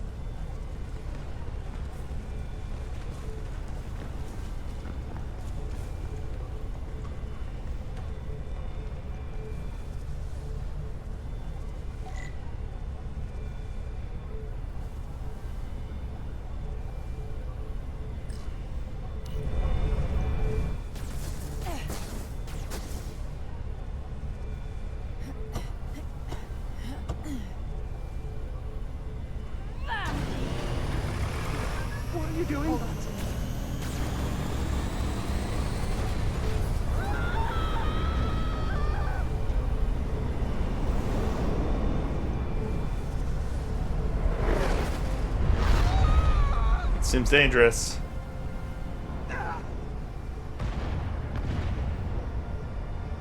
Commander, we read you, but there's too much interference. Transporters still can't get a lock. Miranda was able to transport through the storm. There has to be some path through that we're not seeing. Hey, Tetrametric Scoop. radiation is saturating our sensors. There is too much interference to pick up the residual transporter signature. Wait. Tetrametric radiation. Of course. I can align the transporter with the tetrametric signature.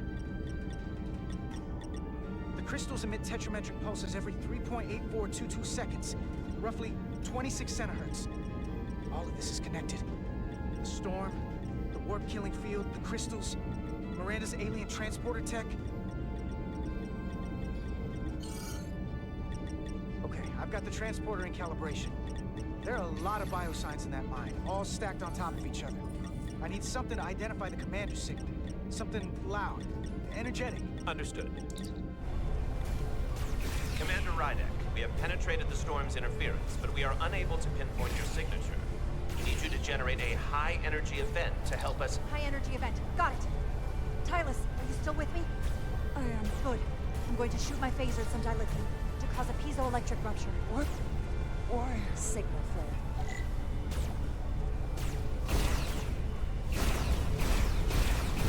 These crystals have to be pure enough. Bigger still. Come on.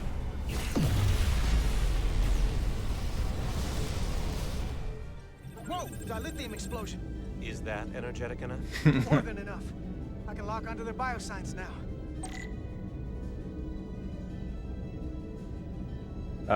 R to aim, R2 to clear.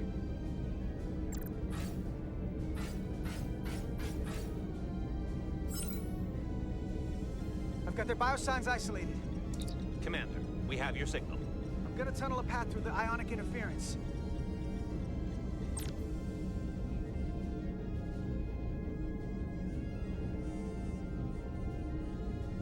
Yellow bar indicates stability of your path. We'll use the seed. I don't completely get that. Oh.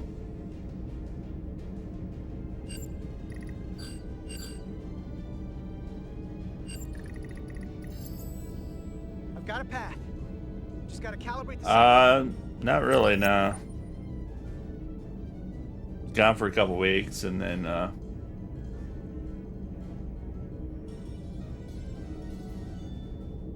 about yourself? I know you were gone for a couple weeks as well. R2 move your cursor and R2 lock this place.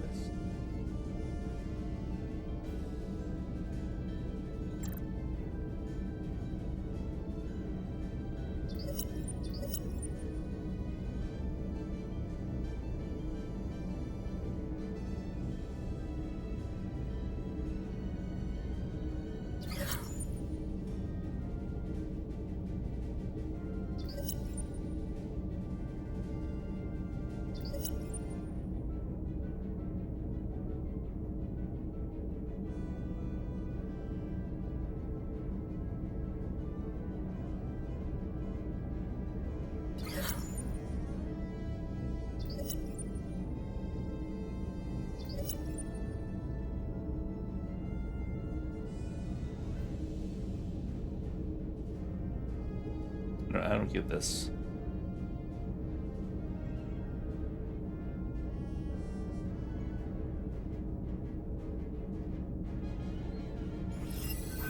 Okay. So that language. Energize.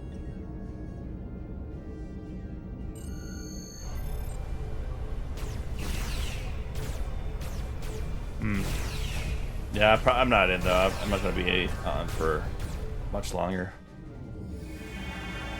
Kind of engulfed in this right now. Petty Officer Diaz. We're losing her. The pattern is degrading. Can you hold the signal? I'm trying.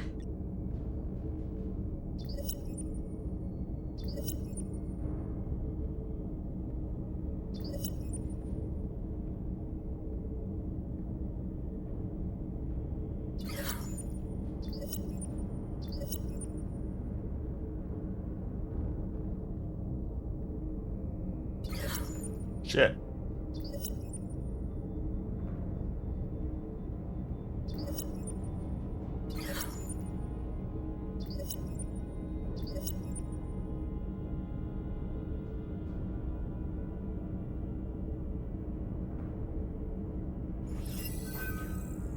I got it. Oh, come on, come on.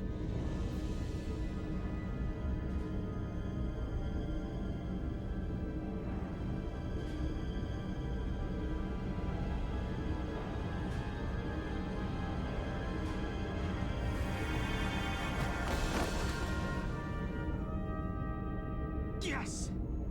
Get her to sickbay. Captain Solano and Ambassador Spock have just returned from Hotari. Take a look at that. Reineck, I need you on the bridge, now.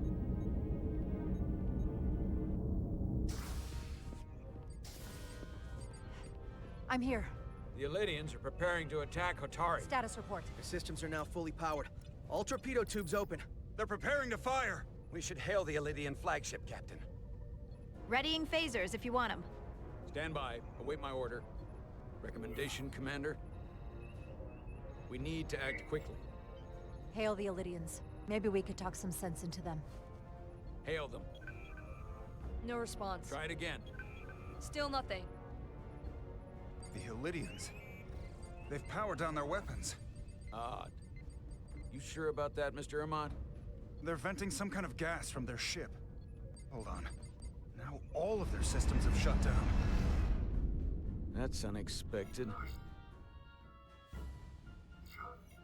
Commander Irmont, scan them again. We have to be sure. No mistaking it. They're dead in the water.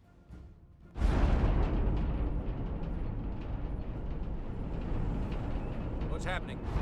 There's an energy dampening field coming from Tau.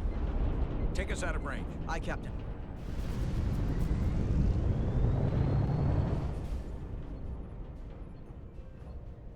Captain, the flagship is hailing us. On screen. Zeldy to the Starship Resolute. Our main power cores are completely disabled. The more power we give, the more it takes. Running off batteries. Life support systems have failed. Unable to ventilate contaminated atmosphere. Admiral, you are about to launch an attack on a defenseless planet. Kobliat, you sided with the Hotari in the negotiation, but that does not matter now. My crew is going to die. Please, I beg of you. You must render assistance. System failures are compounding around my ship.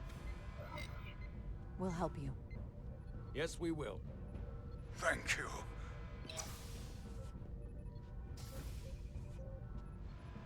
Admiral, excuse us while we devise a rescue plan.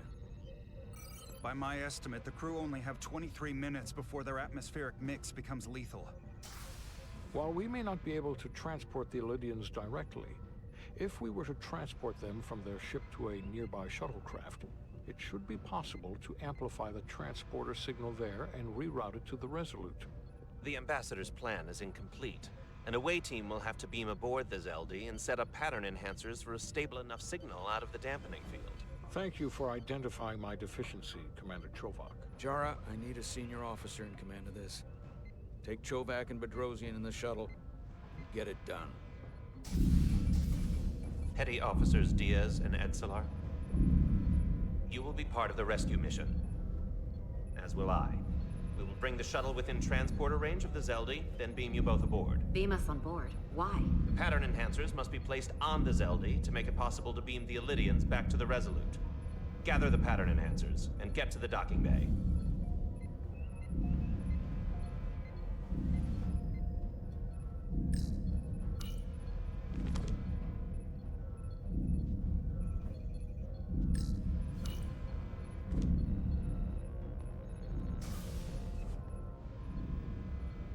We're going on the wrong mission. What's that? We're going to rescue the Elydians, the people that oppressed the Hotari, when we should be going to rescue Miranda.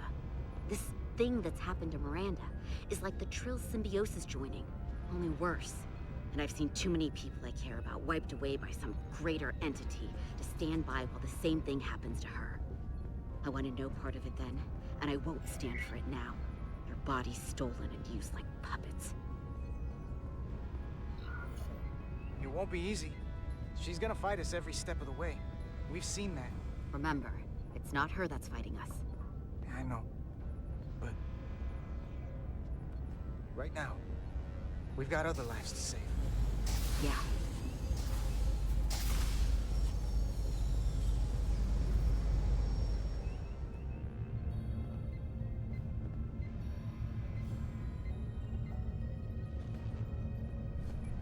The away team is ready.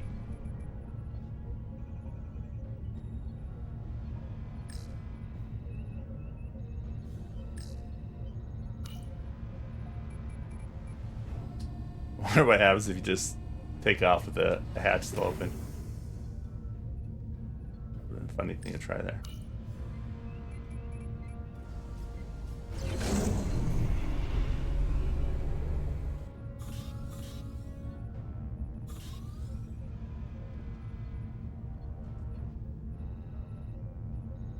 Resolute to Shuttlecraft Melville. You're cleared for takeoff. Acknowledged, Resolute. Melville, taking off.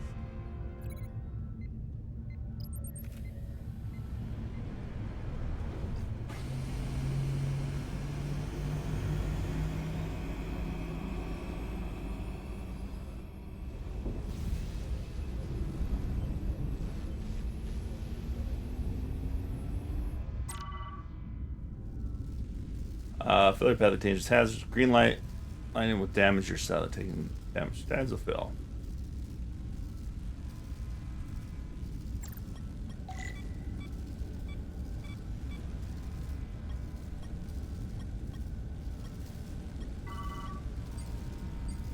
Oh.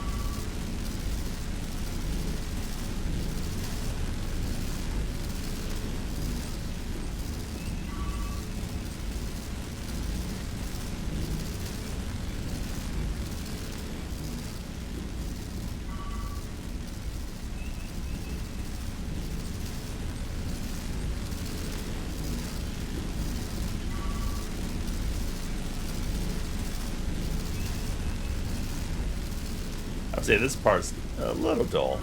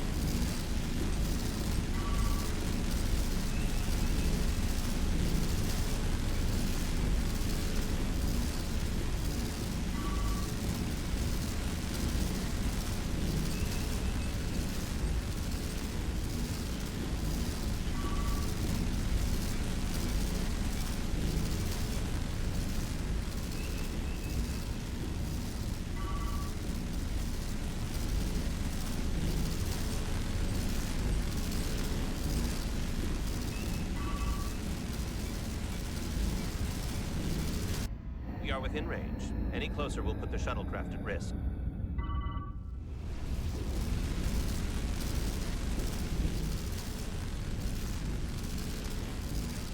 Preparing to transport the away team. Energize it.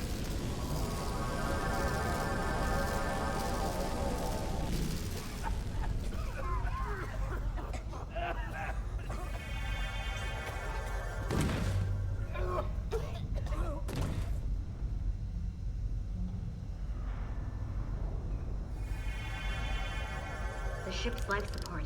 It's almost completely drained. And the other systems, too. Oh no. We gotta get to their transporter room.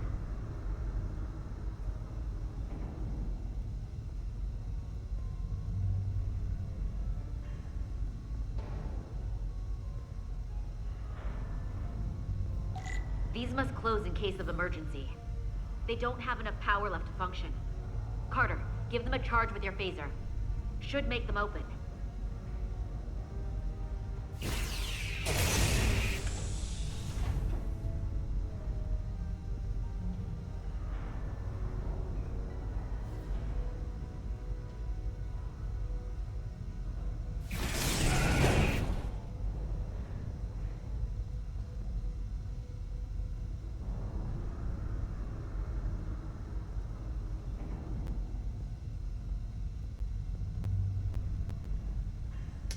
What do you expect me to do here?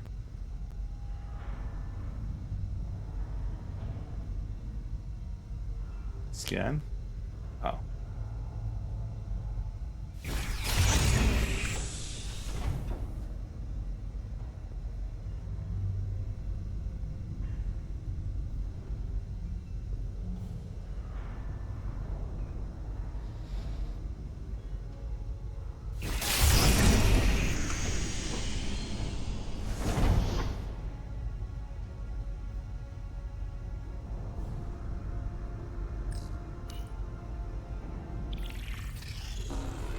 It's not working.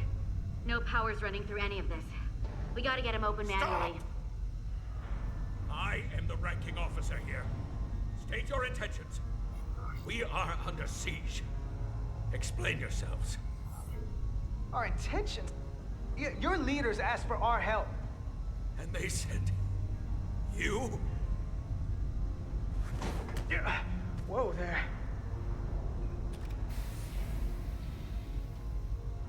I am still able to stand.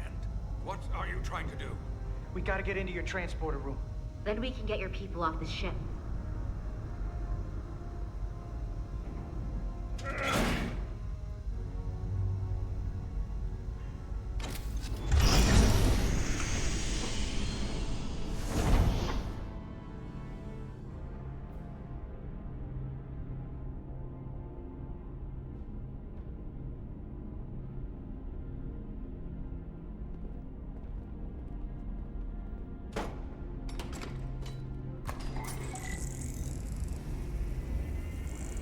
Make sure they're evenly spaced. We need to manually adjust beam trajectory so they connect. I got this one. You get the others.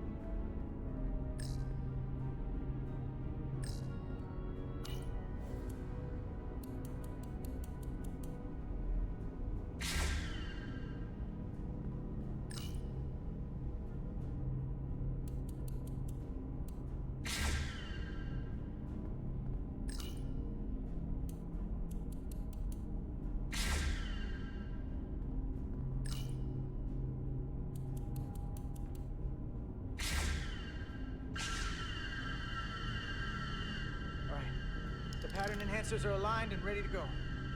Let's round them up. These will boost the signal so we can transport through the storm. We have a shuttle outside this ship that will route the signal to the Resolute. All crew to Transporter Room 2. We are evacuating.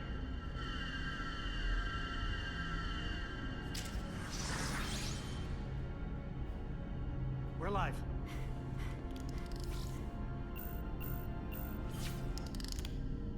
Here they come.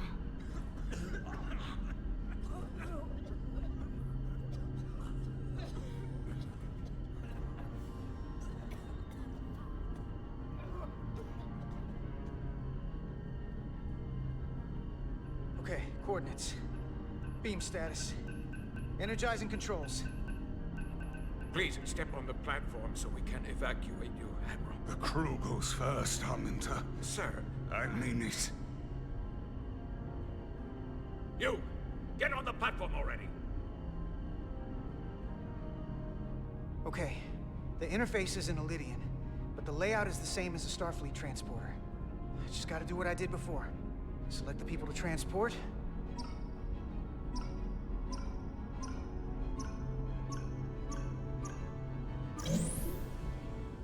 Plot a path through the ionic interference.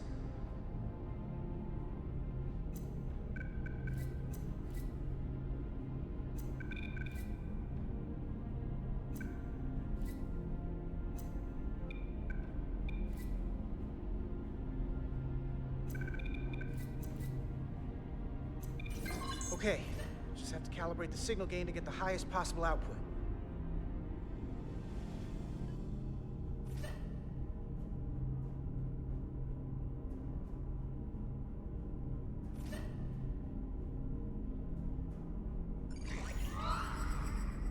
Even at this range, the interference is too much. The system is suggesting better transport coordinates. D, it's the shuttle. You're sitting right in the thick of it. I'm sending you specific coordinates for a clear signal path.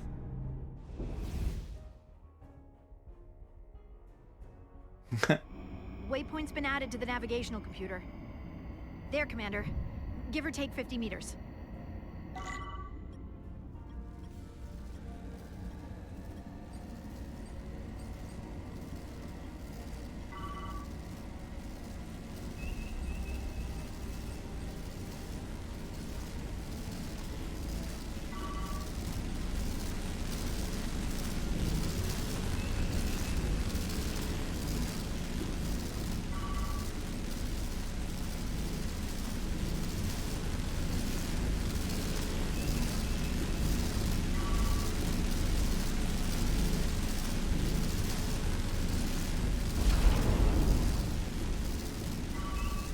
We're fine.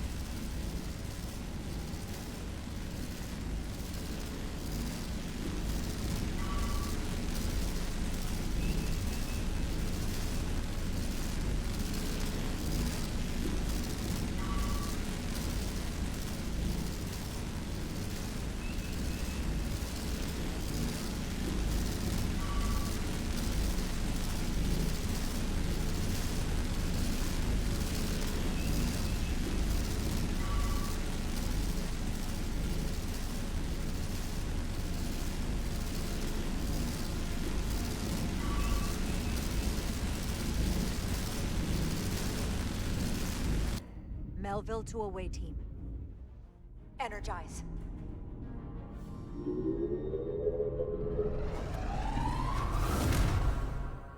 I have the first group of Elydians in the pattern buffer. Redirecting and transmitting to the Resolute now.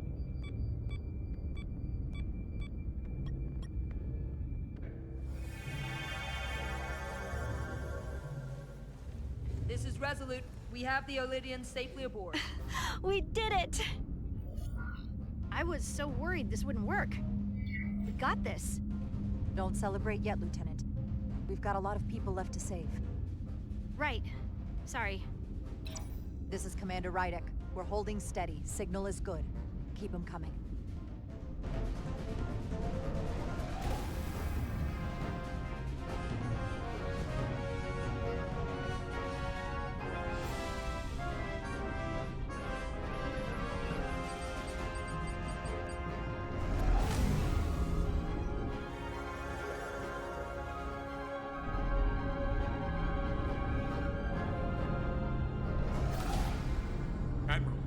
next? I've made it clear. I only leave after those in my charge. Sir, I must insist you go so you can lead our people. I will see to any stragglers. Yes, that may be for the best. But first, let me thank our human saviors. I'll pin medals on your uniforms when this is over. For all your brave work. We're not out of the woods yet, sir. So if you don't mind... Ah, yes. Forgive me. We're ready for transport. Get the Admiral to safety. Energize.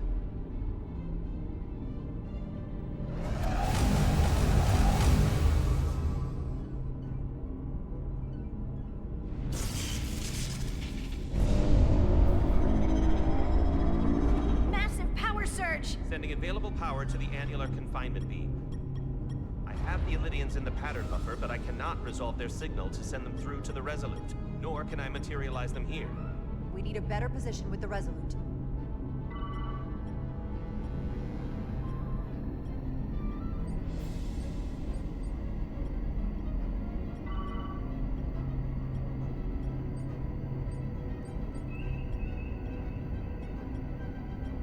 Yeah, this is definitely my least favorite part. It's this flying part. It's Have to keep away from the lightning.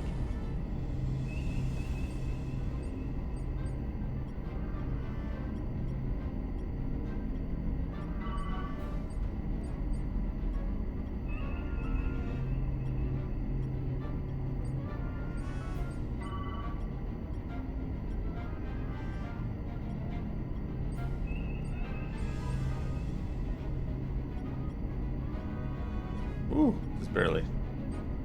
I have to pass that.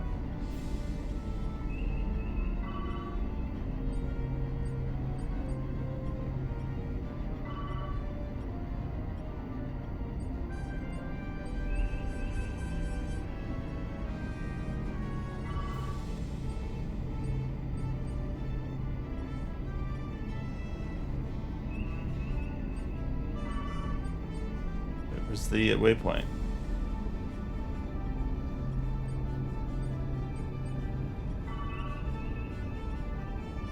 We're almost there. I am losing their patterns. I need more power, but internal relays are not functioning. I'll do it manually.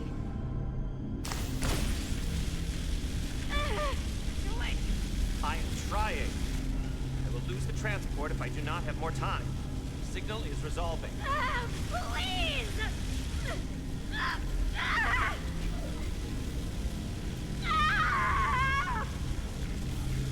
Finish the transport. I have them. Transport complete.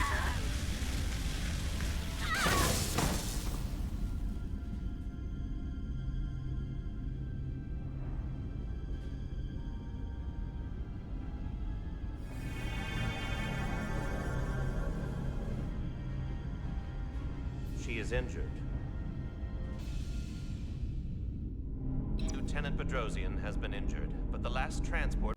She's not gonna be happy with us about that one. But she started it.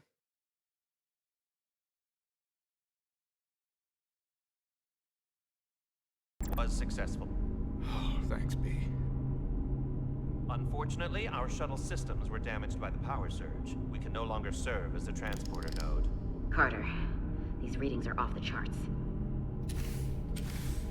The source of the storm is on this ship. That must have been the power surge. When it came on board. Right. That's a con energy source. They call it the Cartabula. It's here. Is that? The intruders are preparing to bring the Zeldi to war. And we're about to be stuck on it.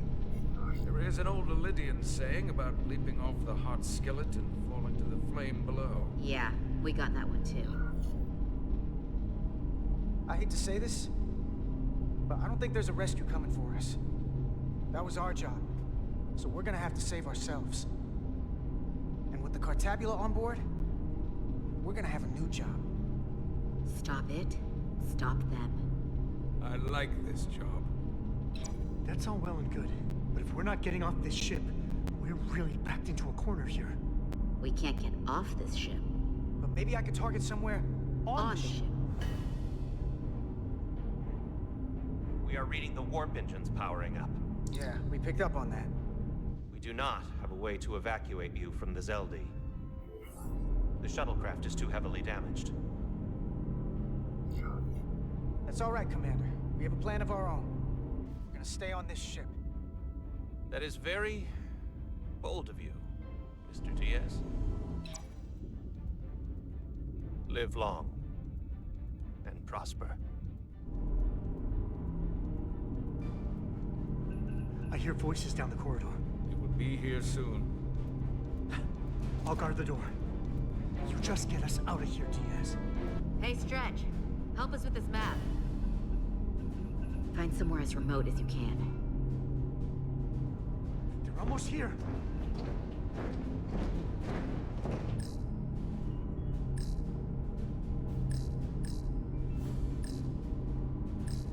There. The aft cargo bay. That is acceptable. Sounds good to me. Whatever you're doing, do it now!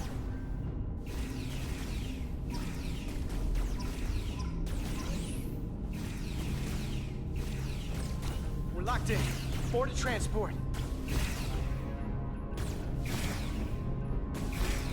Come on, Val! Bell!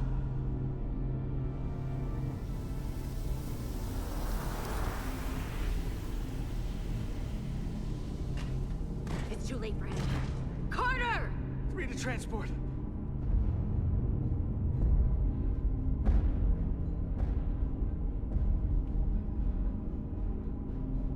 Energize.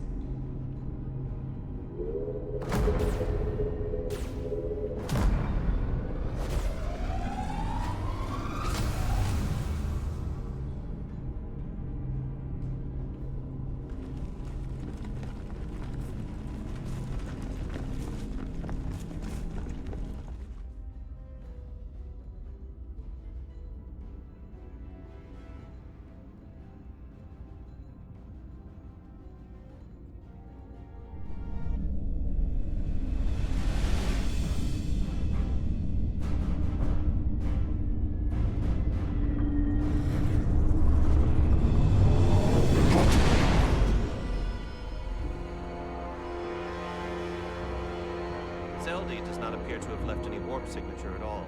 I cannot track its trajectory. Our duty often calls for sacrifice. She knows it, and our people on the Zeldi know it. Contact the Resolute, Mr. Chovak. Have them bring us back. And tell them we'll need medical waiting for Lieutenant Bedrosian. Yes, Commander.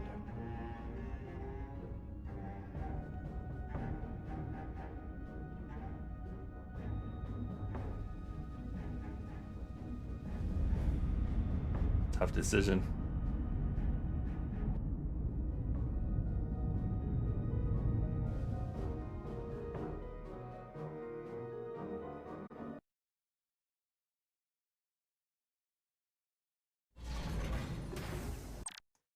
All right, I think that's a good